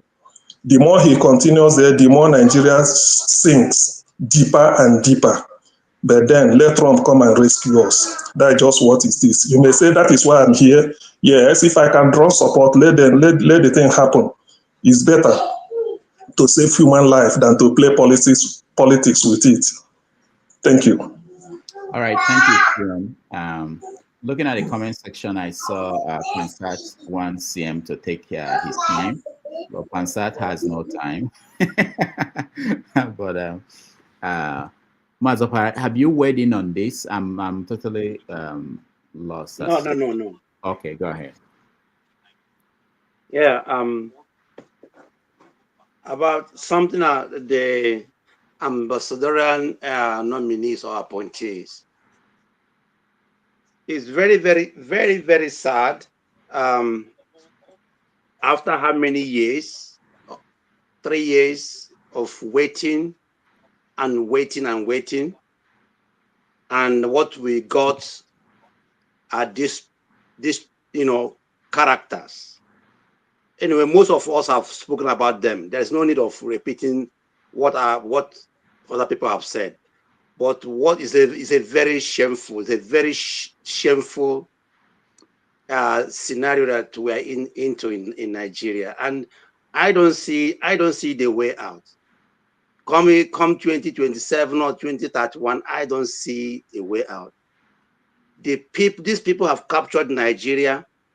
They have captured Nigeria. Nigeria is a captured state, and before you could take away Nigeria from their hands, it will be difficult, and I think it will be very, very, very, very, very hard, because Nigeria is a captured state. You talk about Musa, General Musa, Christopher Musa. Whatever Tinubu does is politics. You guys, there are people who know him very well in Lagos. His former deputy governor, a lady called, I think, Bokno. Go and listen to this woman, because Tinubu dropped her, I think, 2 years. He worked with her 2 years and dropped her and picked another governor. And you know that throughout Tinubu as governor of Lagos State, I think he used about 3 deputy governors. Go and listen to what this woman is talking about, who Tinubu is. We don't know Tinubu. If you want to know him again, listen to Jimmy Disu of I think Niger Info or something like that. These are the people that know him. All he does is politics. He doesn't care about you, about Nigeria, about how poor Nigerians are living. Because honestly, Buhari was a saint compared to what is happening in Nigeria now. Buhari was a saint. Nobody you can't doubt it. Buhari was a saint. This man, I don't know where he's taking Nigeria to. Why do you know why he chose Christopher Musa after he sacked him, 4 weeks after he sacked him? It's about Kaduna election in 2027. Now, the governor of Kaduna is a Muslim and APC. So for him to get Christian Kadunas now to support in 2027 is making one of their own son, giving him that position, which is very, very, very potential in winning election, controlling the crowd, controlling the security in Nigeria. This guy, that's why they call him master strategist, but he is using it in a very wrong way, in a very crude way, to subjugate Nigerians, to put Nigerians into suffering. You guys, do you know what's happening in Nigeria at all? Do you call Nigeria? Do you call your people at home? Do you know how this guy has destroyed Nigeria? God have mercy. Let's be honest with ourselves. If nothing is done, that country might, I pray, but 2027 might even be too late. Finally, this young man, anyway, maybe rant, I'll talk about him. I mean, I think he has gone, but I'll talk about him. Thank you. All right. I think we have one more person and then the rant, or two. KJ has not weighed in on this, and then two Nigerians, one brain cell. If there's anybody here I'm skipping, let me know. All right, two Nigerians, one brain cell. I thought that came before him. Yeah, we heard KJ, you have privileges. You have privileges. How you doing, Ruda? Good. Okay, so what do you want us to complain about? The ambassadorial list, or no, not complain. What is your take? No, I'm just being facetious. Okay. For instance, I wanted to know, for those who do not like mockery, mockery, if you were to be the ambassador in the country where you live, what is your concern? Well, that was what I was gonna. Hold on a second, please. I'm sorry. Just want to charge this so don't go dead. I'm sorry, holding up the show. Two Nigerians, one brain cell. You don't have light in your house? Are you Nigerian? Yeah, no light, Kenny. Kedu? Good to see you. So, yeah, you too. So, Rudolph, this is what I want to say, okay? And I know once I start talking, a lot of people are going to get angry. But I guess that's the price we got to pay if we really want to see Nigeria go great, and if we really have to, if we really want to speak truth to power. The reason I came on was I noticed most people that complain about the list complain about Renault, and they complain about FFK. And I'll say this. The last speaker that spoke out before me, I think it was CM, said, oh, well, you know, it's because if you want to prop yourself in politics, you got to attack Peter Obi. And that's what Renault basically did. Not true. Renault, when he was with GEJ, if you were online and you used to see how he used to act, he would attack. He was one of the proponents of tribal politics in Nigeria in the last 15 years. He would attack the North, attack Muslims, and guess what? His biggest supporters came from the Southeast because they were GEJ's biggest backers. So most Southeasterners, when you were online, you looked at the people that supported them. Yeah, most of primarily PDP supporters, but majorly from the Southeast. I mean, you could also always see from the names, you could always see it from their pages where they came from. It was easy to deduce these things. And when he was doing it, he was fine and dandy. And this is why I say the Southeast really needs to learn politics, because this is what Nigerians have figured out. And they do it online too.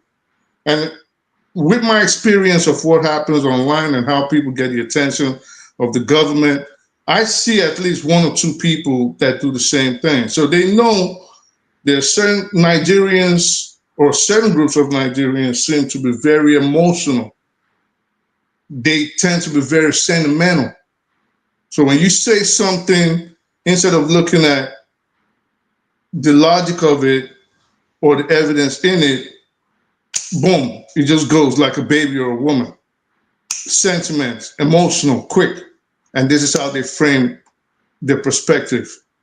So when people like Renault were doing it, I don't know how active you were, because I'm not too much on Nigerian Twitter, but I see it. Like I'll really check and start, you know what I mean? I'm active enough to the point that I'm just in the background, just watching and looking at everybody. So if you knew people like Segalink, and you knew people like Demola Rewaju, and this guy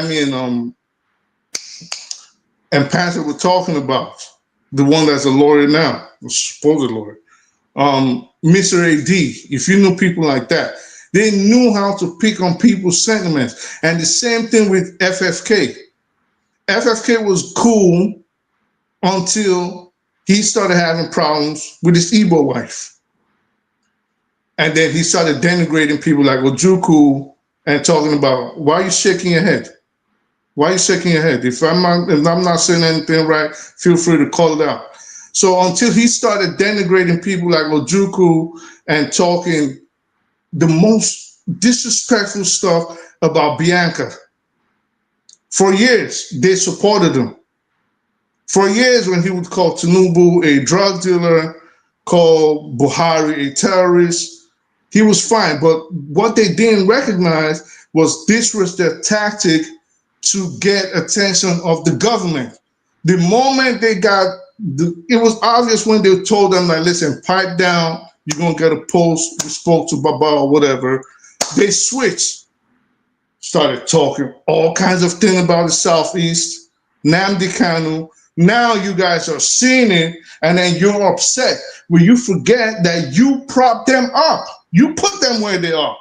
You're the ones that gave them that post. When the tribalism and the bigotry was in your favor, you guys loved it. Now they're rewarded for the evil that they projected in the land and on the country. You're there shaking your head and rubbing your face and looking in the ceiling upset. I'm not lying. Feel free to go and check it. And I know you know it. You know these things. So you guys propagate this evil, and then when the evil comes back and bites you, you start complaining about a bad government. Now you know that, oh, why did he give Renault a post? Why did he give FFK a post? He gave them a post, or gave them those posts because you guys wanted it, and you're getting the food that you cook. And don't get upset that now you don't like the taste. Swallow it and enjoy it, because that is what you asked for. All right. Thank you, Tuna. Just one brain cell. Rudolph. Yeah. Just 30 seconds. Then just pass in an information, and then probably that may be it. Hand on heart. There is no ethnic group that Igbo will learn politics from, as far as Nigeria is concerned. That is the first thing. If you want me to learn from you, show me that you have benefited from politics, that your brand of politics have elevated you above the Igbo in every field of human activity. Then we copy from you. I'm only being logical. I'm throwing it as an open challenge. Any ethnic group that feels they know politics, that Igbo should come and learn from them, let them point, itemize. These are what we've gained from politics more than Igbo. Of course, I learn from you. But until we get to that level, everything is just mere bunkum, just an idle talk, stunted growth. So some of these things, I don't want to engage in it.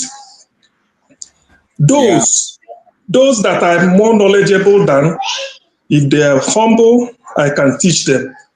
But to come and somebody be telling Igbo to go and learn Nigerian politics, as epitomized by Tinubu, as epitomized by the Fulani, as the way it is, that is to give the Igbo the stress which they do not possess. That's by the way. Now, regarding Nnamdi Kanu, since he went to Sokoto prison, even if you do not believe in his gospel, everything has changed. But what I do not, if you're asking me, or you want me to say that somebody who wears Hamas uniform, that it affects his thought process, and you want me to ameliorate it, I don't think I can be able to do that. But it's a very big shame terrible shame that in this day and age, somebody is still looking at FFK, rain or mockery, that somebody like me, CM, should come and be discussing their pros and cons. Ndi Igbo helped FFK. FFK was, this pedestrian politics, pedestrian gossip. Ndi Igbo was, they were praising FFK when he was attacking the North. We see Jonathan. For God's sake, I thought some of us went to school. Is that what I should be coming here to debate? No, please. What I want somebody to tell me is that, Ndi Igbo, if you learn politics from me, you will be like me. Just come and say it. Then I can now start to take you serious. Otherwise, every other thing is just mere hogwash. Somebody want to hog the headline and then start to spew out monstrous rubbish and arrant nonsense. Please spare us that thought. Some of us attended kindergarten and we passed with distinction. Thank you. 30 seconds, Impact. Rudolph, I'm not even going far like that. I know he's going to try to interrupt me. No. I'm going to let you go. I'm not talking to you. So, Rudolph, this is what I'm going to say. At no point, see, you guys are just bigots. Anyway, Rudolph, this is what I want to say. At no point did I mention any ethnic group. The video we can always rewind the video. I mentioned 2 individuals, but of course, as usual, they have to take it to ethnic route, so if that's how you guys are feeling, that's on you. I got nothing else to say. But if that's how you guys just meant out. No, was that the only thing I said? Was that the only thing I said, sentimental man? Was that the only thing I said? How was I going to make my point without mentioning how was I going to make my point without mentioning the region? Of course it's going to be a quiet place because you don't like what I'm saying. This guy came here. This place has been a very quiet place. Of course it's quiet because it's an echo chamber. Of course it's going to be quiet. It's a quiet place because you want to make it an echo chamber. You hate the truth. And I'm going to tell you the truth. All right, thank you. Let's let AKJ speak. And then we'll. All right. Yeah. All right. Thank you so much, Rudolph. I will speak and I'll not take part in the round. I will leave. I also want. Yes, I won't. I want to start from where CM stopped. If anybody, be it on the panel or on the keyboard, can tell me any community in Nigeria or anywhere where Igbos have gone and taken over and dominated them and made themselves chief of those places and ran that place as their community, please tell me, and I will swear never to be Igbo even in the next 10 generation. That's 1. 2, if you can tell me any state in the country where you have more developed areas than the Southeast, let me know. Because you see, when we say this thing, we're not saying this thing because we are waiting for people. Let me tell you something. Any Igbo man, I'm speaking for myself, but maybe largely for a lot of us, we don't care who you make your ambassadors. What's our business? We are going to countries where I don't have ambassadors and we dwell and did our business. Are we waiting for the Nigerian government to give us a passage to places? No. But we are saying if you people want to make a nation, such individuals that you have taken shouldn't be the people will be taken because it represents who you are. You want to put your best foot forward. That's what he said. That's what we learned. You put your best foot forward. There are many people. If you wanted to select them from the southwest alone, you have more than enough people there. But you see, Rudolph, I also must commend President Tinubu. He's a very strategic man. It took him, he was thinking about this, and after 2 years, he came up with this very powerful list. So we are so excited about it. That's to show how he was able to manage Lagos and build Lagos. Because if this is the way he went about it, then that means that, these people, he knows what they are going to do. And that's it. And for those who are celebrating Christopher Musa, well, I know people who know, I don't know him directly, but I know people who know Christopher Musa. I want to say this thing. You see, what you're seeing is a oligarchies, like not oligarchies, complete political move. They want to check whatever America wants to do. So they are bringing in quotes, the talking points that America wants. A Christian Minister of Defense who is said to be against the move. But remember, this guy had interview. He couldn't even pronounce where the thing was. Instead, they're talking about IPOB. Okay?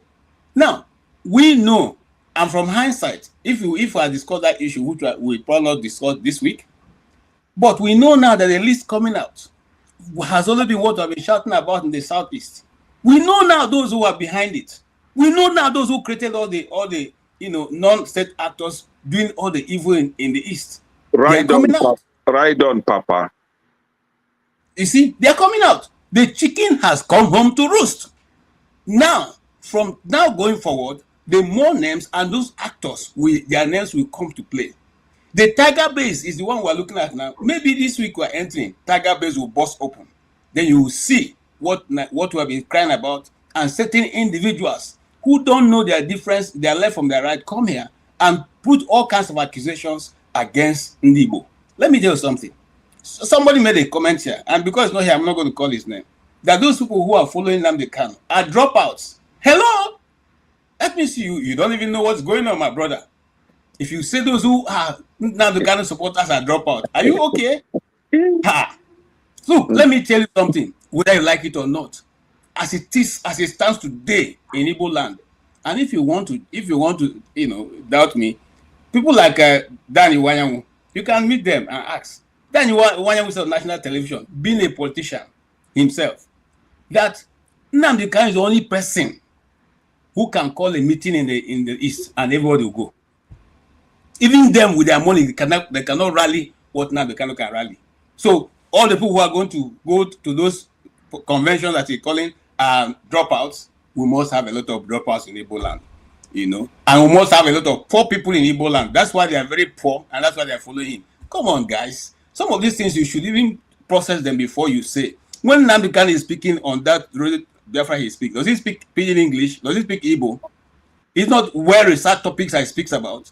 How many of you have come out here to say what he said is not happening? Yesterday we had more than 5 trailers of people with bikes and young able men in Ibadan heading towards Lagos. My brother, una dream. That's why people would keep thinking it's not happening. It don't reach our doorstep. Read my lips. It don't reach our doorstep. It will reach you. It will reach me. Then the truth will come out. They don't enter Ibadan. From Ibadan to Lagos, how long? They don't enter rivers. Okay. So those who Igbo be your problem. You come to teach us politics. If one day you will teach us how to speak Igbo language. But we know that in the forefront for the liberation of Nigeria, the Igbo people were ahead. It was the Igbo people who fought alongside with other people, but they were ahead. Now we don't know politics because we don't lie. We don't agree whether whatever you are doing is not correct, or we don't agree with the path that you have chosen to make us slaves, to reduce our area to become nothing. Okay? If you want to know how bad it is, you know that the governor of Lagos State was saying to bring seaports into Warri, into that it is not going to be allowed. My brother, let us wake up. You see, I have so many points I want to talk about, and then the economic factor. We keep saying economic factor, and that's this other guy who have gone out, and he's a socialist. I'm not a socialist. I don't think Igbos are socialists. Okay, nobody has ever told me that Igbo people who practice socialism. But however, you can choose your own brand of government. I mean, it's okay. I'm not a socialist. I'm a capitalist to the nature, to the fault. Okay, my own capitalism goes with human face. All right. And so, if you are a socialist, in other words, you are a leftist, I'm never going to be, and Igbos are not leftists either, but it's okay, you choose what you want. So, what we are saying is that those ideas you are canvassing has never worked in Igbo land. Now, somebody was saying that I said Igbos, Igbo is simply that Igbos don't have king. But that's not what it means. Those who wrote, those people like this other guy who I was talking about, who came to discover River Niger, even though River Niger, people were already living around the banks of River Niger. That's what this guy is doing whenever he talks about Igbo land. I think he doesn't have enough understanding of Igbo land. And so he always sees us, from a foreign, perspective of things. Look, Igbos have always called it. Look, and I'll say this, I'll hush. Rudolph, my place to Chim's place is like an hour trek. You walk, and just about less than an hour. Okay? But even for my dialect and his dialect is different. There's a spin to their own dialect. And we also call them that, we use that spin to yab them. So does it mean that we look down on them? We are discriminating against them? These are people who our kindreds have lived for years, for thousands of years. That is simply, I'll give you an example. The T people, there's a set of T people who Steve is not as exactly as the more dominant Tiv language. They are called the Heref people, but they are T people. They have a spin to it. Doesn't mean that because if you are Heref, it doesn't mean you are Tiv. People should wake up and smell the coffee and understand what is going on. The truth of the matter is that we are losing the nation, whether you like it or not. And Christopher Musa is not going to change it, because you know what? The people who sabotaged the system while he was there are still there.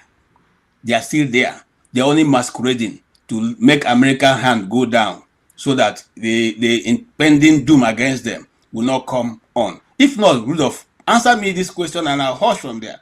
Why is there only one set of Nigerians and one part of Nigeria that is contesting and demonstrating outrightly that Donald Trump shouldn't come to Nigeria? Why is there just one set of region demonstrating? Are they telling us that they are the terrorists that he's coming for? Why is the IPOB they call terrorists not demonstrating that he shouldn't come? Why are they the ones welcoming the coming of America and looking forward to it?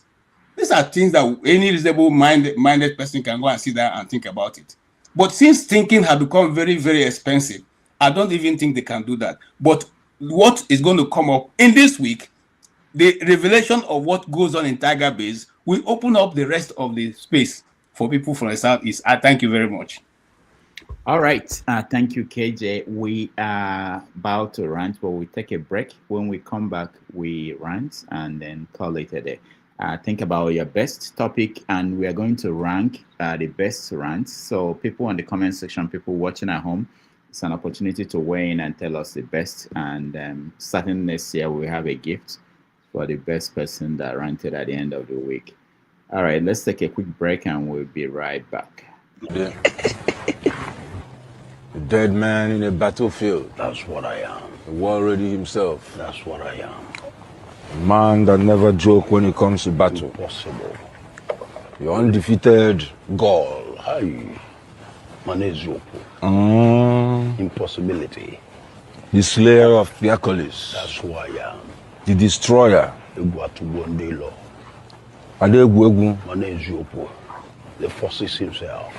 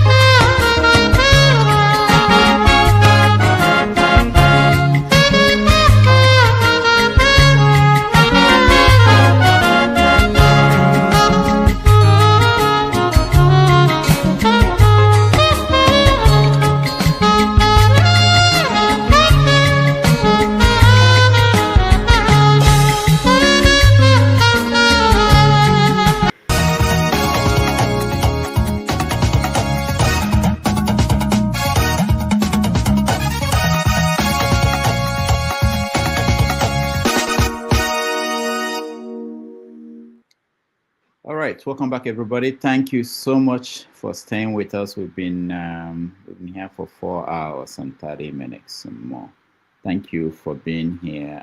Just a reminder to those watching who are just joining us. Tomorrow on 90 Minutes Africa, we are going to welcome Seun Kuti, the son of Fela Kuti. He will talk about politics in Nigeria, being an activist, and his music. So we welcome him tomorrow at 6:30 p.m. Nigerian time, 12:30 p.m. here in New York. If you can join us, that would be wonderful. All right, we're going to rant. I will give everybody 3 minutes when I call on you. 3 minutes, you can rant on any subject. It doesn't have to be anything that we've been talking about today. Let me see where I will start. Let me start with concerns because I skipped you the last time. You start. You have 3 minutes. If you want to join us, I'm going to share the link for you to join and rant. If I took you out and I can't find you, please join us again. All right, go ahead. Yeah, thank you, Dr. Demeji, once more again, and thank you, all the panelists. I want to start with, like what I see, say what I can say before. Nothing will come out of this government. Earlier time, we said it that nothing will come out of this place. And for those who are about the Igbos and the Nandekano, sorry, man, what happened? Nandekano situation. You see, it's unfortunate that the terrorists are arresting terrorists. The chief terrorist is the former Attorney General. He was the one that considered the arrest of Nnamdi Kanu. But today, he's the main terrorist in Nigeria with his brothers.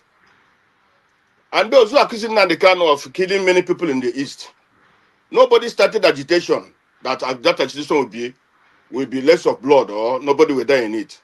But the thing is that when the young man started it, he believed that he's doing a good thing for the East and for the Nigerian people also. Because for the East going, it will be better for the Nigerians so that they can have their own country. But then when he started this agitation, it was very, very peaceful. Before Buhari started clamping on the Biafrans. And when all these things happened, then the guy was angry because of the way his people are being killed. And that is what he was fighting for. Before they start arming themselves. And even the international community was happy that they should arm themselves. They should not be complaining. When the DSS, the military, and all of them were killing them. And later on, what even escalated the whole problem, the whole thing is this, was when the Supreme Court decided to do their abracadabra, their abroness, and put Uzodinjo there. That was what caused the most problem.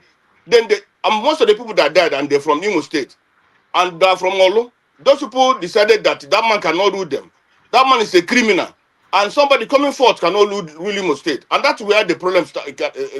Even at a time, the military had to shoot people on the street, in the market. No, but today everything is Nnamdi Kanu.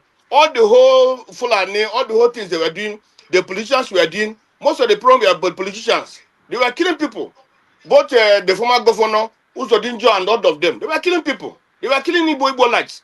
And the Buhari went and contacted this guy, this useless guy from River State. They started killing Igbo people. No, today, Asari Dokubo, today, nobody arrests Asari Dokubo. Everything that is done to the Igbo people, nobody arrests him. Nobody arrests Buhari, that terrorist. You see, so all the people that are blaming, and I'm very surprised that Arise News can bring out a random lady, a random useless lady, coming here to say, hey, now the cannot force her to become an Igbo, this, that. But that is a whole good, we recognize that as a good broadcasting station. But today it's a propaganda station. Because you can't bring a random person to come and start talking there. While they are lawyers, they are people who Igbo people respect. They are good lawyers you don't bring them, you just bring a random person. But all the people who are condemning this judgment, you don't bring them. Only bring the random person who don't know. And this man called Abati, only supporting this evil. Because of this is their agenda.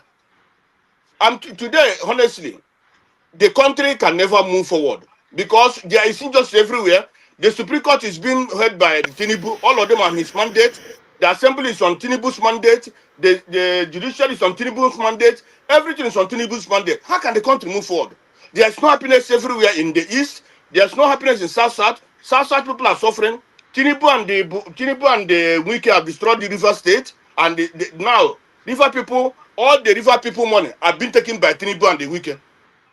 So tell me how the country can be peaceful? How can the country can be happy? Even in Yoruba land, these people are killing them. They are destroying Yoruba people because of Tinubu doesn't want to care anything about. Even if you're Yoruba, even if you're anybody, he want to care about. Let him continue to rule Nigeria, and those who are supporting them, I believe one day God will punish all of them, and God will start punishing them from now, because you can't allow such a person. You don't know who the man is coming, where the man is coming from. You don't know his family. You don't know anything about him. Why is this man that died? The former Lagos State governor, who died.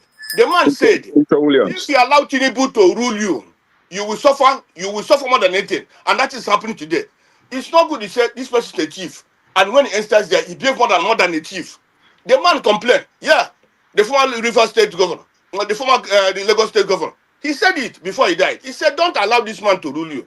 Anytime this man goes there to rule you, you people will suffer and suffer more than you are suffering now." And that is what you are seeing today. It's unfortunate for me, for some of the Yorubas, or the left, on the right, on the east, on the middle, on the what, supporting this man because of what they can get. That shows them laziness. Because you can't support somebody who cannot help you. You can't support a criminal because he gives you a job. Anybody, people who do that, they are lazy. And they will suffer in future. Because what makes people is what you can be able to achieve by yourself. Not being a criminal, supporting a criminal. The more you support a criminal, that criminal is even better than you. Thank you, Dr. Damages. All right. Thank you, God bless Constance. you. God bless you. And I will let you go, all of you. CM, it's good to see you today. Miss Opera and the others. God bless all of you. Thank you. I will try to use my 3 minutes judiciously. Now, this is it. We have, okay, I will start with the Arise TV, the one-sided hearing of the argument they had in Abuja. So this was a scenario where we have, I think, about 2 guys and 2 ladies, some for Nnamdi Kanu, while the other against Nnamdi Kanu. So, but Arise TV choose to just, because of their, their brown envelope TV station that's always against Igbo people, right? But that is it. So I would just want to correct that. Arise TV is not being honest. Arise TV is just being what it is, a deceptive TV station. Now, for those that that always ask Igbo people to learn about Nigerian politics, I think my brother at CM did a good justice to that. But I also want to add that the most educated region in the country cannot come to you to learn politics. Most developed region in the country, geopolitical region in the country, cannot come to you to learn politics. Rather, you come to us and learn everything life has to be offer. Now, we also have, I will maintain what I said earlier, that for you to have peace in Nigeria, you have to get rid of Fulani people in key positions in Nigeria. Why I say this is because in 2011, have you forgotten that on Christmas Day in one St. Teresa Catholic Church was bombed by one Kabiru Sokoto, a very notorious Boko Haram terrorist. This same Kabiru Sokoto was later seen in Shetima's house. Your current vice president about a terrorist that bombed a Catholic church, a Christian a religious house. Now, have you ever seen any of the governors from the north, especially those states where Boko Haram terrorists ravage? Have you ever seen any of their governors arrest any of them? No. Do you know that these terrorists come out in the public, in the state capital, or even cities to celebrate their leaders? And these so-called Fulani leaders, political leaders, do attend these celebrations. Whenever they are having wedding or marriages, they attend. Just of recent, one Hausa guy came out and condemned the activities of his senator. I've forgotten the name of that senator. That this senator are actually harboring Boko Haram terrorists in his house. The guy was arrested by the state governor. So that is why I am still insisting that these people are aiding and abetting terrorism in Nigeria. If you go to the military, they are the ones that give information to the Boko Haram terrorists whenever the Nigerian military is coming for an attack. They will sell out the military will be ambushed, and you know what the story will be at the end of the day. Have you also forgotten that these people, whenever they are being caught, the next thing is for their leaders, Fulani leaders, to arrange some kind of technical school or rehabilitation center and then say that they are repentant Boko Haram terrorists. And they will now absorb them into Nigerian army. And they give them gun to go and fight Boko Haram, their own brothers. Sheikh Gumi, his son, will very soon be a military leader in that country. Sheikh Gumi, the one that you and I know, that works for Boko Haram terrorists, his own son is in the academy now, right now. Very soon he will graduate and become a leader, a general. And you expect him to go against his father's wish? Fulani, they are the problem that we are having in Nigeria when it comes to insecurity. They are the problem. And that is why, for you to actually get to the root of this and solve it, you have to take them out from the military so that you will stop or deter them from giving information to the Boko Haram terrorists. You have to remove them from leadership, governorship position, senatorial position, so that they have power to trample upon whomever that want to expose the activities of Fulani terrorists. The likes of Shetima, you have to sack him from the Aso Rock, pack him out, let him go and identify his father's country, right? Now, this is the only way. But if you want to do any other thing, which I think is highly impossible for us to do, and because it's impossible for us to do, the only solution available to you and I right now is to divide the country. Let all man go in separate ways. Let them live and eat terrorism in their country, destroy themselves. Then we now, for example, the Southeast now, that are eager to develop our place, we'll go and develop our place. The Southwest, that are good in, causing problem, gossip and all that, they will go and be gossiping and do all those nonsense. They are the problem. We are not the problem. Yeah. So see. I miss Pansat. Dexter, you're next. Now I miss Pansat. Thank you, Dr. Damages. First of all, I want to give a shout out to this guy, Donaza, for rejecting the Tinubu approach. See what the government did was that the government did not even approach him. They just went to go and announce we are selecting some social media influencers that will work with us in educating Nigerians about the new tax laws. But they did not go and approach. They didn't write a letter to him, seek his consent, find out whether he is interested in it. So they went to go and publish his name. But he has done a video right now saying that no, it's not for taxes, that the government should tell the people the benefit of the tax. That's what, if they want him to work with them, it is the benefits, not to come and be collecting the money and there will be no responsibilities. I want to say a big shout out to him for being bold enough to reject that offer. That's the kind of thing we need in Nigeria. People that would say, no, I will not work with you based on my principle. Now, the second thing I want to say, Dr. Damage said, you see, I'm going to hammer on this point again. I think one thing we need to do here, see, of recent I've been thinking, in any state in Nigeria, there is a blueprint for success in any region in Nigeria. Simple, just don't even think about the Western world, just think about West Africa, okay? A simple example, we all drive automobiles in Africa. But when they want to repair those automobiles, do you know what we do? We import condemned cars, okay? They import accidental cars, take away the engine, and then use it to fit for repairs. But do you know that all those parts can be made? They are made to drawings. You can actually take one from an actual car, take the measurement, and model it on the computer and put it in a machine, and it will come out. So, and there are lots of automobiles in the whole of Africa.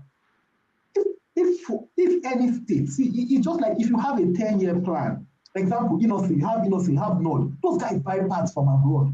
Any state can have a 10-year plan, and within 10 years, Nigeria will be producing parts for BMW, all the parts that they can produce in Nigeria. And it's simple.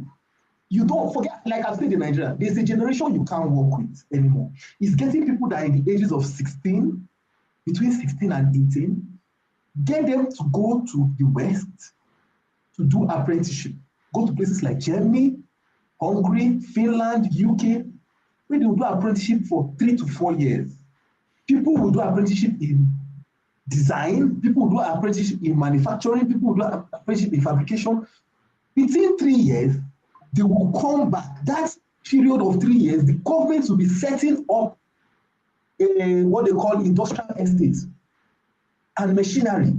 So that when they come back, they are not coming back to sit down idle.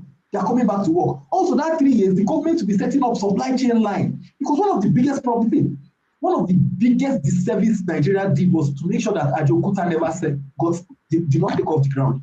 Because you see, everything you do, anything you make, steel is a large component of it. Your locomotives, steel is very important. Your high-rise building, steel is very important. Once you don't have steel, you have a big problem. But there's iron ore in neighboring countries. If the government can set up supply chain to bring in the necessary amount of iron or billets of steel, and then these guys can machine it. Let's just go for making the specialized parts. These are ways, because let me say, in the Western world, in places like Germany, some of them they make money from intellectual property on designs they've made. And these are things that we can do. I think what I'm saying is we should start looking for ways to harness the power between our ears. Because one of the biggest disservice that happens in Nigeria is this fight for resource. Oh, I have oil. Forget about what is the oil without the person that designed the rig? What is the oil without the person that designed the rig? The person that designed the refinery? But those things are basic can be made from basic engineering principles. So I think one of the things we have to start doing is draft a plan and start committing. Look, some of us here, look, we have Igbo billionaires. You have people that spend money now, wasting money. Some of these guys, look, there's no need for all this free giveaway. If for people that are like that have people in the East, stop all those guys doing free. We don't need it. It's not going to empower anybody. What we need to do is set up an educational system, vocational educational system now. Vocational, I give it 10 years. So that between that period, any guy that registers between guy or girl, 16, between the ages of 16, the bright ones will get into the system. By the time they do 3 years of apprenticeship, they are ready to and they are ready to take off. And that's where we're going to build an economy. And we don't care about whether it is, because once we can develop the mindset, then we can conquer. And that's what we need, even to fight against the insurgents and all this that is happening in Nigeria. There's a lot to harness.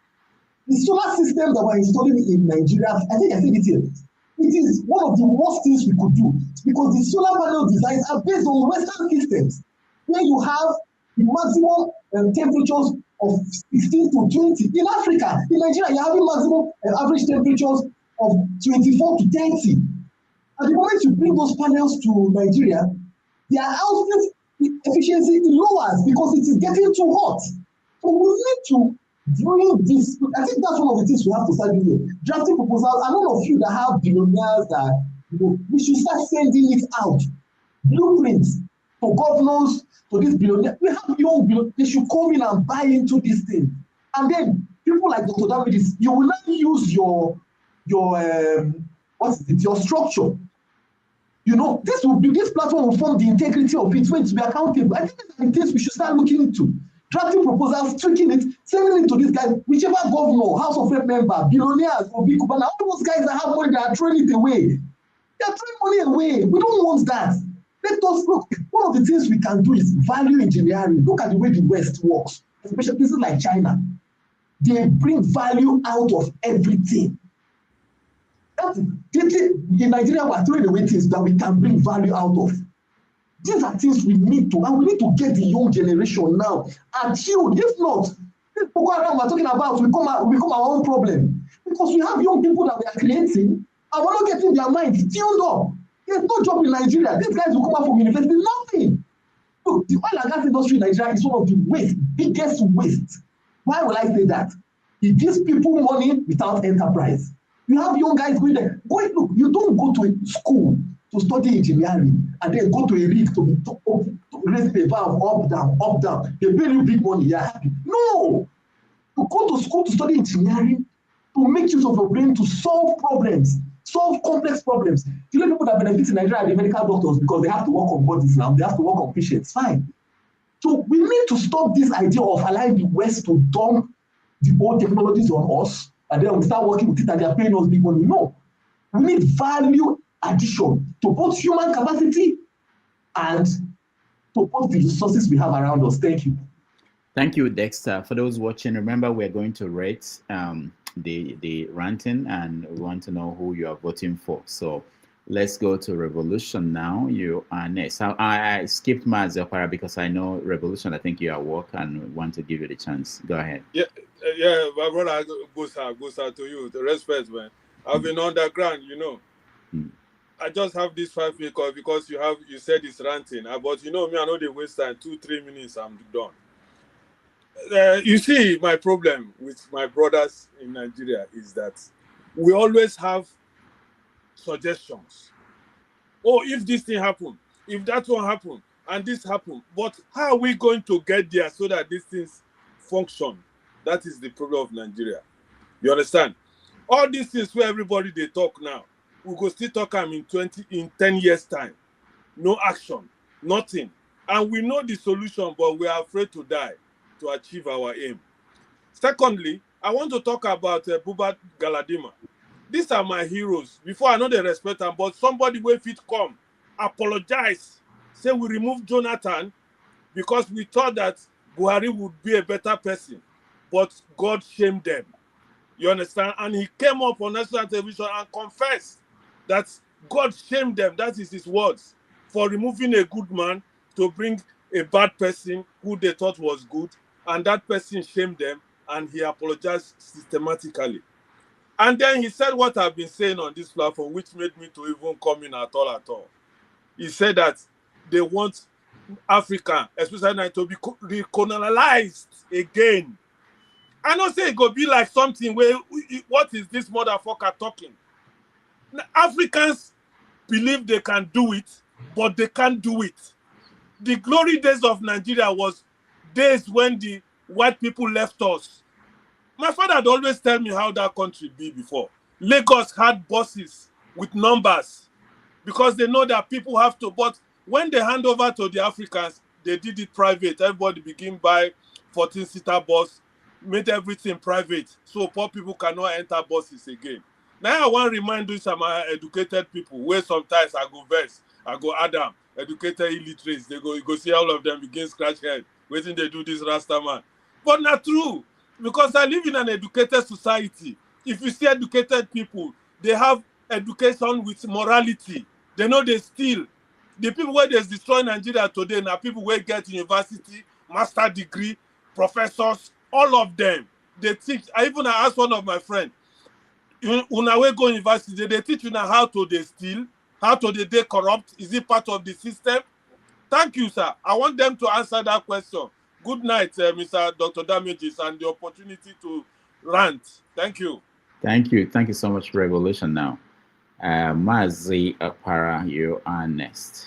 Yeah, Doctor, thank you. I would like to ask ourselves: do we really think that Nigeria is not wasting our time? Do we really don't we think that Nigeria has wasted our time? Please, because when I look at the whole scenarios, surrounding Nigeria. For example, let's start from 2015. All the whole progress, that the PDP made. You see how the whole thing were wiped out. Now we have gone back to ground zero. That means this APC will spend another 16 years. Remove 16 years from your age, or look at a 16-year-old child. That child must be now in secondary school or university. Why not we sit down and ask ourselves, do we really want to be in this entity that British constructed, forced us into? Why can't we sit down and say, is it working or is it not working? How is it going to work? And do everybody, does everybody want it or not? Why are we forcing ourselves into an entity that nobody knew how it came, where it came from?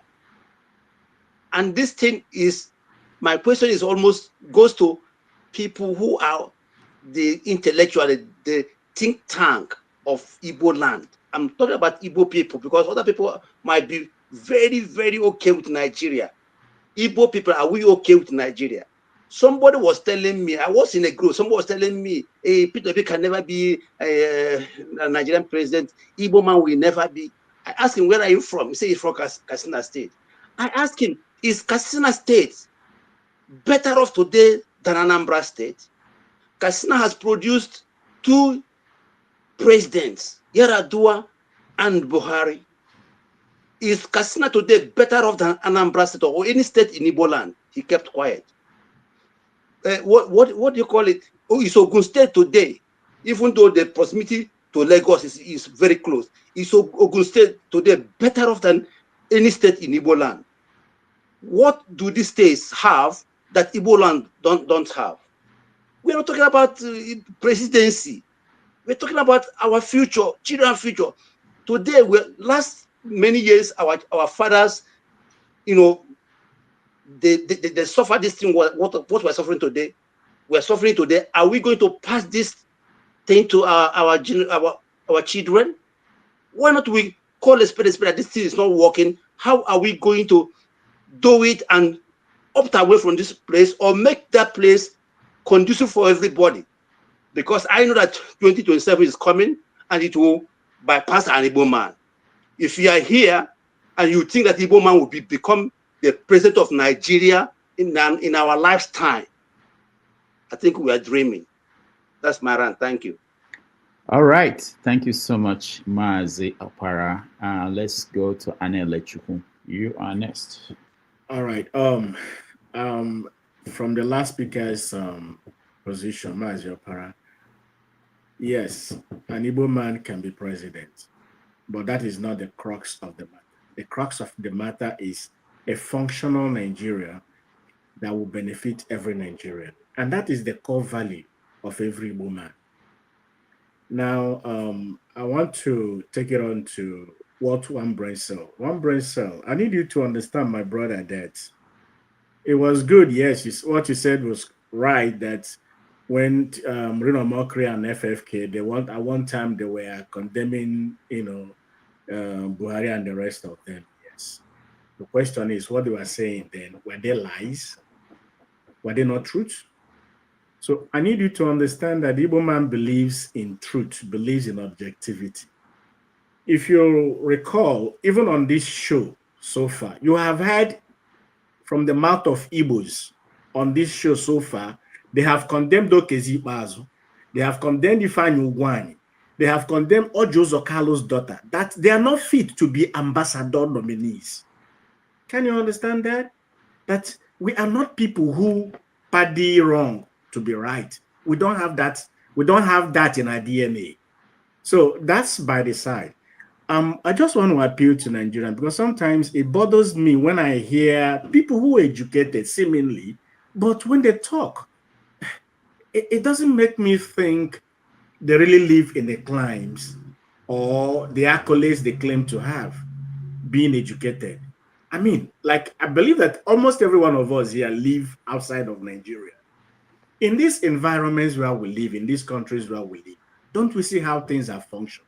Can't we want that to be replicated in our homeland? Let that be our border. Let that be our worry.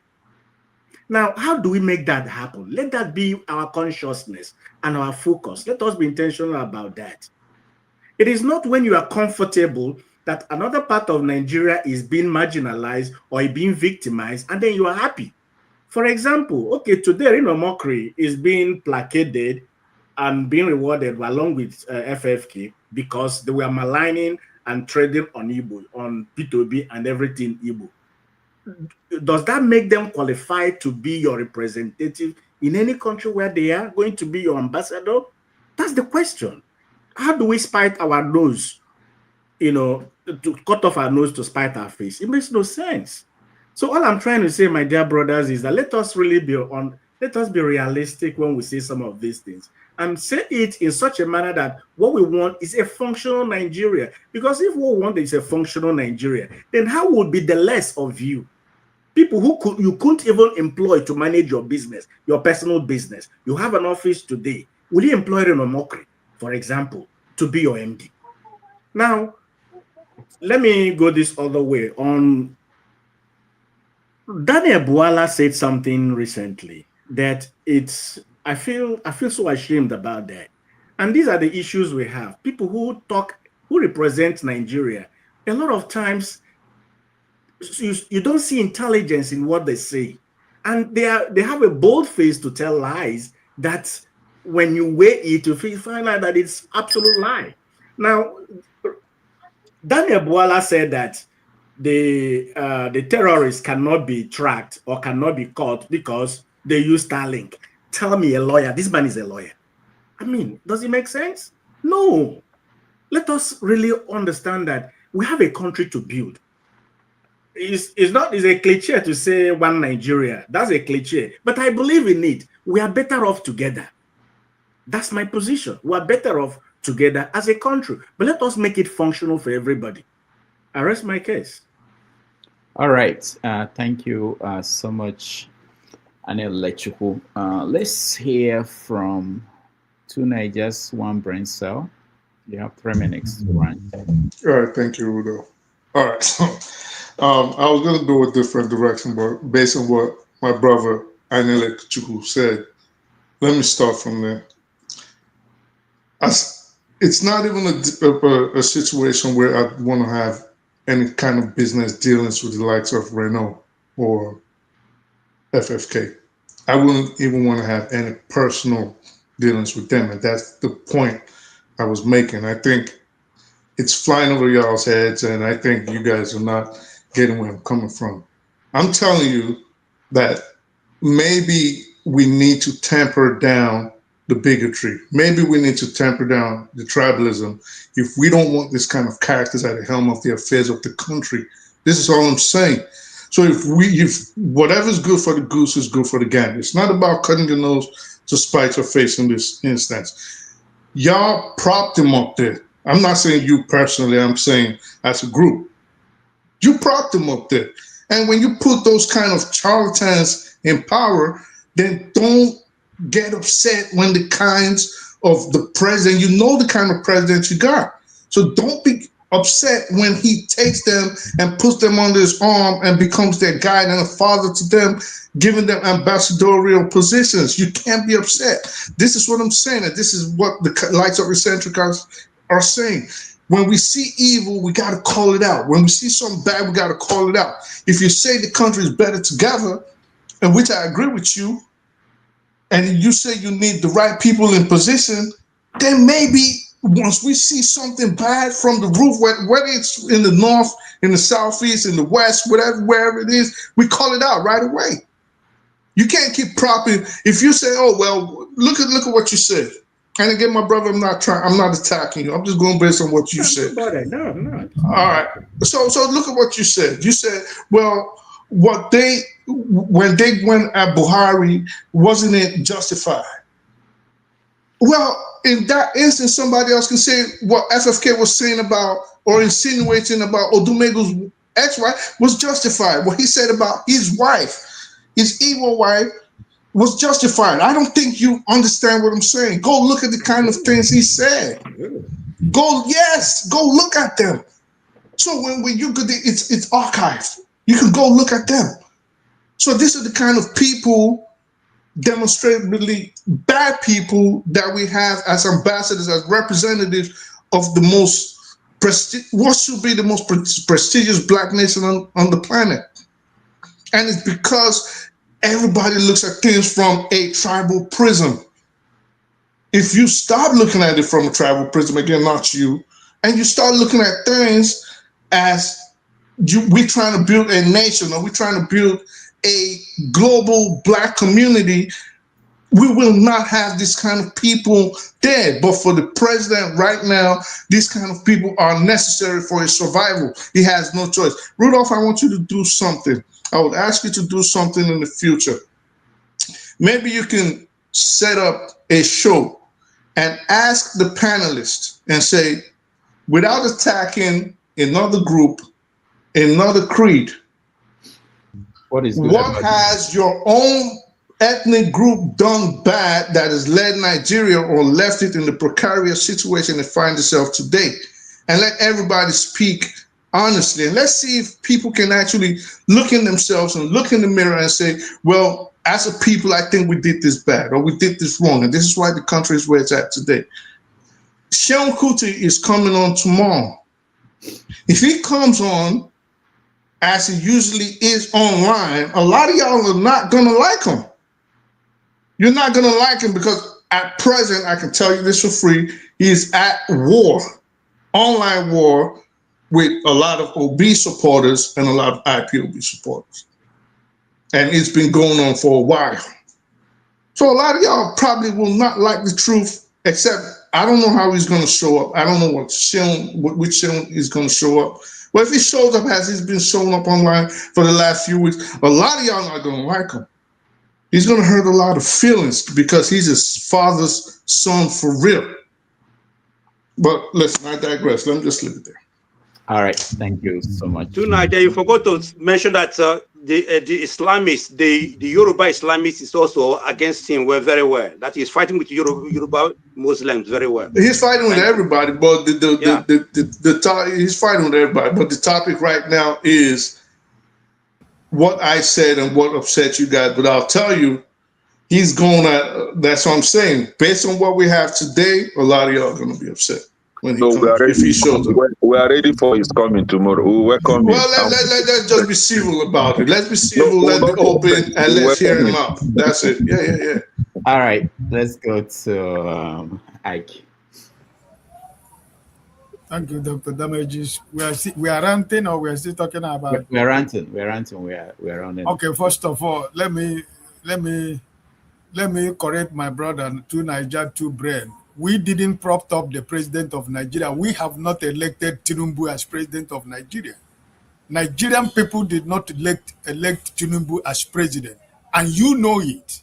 So I want to clear that. He's not my president. He's ruling the people that he's ruling. I'm not part of the people that is their president, because he never won an election. Nobody has elected him. So if you're talking about the people that prompt him up, it's not the Nigerian population. It's not Nigerian masses that put him in the office. So that's one. Two, Femi Kuti comes here. He can say whatever he wants to say. It's his fundamental human right. And I have right to tell him whatever I want to tell him, because the Femi you are talking about, his senior brother was my classmate in secondary school. So I know him more than any of you here can say you know him. So he can say whatever he cares to say. It doesn't matter to nobody. Right? I don't come here to make friends. I come here to speak the truth. Right? So it doesn't matter whatever he thinks about Obi supporters or whatever he thinks about Nigeria. That's his own personal opinion. Each and every one of us, we have an opinion. He says whatever he wants to say. If I'm here tomorrow, I will tell, if I don't believe in what he said, I'll tell him I don't believe what he said. And that doesn't mean that we should run away because Kuti is coming here. Who is Kuti? Is he bigger than the people that has come to this platform? So that is by the way. Second thing is that Nigeria, for the fact that the man that is in Asorok was not elected by Nigeria, and that's why the people that are with him, those are the kind of people that are following him, right? So nobody should be surprised. I am not surprised the people that he has appointed as ambassadors, because these are the people who represent what he represents. You know, so the thing I said before was that when Dr. Damages go to teach in one of the universities, and it happened that Irona Omogori is the ambassador in New York, and they asked him, Dr. Damages, where are you from? He said he's a Nigerian. And they asked him, who is the ambassador in New York? He said it is Irona Omogori, right? And you know, I will see the kind of respect that is going to walk away from that university campus.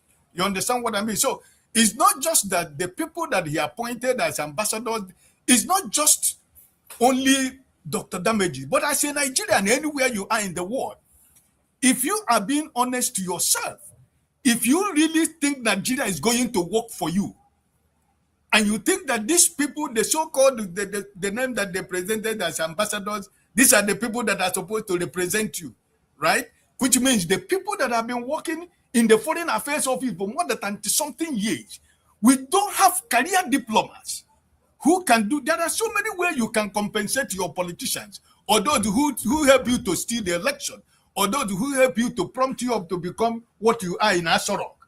There are so many ways you can compensate those people. But also, if you look at Nigeria as a nation with 250 million people, any ambassador that represents anybody, they represent the face of Nigeria, right? So even you, as a common citizen of Nigeria, wherever you are representing the name of Nigeria. My face in the island of Bonet is the face of Nigeria. The life that I live here, my activities in this island represent what Nigeria is. So you don't run away from it. Because if I live a good life where I'm living, I'm portraying the good image of Nigeria, and I'm living to be a good Nigerian. So if I personally, who is a common citizen, decide that I'm going to live a good life to uplift the name of my country, and the government that you have in Nigeria decide that it is criminal that they are supposed to put, and drug pushers and drug barons that are the people that are supposed to be your diplomats as government officials, my brother, I don't know what you're talking about. So Nigeria, that country that you call Nigeria, sorry, the man there, I've said it before, and I keep saying it anytime we come here. This man is not my president, because the people that voted for him are not Nigerians. The same man who caused where the democracy of Nigeria is today has been appointed an ambassador. How shameful. I mean, these people, listen, what they are telling you and me is that it doesn't matter. If these people, in the face of what happened in 2023 election, that this present illegitimate government stood up before 250 million Nigeria and put the name of Mahmoud, the INEC chairman, as an ambassador in Nigeria, my brother, they are not just telling you that you can't do nothing, but they are just telling you that you can't even exist without them. So I don't know the country you are talking about. I don't even know the country you are trying to talk about, because let me end like this. Gowon said, no victor, no vanquish. That was his statement, right? But who are the people that are vanquished today? It's Nigerians, because the Igbo man decided never to be vanquished, because that vanquish is something that is destroyed completely. That was the intention. But that English that they spoke turned that against Nigerians, because an Igbo man stood up, an Igbo man rise up with 20 pounds, and we have become what we have become. So we are not the people who are vanquished. Nigerian people are the people that are vanquished, because that vanquished language was made for the Igbos, that by now An Igbo man could not be able to ask for anything in Nigeria. But we stood up. We stand up. And we became what we have become in the world. And there is nothing that is going to change that. I was not vanquished. It is Nigerian nation that is vanquished because they wished me to be vanquished. But I never. And I rise up and I become what I have become today as a proud and Igbo man. If I die, if there is reincarnation, I am going to come back as an Igbo man. And nothing will stop that. Generations that will continue to be, I will continue to answer Igbo man. So I'm not vanquished because that language that Gowon spoke, that was the original plan of the Nigerian for Igbo people. But God in heaven decided to say, no, these are my people. With 20 pounds, we become what we have become today in Nigeria. Keep your president. But we are proud to be who we are because we were not vanquished. I am no slave to nobody in Nigeria. No tribe in Nigeria can I be able to bow down to. Because you didn't make me, I make myself. I have not benefited nothing from your so-called government in Nigeria. So I became who I am by the strength of an Igbo man and by the grace of God that lives in heaven, who believe that the Igbos are his people. So anybody who is speaking that language, no victor, no vanquished. No. Nigeria hoped that the Igbo man would be vanquished. But God said otherwise. With everything that was done to an Igbo man, look at where we are in the space of nation today. Look at where the tribe and Igbo man is around the world. You live in the US, you live all the whole developed countries, go to everywhere in the developed world. You see Igbo man at the hem of our face, doing great things. So that showed you we were not vanquished. But in the language that they spoke, they wanted us, if I want to go and pee, I will come and beg a Yoruba man or an Hausa man that I want to go and pee. But it didn't work because I left them and I became who I have become. Every Igbo man became what they have become today. God bless you, Dr. Damages. Thank you, Ike. CM, UNS. Okay, thank you, Rudolph. I greet each and every one of you once again. Then my rant is to use the recent news item about the objection of Lagos State government to opening Warri Seaport, just that so that it can be put to full use. I want to use that to bring up the contradiction of what people that said there is one Nigeria. So please come with me. They said Nigerian Ports Authority, which it is Nigeria, not Southwest Ports Authority or Yoruba Ports Authority. So does it mean something becomes Nigerian Ports Authority only when it takes care of the seaport in one corner of the country? That is to say the Southwest, specifically Lagos. Does it mean that Nigeria do not extend beyond Lagos? If Warri Seaport is made to function at full capacity, will it no longer be part of Nigeria? Will it no longer be Nigerian Ports Authority? And you may begin to ask, why was the seaport opened in the first place? Why did we spend money to build a seaport at Warri if we know we don't want to use it? You see, I'm throwing a lot of questions and I want to be logical so that who want to take on me can, be quite lucid in what the person wants to say. Now, you see, these are questions begging for answers.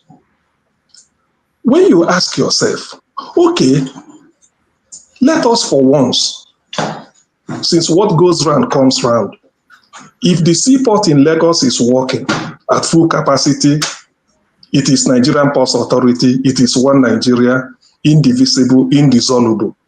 Why can't we for once close down Lagos, open only Calabar seaports to be working? Are we no longer one Nigeria if that happens? Or will it no longer be Nigerian Ports Authority? You see, these are what people, maybe they know, they do not know. I remember the former US Defense Secretary, Donald Rumsfeld, when he said there are no knowns, which means the things we know that we know. There are known unknowns, what we know that we do not know. Then there are unknown unknowns. In other words, what we do not know and we do not know them. So in Nigeria, part of the known knowns is this false authority. Because people will come and tell you Lagos has this, if Lagos should be a country in Africa, the governor of Lagos State should be attending AU meeting. As an independent nation, Lagos has the 6th biggest economy in Africa. You know, those jazz. Now, why can't you for once open Warri Seaport so that it can compete with Lagos? Or are you telling me that the area boys, the Agbero, that disturb the container that leaves Apapa Wharf to collect, disturb the Igbo man's container going to Aba and Dinnewe and the Onitsha? If you no give us something, they go and sort of release the air in the tire of the trailer carrying the container so that everything becomes flat in front of Tinkan Island port. You'll be forced to give them money. Why don't you open the Warri Seaport so that if either Urobo or Ichekiri or Ijo people go still also become there? Because you can't leave Lagos to come and do Agbero, in Warri. And you can't leave Warri to go and be doing Agbero in Lagos. So why can't what is good for the geese be best, if not better, for the gander?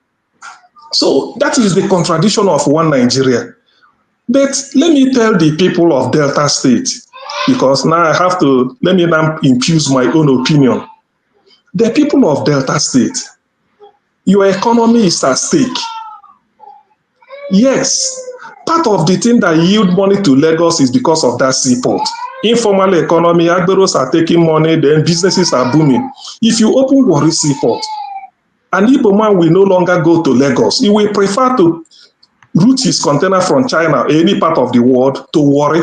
Onitsha is closer to Warri is closer to Onitsha than Lagos. Warri is closer to Aba than Lagos. Warri is closer to Nnewi than Lagos. So the Urobo, Ichekiri or Ijo, I don't know the ethnic group that own Warri in terms of indigenship, I don't know. But I know within this thread, I'm just being honest, I don't know.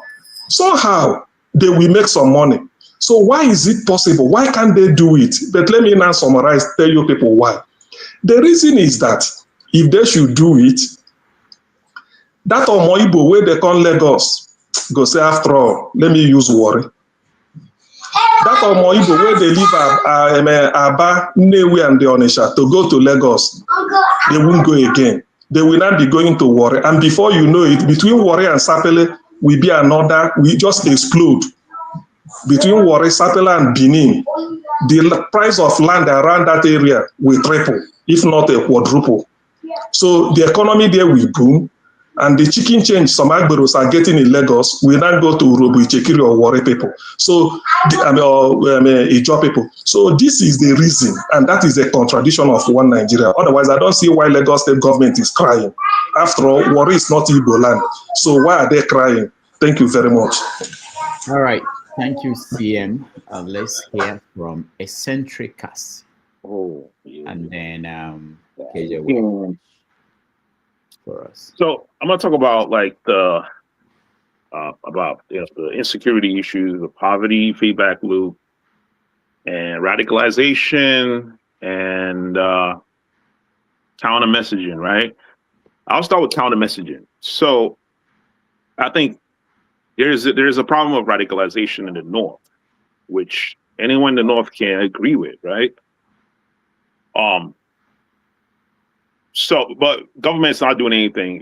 There isn't any counter messaging that's being done by the government, and this is where the media can play a role, right? The media needs to counter message against radical messaging in the North.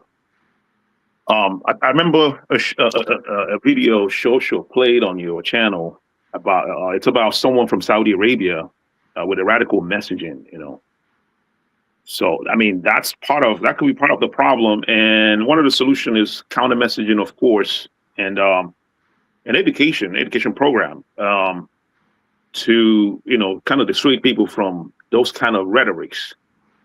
You know, because the reason why people like a lot of us here can spot like messages with ulterior motive is because we are exposed with, you know, counter messages. You know, we know how to compare messages and look at it empirically to determine if this is, you know, what the motive is, right? But most times people like in religion, right? People in like most of the foreign religion, like Islam and Christianity, one thing the religion does is like it targets you when you were young, and it doesn't give you time to get to a point where you can process information and, you know, critically, you know what I mean, process information, actually research that information, see if it's true. Personally, like me personally, what I, you know, I was raised a Christian. I didn't raise my kids in a religion. You know, I raised them with science, you know, empirical thinking, right? Like my son, he's 11. If you start praying right now, he's going to start talking. You know, he's not going to stop doing whatever he's doing.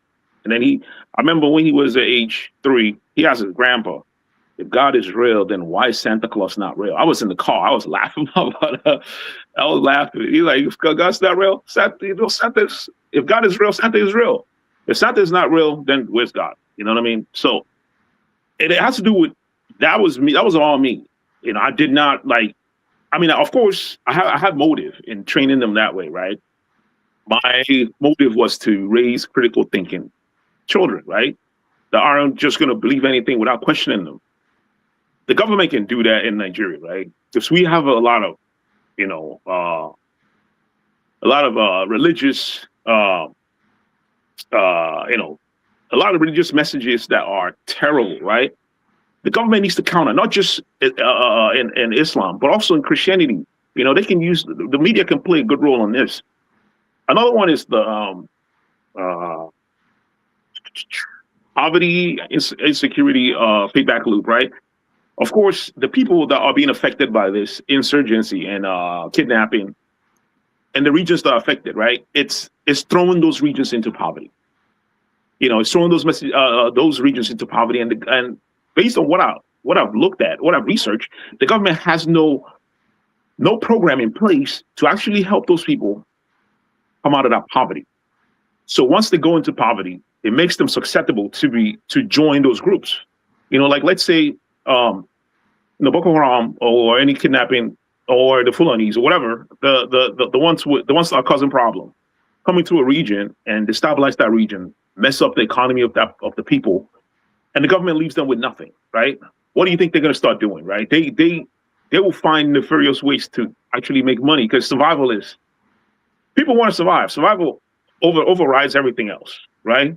Survival overrides everything. So the government needs to have a program to be to integrate these people back into society and actually bring them out of poverty. Once the area is hit, the government needs to have something, you know, a fund set aside to take care of those people, right? Another thing is like, another thing is community policing, right?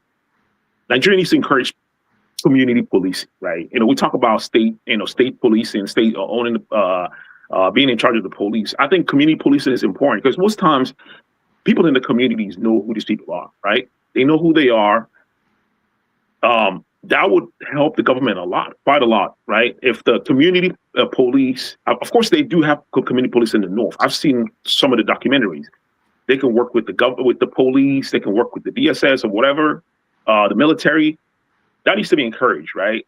And I'm saying all this not without acknowledging that the government of Nigeria is actually doing something. They are doing something. They are cooperating with, you know, other foreign countries in terms of finding out where the finances are coming from, right? I mentioned that, like, I think 2 weeks ago, the organization set up how they're working with Interpol, International Police, to track all the fundings. But of course, most of us know how we have our own local system of banking where, you know, let's say 10 people can put money together, one person gets it. What do you call it? Dawara, right? In the north, I think something like that. So they have that, right? Those cannot be monitored. Of course, they cannot be monitored. And the community knows about that. The community knows the people involved in those type of financing, and the money that goes hand in hand that's financed this insurgency groups and the kidnappers, right? So we need to involve the community in this policing, and of course, we need youth employment programs. I think the government did one for the people in the Delta region, and the River State. They had a program where they were giving students 10,000 naira, right? And most of them were given like job trainings, and we're giving job trainings, carpentry, farming. Government needs that in affected regions in the north to help bring the youths, out of poverty, to not make them susceptible to, to the messaging that makes them join these groups. That's my line. All right. Thank you so much, Centricast. Let's hear from KJ. KJ.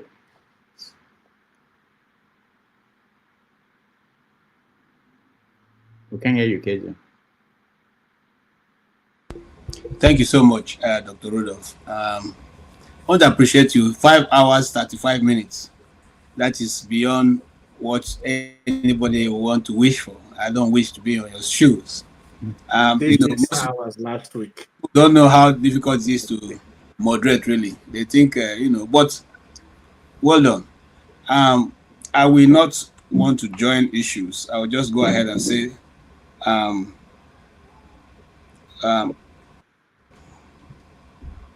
there's a problem in Nigeria, and that problem was first identified many years ago, not only by Nnamdi Azikiwe, but also by Chinua Achebe when he said Nigeria has an Igbo problem. And the only time the unity of Nigeria becomes very tight is on an Igbo matter. We do not condone evil in our space. That's why we are the first to call out the fact that if you wanted to choose a representative of Igbo land as ambassadors, you would have done better than choosing Okezi Ikpeazu and the daughter of our Eastward senator, who are still waiting to present the numbers of the 30,000 people that IPOB acquired in the East. He has not been able to give us one name yet. And you see, Rudolph, something very interesting is happening on X. When you go into the X, you find out that there are fake Igbo names that are now fighting and thanking, the law courts, how they were able to bring justice to Igbo land. And I'm wondering, they are even the one complaining and giving us, to remember the soldier and his girlfriend that was spied in Igbo land, and reminding us. And question I usually go to those people's page to ask them is, are those who don't have relatives that will have come out to put this defense on their behalf? Why does it have to be you who lives in, somewhere in Europe or in Lagos that will have to be now fighting this cause? Igbos know what their problems are. Igbos should come out and celebrate it. Why people gathering to celebrate for us? So now, the North, right from when I was a child, call themselves, they refer to all of themselves as Arewa. That's the symbol that you see when they're driving into Kaduna State. You see the symbol, they always have it on the Agbada, the Arewa symbol. When they say we Arewa, Mune Arewa, nobody complains in Nigeria. Nobody says anything. It's okay when they not say we, the 19 northern state governors, have taken this position. It's okay. Nobody says anything. It's accepted. Government don't give order. National security advisor don't say it's a security threat. When the people in Oduduwa meet in Lagos and they say we Oduduwa, we are first Oduduwa before Nigeria, and they sing the Oduduwa song, when they sing that item before starting their meetings as the West, it's okay. It's not a national threat, But when an Igbo person says, I am Biafra, everybody raises arm. They become very agitated. They want to finally, in fact, they even try to force you to say you are not. Which one are you? Are you Igbo or Biafra? They forget that Biafra existed even before the nation of Nigeria was formed. So we become shy we become shy, we are pushed, we are cajoled, we are called bigots, we are called tribalistic because we say we are Biafra and we are Igbos. When you as an Igbo, and I noticed there is, as it turned out long time ago, so I've grown to skin about it. When you are an Igbo journalist and you write stories of how people, things are not going well in Igbo land, how you talk down on Igbos, you are celebrated, you are loved. All of them love you. The moment your pen turns or your documentary turns and begins to talk something that's contrary to what they believe, you become bigots, you become tribalistic. I do not matter. I don't care any longer. Yours beloved sitting here, I have done a documentary on Father Kuka, Reverend Kuka. Then it was Father Kuka in his church when it was bombed many years ago. I still have the documentary on my drives, okay, for which he roundedly condemned and declared that this was a Christian genocide. It was by the whiskers that he escaped that listing. In fact, for his church to continue for many days after that, they had to have an army checkpoint right before you enter the church and after you leave the church. But today, that same individual says, if you can even buy 10 million people and it still not be a genocide, then what would be a genocide? When we talk about this thing going on in Nigeria, some people think it is just now it started. It didn't start now. If you have a good history of Nigeria, you will know that there was a group called Metaseni. Metaseni, if not for the Abacha, who didn't believe in tribalism or rather believe in condoning evil, it would have been a disaster. After that, we had the Miss Nigeria beauty contest of Mary Bruce, that the whole country. Remember, we also have the issue of Kaduka, who said was taken off and they paraded around the city of Kano. Remember, also we had the issue of the woman, the Reverend Thompson. Reverend Thompson. I talked about that story here, but I thank God that Reverend Thompson came and even spoke about it more, because we did a documentary on that also. The woman was pregnant and she was, in Gombe, she was, roasted alive because she dared to say a student was stealing, and the student said she has insulted the prophet. So what we are simply saying is this: before you say it, they tell you, oh, it's Islam. Sharia is not for Christians. Did anybody ask Deborah what was her religion before she was spied? And all these other people, okay? If you go back to Jos, and for those who lived in Jos, you know that Jos has constantly faced this vehement desire to take over. There was even a time they wanted to install an emir in Jos, for which the Bongbong of Jos and his people refused vehemently and said it will not happen. That again, somebody will say it is not a religious thing. So the question be, why we are always being accused of being tribalistic, and we're always being accused of being bigots because we support to say, what you have been doing to us is no longer fair. It is now. We will not be cowed to accepting that we should keep quiet. We will keep saying it. Like I said, the times have come when the Igbo people will tell their story and they are not going to keep quiet. We will say it because we have enjoyed your single stories. It is now for us to speak out. Because again, Chinachwe said, when the story is always on the side of the hunter, he always portrays himself a hero until the lions are asked. Gentlemen, it is the time for the lions to speak. We will speak, we will shout at the rooftop. We will always say it clearly with any fear of ambiguity of what we are and who we are. You see, it doesn't matter whether you accept it or not.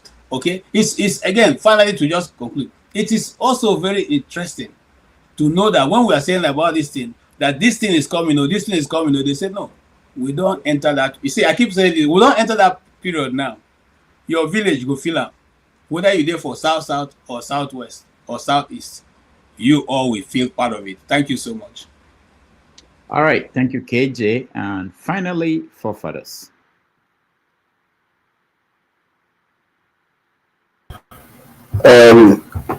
Greetings, Dr. Babaji. My microphone and my equipment is very different today, so I'll probably be cutting up now and again. Sorry about that. Hopefully next week that all that will be sorted out. It's a shame that I had to speak now because of some of the stuff I heard. But while I was listening, and it occurred to me that before the British arrived in Nigeria, can you say the Southeasterners, Nigeria hasn't favored them, given that they were only in the Southeast by and large during that time, before the British arrived? Can anybody tell me that? Because it looks like there is an element of single-handed, you know what they would say? Single-handed, always complaining constantly. The last time I was here, I said this gnashing of teeth that people are doing. If we look at the ledger, it's not that straightforward. It's not that straightforward at all. If you look at the demographic change and everything that's happening in Nigeria, if anything, the Igbos have had a lot of gains. Let me repeat this. They've actually had a lot of gains before the Igbo man came, before Nigeria was created. You may not believe it, because some people like to pretend as if they are the only victims in Nigeria. Before then, Igbos were not present in the Southwest, they were not present in the North. So now you're complaining that Northerners are coming south. Ask yourself, what happened? Am I lying? Go and check your facts. Are you asking me? I can answer you if you're asking me. I can answer you. Right? No, I'm asking everybody. Anybody that thinks that they have the facts. I'll answer you. If you say that, okay. Then, how come? Let me ask you a straight question. Hold on. Let me just answer one. Igbos, how come? Now, how come? Let me ask half you of so I can answer if Igbos are not in the West, if Igbos are not in the West, how come Ojuku's father own half of Ikoyi? Let me ask you if Igbos are not in the West, how come Ojuku's father own half of Ikoyi? That was after the white people came. No, that was after the white people came. I told you. Just told you that. Wrong. You are wrong. You're not listening. No, let me finish. Let me finish. So the point I want to make is that the frequency, the Southeasterners are in other parts of the country, including the South side, by the way, where you heard about Opobo and all the rest of it. There were not that many in the South areas. The spread that they've had because of the Europeans coming in, they don't seem to, that people like KJ or other people that say all this thing, they don't seem to take all that into account at all. The only one they see is the victimization or presidency and all that stuff. That's the only one you see. You're not seeing that other people have suffered reverses. I said it before, because it looks like, you know what they will say? Oh, those people should cry for their own. But you have gained at their expense. The Southeast has gained at those people's expense. They are crying, but you are not listening to them. As the Kadagaboro complained, you are not listening to him.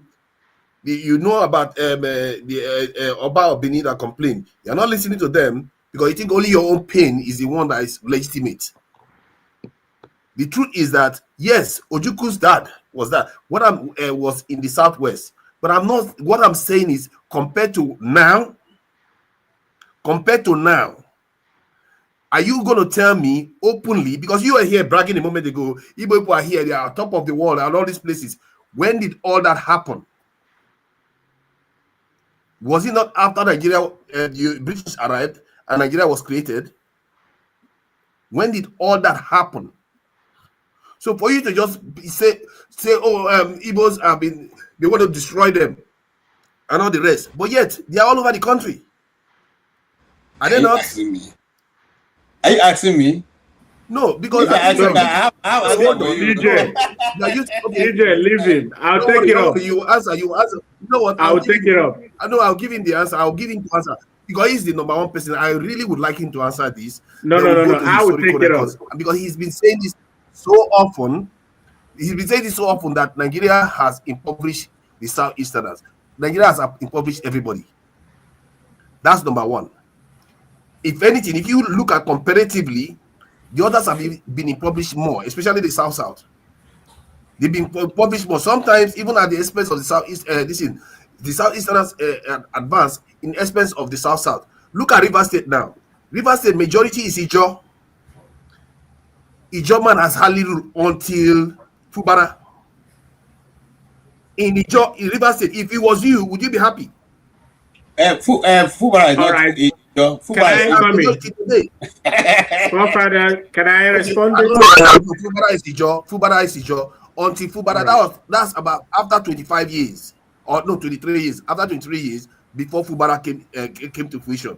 This kind of complaint, what I don't like about it is that you make it always about only your own people, when in reality the entire Nigeria has a problem. This one brain cell came earlier on and said we should stop this thing, and the next thing he did was double down on it again. We should really stop this. As a matter of fact, Electrical says something similar, that we should try to fix the country, not always playing this game of one-sidedness all the time. And yet, some people just keep doubling down and say, "Oh, they are persecuting them. They are persecuting them only." They are persecuting everybody. Everybody feels persecuted somehow. Only if you ask me, the only people that will say maybe they are not being persecuted is the Southwest, because even Afenifere said it earlier on this week that they've had Obasanjo, they had Osibanjo, that they felt that it should go to the Southeast. That's what one of Afenifere leaders said. And I see that there's merit to that. So it's only the Southwest that will say, okay, in this democratic dispensation, it doesn't favor them that much. But this thing that's you guys just come here and start complaining all the time. 1 minute you are going to say Southeasterners are developed, the next minute they are persecuting you. 1 minute you are saying they are trying to kill you all, but yet your population is growing more than anybody else's population. What kind of situation is this? It's just contradiction all over the place. And at the same time, there are real people that even the Southeasterners are taking advantage of, and you just act as if nothing is happening at all. See, I'm not here to sugarcoat anything for anybody. I will tell you as I see it. If Southeasterners are being persecuted, I will tell you, and they are. Make no mistake, they are. People target them all the time. I've had people say that in front of me. But let's not pretend as if other people are not suffering at the expense of Southeasterners too. Don't pretend that. And this, I don't like it. Just try to fix the country. Stop trying to make it look like it's only one side all the time. Fix your country. You are a man. Find a way to bring people together, north, south, east, west. Fix that country, and you see that other Southeasterners are not going to enjoy that you love so much. That's the way to fix the country. Thank you. And I would like you to answer the question, because okay, don't worry. Let me take it up. Like to say something about it. Forefathers, Oh. let me address something. I think we're misunderstanding each other, or sometimes we contradict each other, or maybe we don't really understand what our problems really are. Listen, I'm an Igbo man. I'm unapologetically an Igbo man. I believe in the core values of the Igbo culture and tradition, which is Biri Kambiri, which means live and let me live. If you heard what Wike used to sing, that song, it's not him that created it. It is an Igbo song. Inyendeba, inyendeba, inyendeba, inyendeba. That is, you give these people, you give these people, you give these people, you give. That is the Igbo core Igbo value. If you observe every Igbo man, what every Igbo man is saying, let him that is most qualified take it. It does not matter where it is. It does not matter who it is. Let me say tell you, in this show last week, there was this, by his name, is a Yoruba guy. He spoke 4 times on this show. Ovie haven't spoke one. The one that has a Pueblo, picture. He was in your show, Forefathers, right? We were here almost 7 hours last Saturday. You hear when Ovie interjected and took it up on the guy that he has spoken 4 times, but he hasn't allowed him speak for once. See, that's what we talk objectivity. If you look on this show, for example, you have heard when an Igbo man came up here and said all the Fulanis should not be condemned because of the activities of few bad Fulani people. The Igbo man stands for objectivity and uprightness at all times. We don't want to marginalize anybody. We don't want any Nigerian to be marginalized. And that's just our value. If you are saying the Igbo man has been to the east or has been to the west, north and south, how did he get there? By his hard work. Not that he got appointment in NNPC. The people who are getting appointment in NNPC, are they not Nigerians like the Igbo man? But the Igbo man is not in NNPC. He is trading. He is selling bicycle and carrot that the Hausa man produces. He is there by the dent of his hard work, by his own effort. All you have built in the southeast are by the college, the schools in my village. We contributed money to build it. I am from Imo State. We built an airport by contribution. Which airport in Nigeria is built by the community, by the state itself? Before now, people donating $10,000, 10,000 naira, 5 naira. I paid what we call survival levy when I was in secondary school to build Imo Airport. So the point we're making here is, what we are saying is, let Nigeria be organized. It will benefit the German, it will benefit the Yoruba man, it will benefit the Efik man, it will benefit the Fulani man, but not that one particular tribe or one particular ethnic or region will dominate the entire country. Look at what here you heard on this show. Somebody, an Igbo man, I think CM or whoever, was talking about how the governor of Lagos State is standing against a port that is in Warri, not in Onitsha, not in Owerri, not in Aba, but a port, a seaport for Warri. So you see this idea, whenever it comes to an Igbo thing, every one of us, brings up our tentacles and, try to, no, it's not proper, it's not right. The Igbo man is talking about objectivity. What you merit, take it. What I merit, I take it. As long as I'm qualified for it, let me have the position. As long as you're qualified for the position, have it. It does not matter who your father is. It does not matter who your forefather is. Do you understand? That's what we're talking about. That's what the Igbo man believes. We don't want give us Nigeria on a platter of gold. No, let us give us what we merit. If we merit it, let us have it. Don't say because we are Igbos. No, we don't need to have it. That's our crowds. That's our problem. So we want every Nigerian to understand that for Nigeria to be a progressive country and let the best man lead. Nigeria, an Igbo man does not care who is the president of Nigeria. And that's what I think every Nigerian should bother about. We should not bother who is the president of Nigeria, but let the best man be the president of Nigeria. But if it is that a Hausa man has been president, a Yoruba man has been president, and a German has been president, so why wouldn't an Igbo man also be president? You won't be sharing cake. When it gets to my turn, you change the rule of sharing the cake. That's the problem. The Igbo man saying, no, we don't want it. That's the issue. You understand, my brother? So I just want to put this into perspective. What is for all of us? Let all of us share it equitably as it comes to us. It is not when there is a position in Shell and in NNPC, you hand it over to all other tribes. When it comes to you giving it to the woman, you say no, let him go and trade in Aba because he's a billionaire in Aba market or he's a billionaire in Balogun market. No. Are you Ochanja market and Aba market or the market in Balogun? Does it belong to federal government? No. That's national cake. If it is good for you, then it should also be good for me. As an Igbo man, give me what is my due share. That's actually all we are contesting about. There is nothing about it. I wish you understand what I'm trying to explain. We don't want to dominate anybody. There is nobody an Igbo man has conquered. We don't conquer any people. Rather, we work hard to earn whatever we want to. We go for it. We work hard for it. We don't say give it to us on a platter of gold. Maybe on another show, I can tell you my experience when I was doing national service at the central bank. But that's not for today. Rudolph, let me just 30 seconds. I just want to ask my brother, Anile Chuku, if all this discrimination that we all complain about, because it's not only on your doorstep, forefathers is right. It is something we all have to push for. If we feel any section of the country is being discriminated on, we all have to speak on it. Exactly.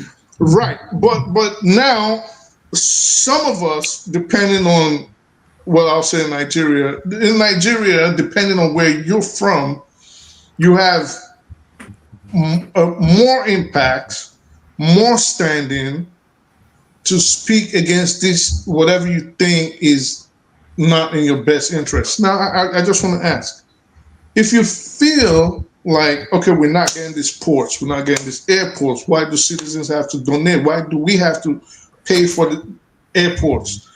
What are Southeastern political leaders doing about it?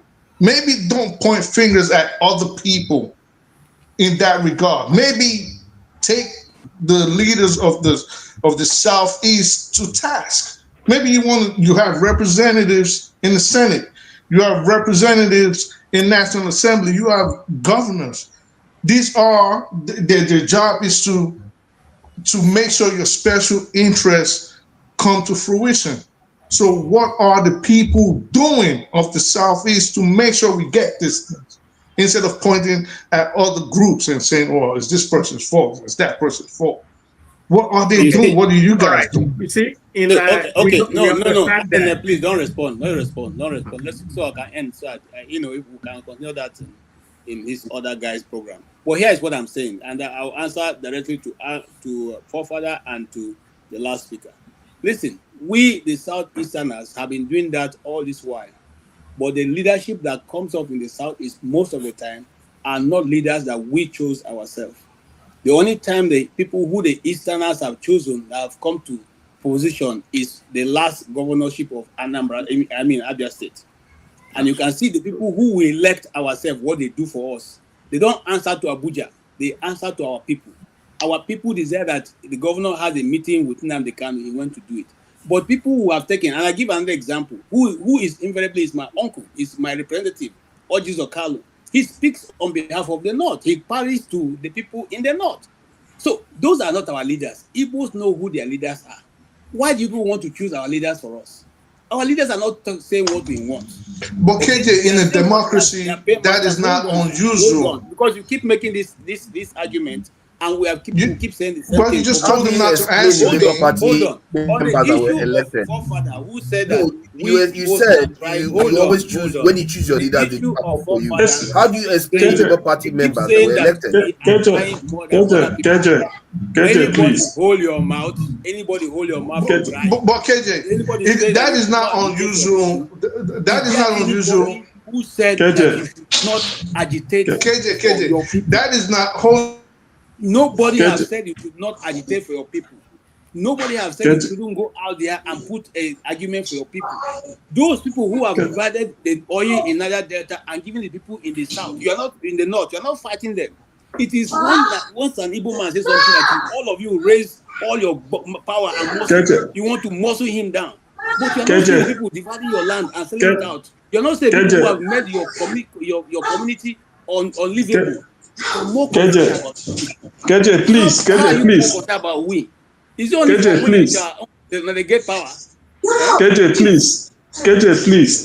I thought that KJ, I was expecting people today to say at least CM kudos for your rant. Because people are accusing the Igbo that we are not only the victim, everybody is a victim. We only talk about ourselves. I took my 3 minutes to talk about war report. I'm not from Warri. I'm not from Delta. The area even where the Warri is either Urobo, Ichekiri or Ijo. They are not in the Igbo. But I spoke glowingly and I made the case for them that the war report should be open because federal government spend money to build it. So why not make use of it? Why not develop the economy of Warri? I'm not from Warri. Warri is not Igbo land. Warri is in the south. It's not in the southeast. But I said here to make a case for them, logically, that if you don't want to use Warri, why not close Lagos and open Calabar and let us know whether we are no longer one Nigeria?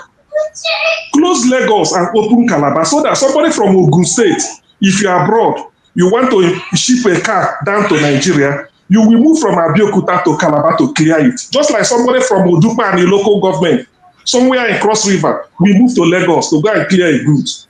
Why? So open Warri seaport. I may expect people to say, oh, CM, thank you for saying that. It's an Igbo man now advocating for the people of Urobo, Ichekiri, and the Ijo, so that they will have a seaport, and the Agberu that are there, at least we have some money to feed, just like the Agberu in Lagos are making money. Not to talk of the business it will bring to the area, the cost of landed properties in the area, and the other industry that may follow suit. So you see, it is not entirely correct when people single Ndi Igbo out and start to make it as Ndi Igbo, maybe we don't consider we are crying victim. No, it's because we believe in live and let live. Open it there so that as an Igbo man, I will know whether to use Lagos or to use Warri. It's for me to decide.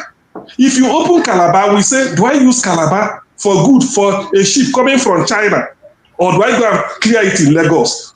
Let the rainbow, what is it called? Let 1,000 flowers bloom so that the rainbow can take shape.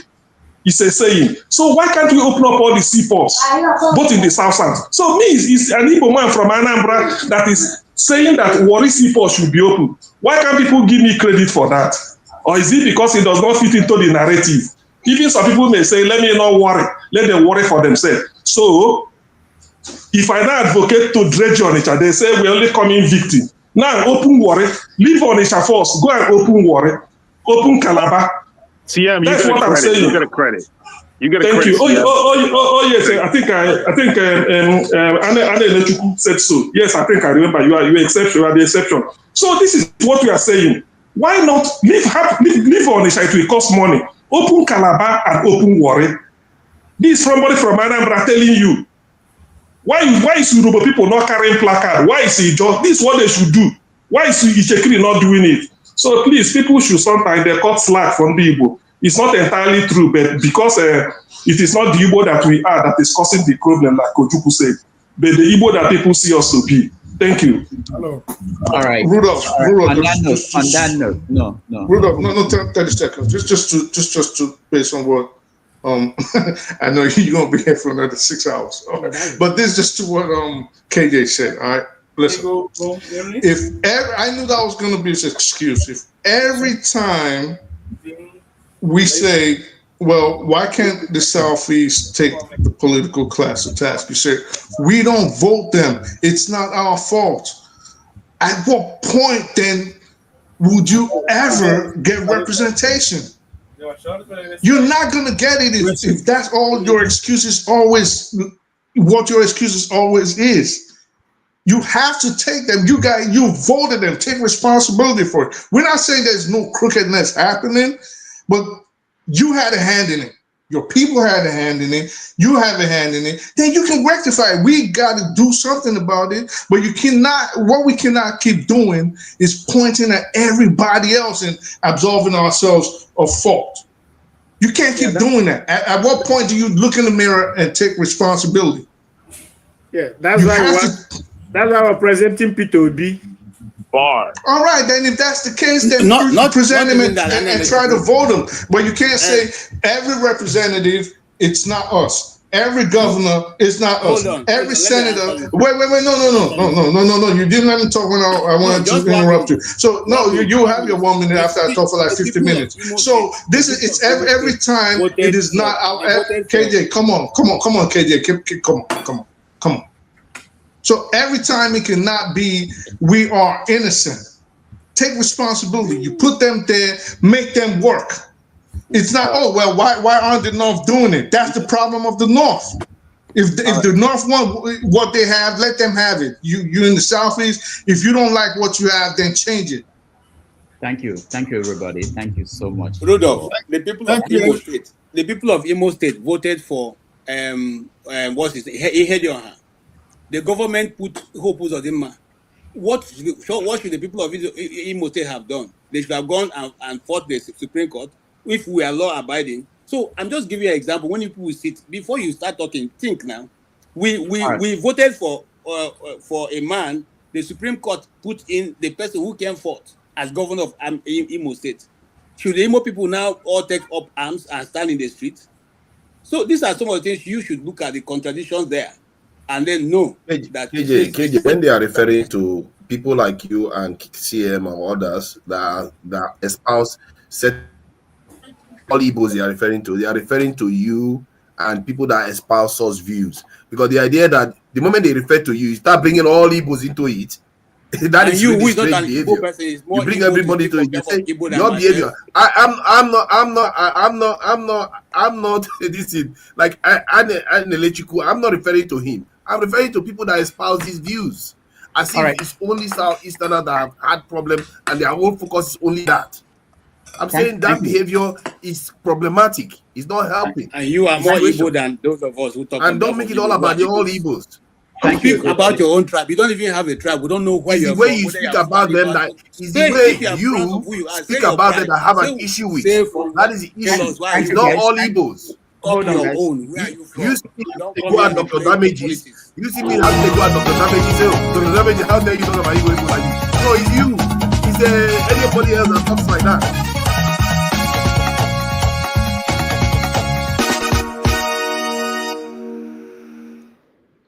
All right, let me thank a few people that supported us throughout today's show. I want to thank those that watched at home, those that donated money, and also those that are in the studio that came in here. It's not easy to come in here and contribute, and we appreciate all of you.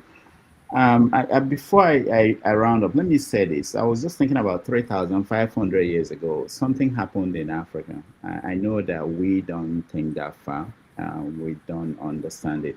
There was what they call the Bantu migration. These people left Cameroon, Nigeria region, and migrated down to South Africa. They became the people that we know today as the Zulus, the Shona, Zulus in South Africa, the Shona in Zimbabwe, Kikuyus in Kenya, and all the major ethnic groups we have in southern part of Africa. That was 3,500 years ago. They vanquished whoever were people that were there before them, and they became the dominant group. Out in West Africa, where we are, the West Benue Congo language group, which all of you belong to, somehow emerged and dominated. I wish it's the Bantu people that moved up towards West Africa. But sometimes we don't think about this when we think about today and all the struggle that people fight over territories, resources, and everything. But I think it will help us sometimes to pause and look at historical trend, how the world evolves and the direction things go, and be able to put what we think about in the context of that. It's good to exchange ideas. I like it. I like people with different views. It enriches the conversation. But I appeal most of the time for people, for all of us, to always think about the past and then think about tomorrow and further down, not just this present time, to help us to have a wider perspective. On that note, I want to thank, I can't find the people that, oh yeah, I found them now. I want to thank Oriaklu Tope. Thank you so much for supporting us. Oscar Blackstone, thank you so much. And Alexander Gomez, thank you so much for your support. These are the people who help us to keep the lights on, and I'm serious about it because we have bills that we take care of. At the end of the year, that's when it becomes clear to you, oh, we've been paying this amount for this subscription, maybe we should cancel it now. But thank you everybody. Thank you KJ for being here. Thank you, forefathers, for being here. I appreciated your mention that last week you were here for 12 hours or something. I only saw 10 hours in StreamYard. I don't know the rest were there. Thank you, Ike. Thank you, CM. Thank you, Anele Chukwu. Thank you, Eccentrica, and all the people that came into the studio. Thank you, those on the comment section. I saw all of you. And if you have not liked the stream, please, you can click like now, and that will help us to get this to more people.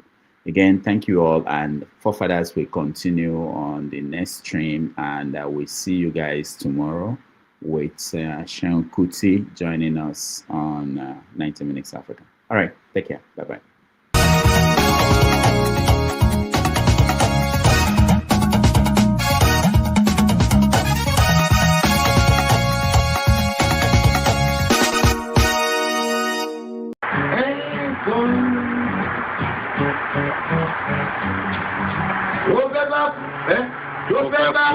Tó fẹ́ kú torí ẹ̀.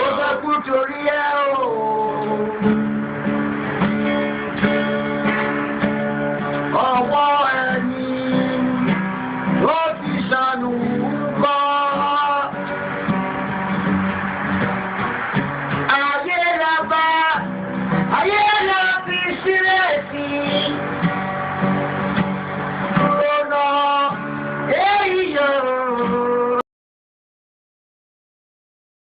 Thank you. Thank you so much for watching. Thank you. Have you subscribed? Yes, you. Have you subscribed? You. Yeah, before you go, click. It's free. Click. Just that's it. Have you subscribed? You're laughing. Have you subscribed? Have you subscribed? Thank you. Thank you. Thank you. Hey, madam, thank you so much. I can see you. I can see you. We have to get to 100,000 subscribers. This by the end of the year. How are we going to do that if you don't subscribe? Yes, you. Yes, you're about to click off. Why? Have you subscribed? It's free. If you don't, ask your son. Ask your daughter. How to? Just one click. Thank you. Thank you. I see you. Aha. Thank you very much. Thank you very much. I'll see you tomorrow.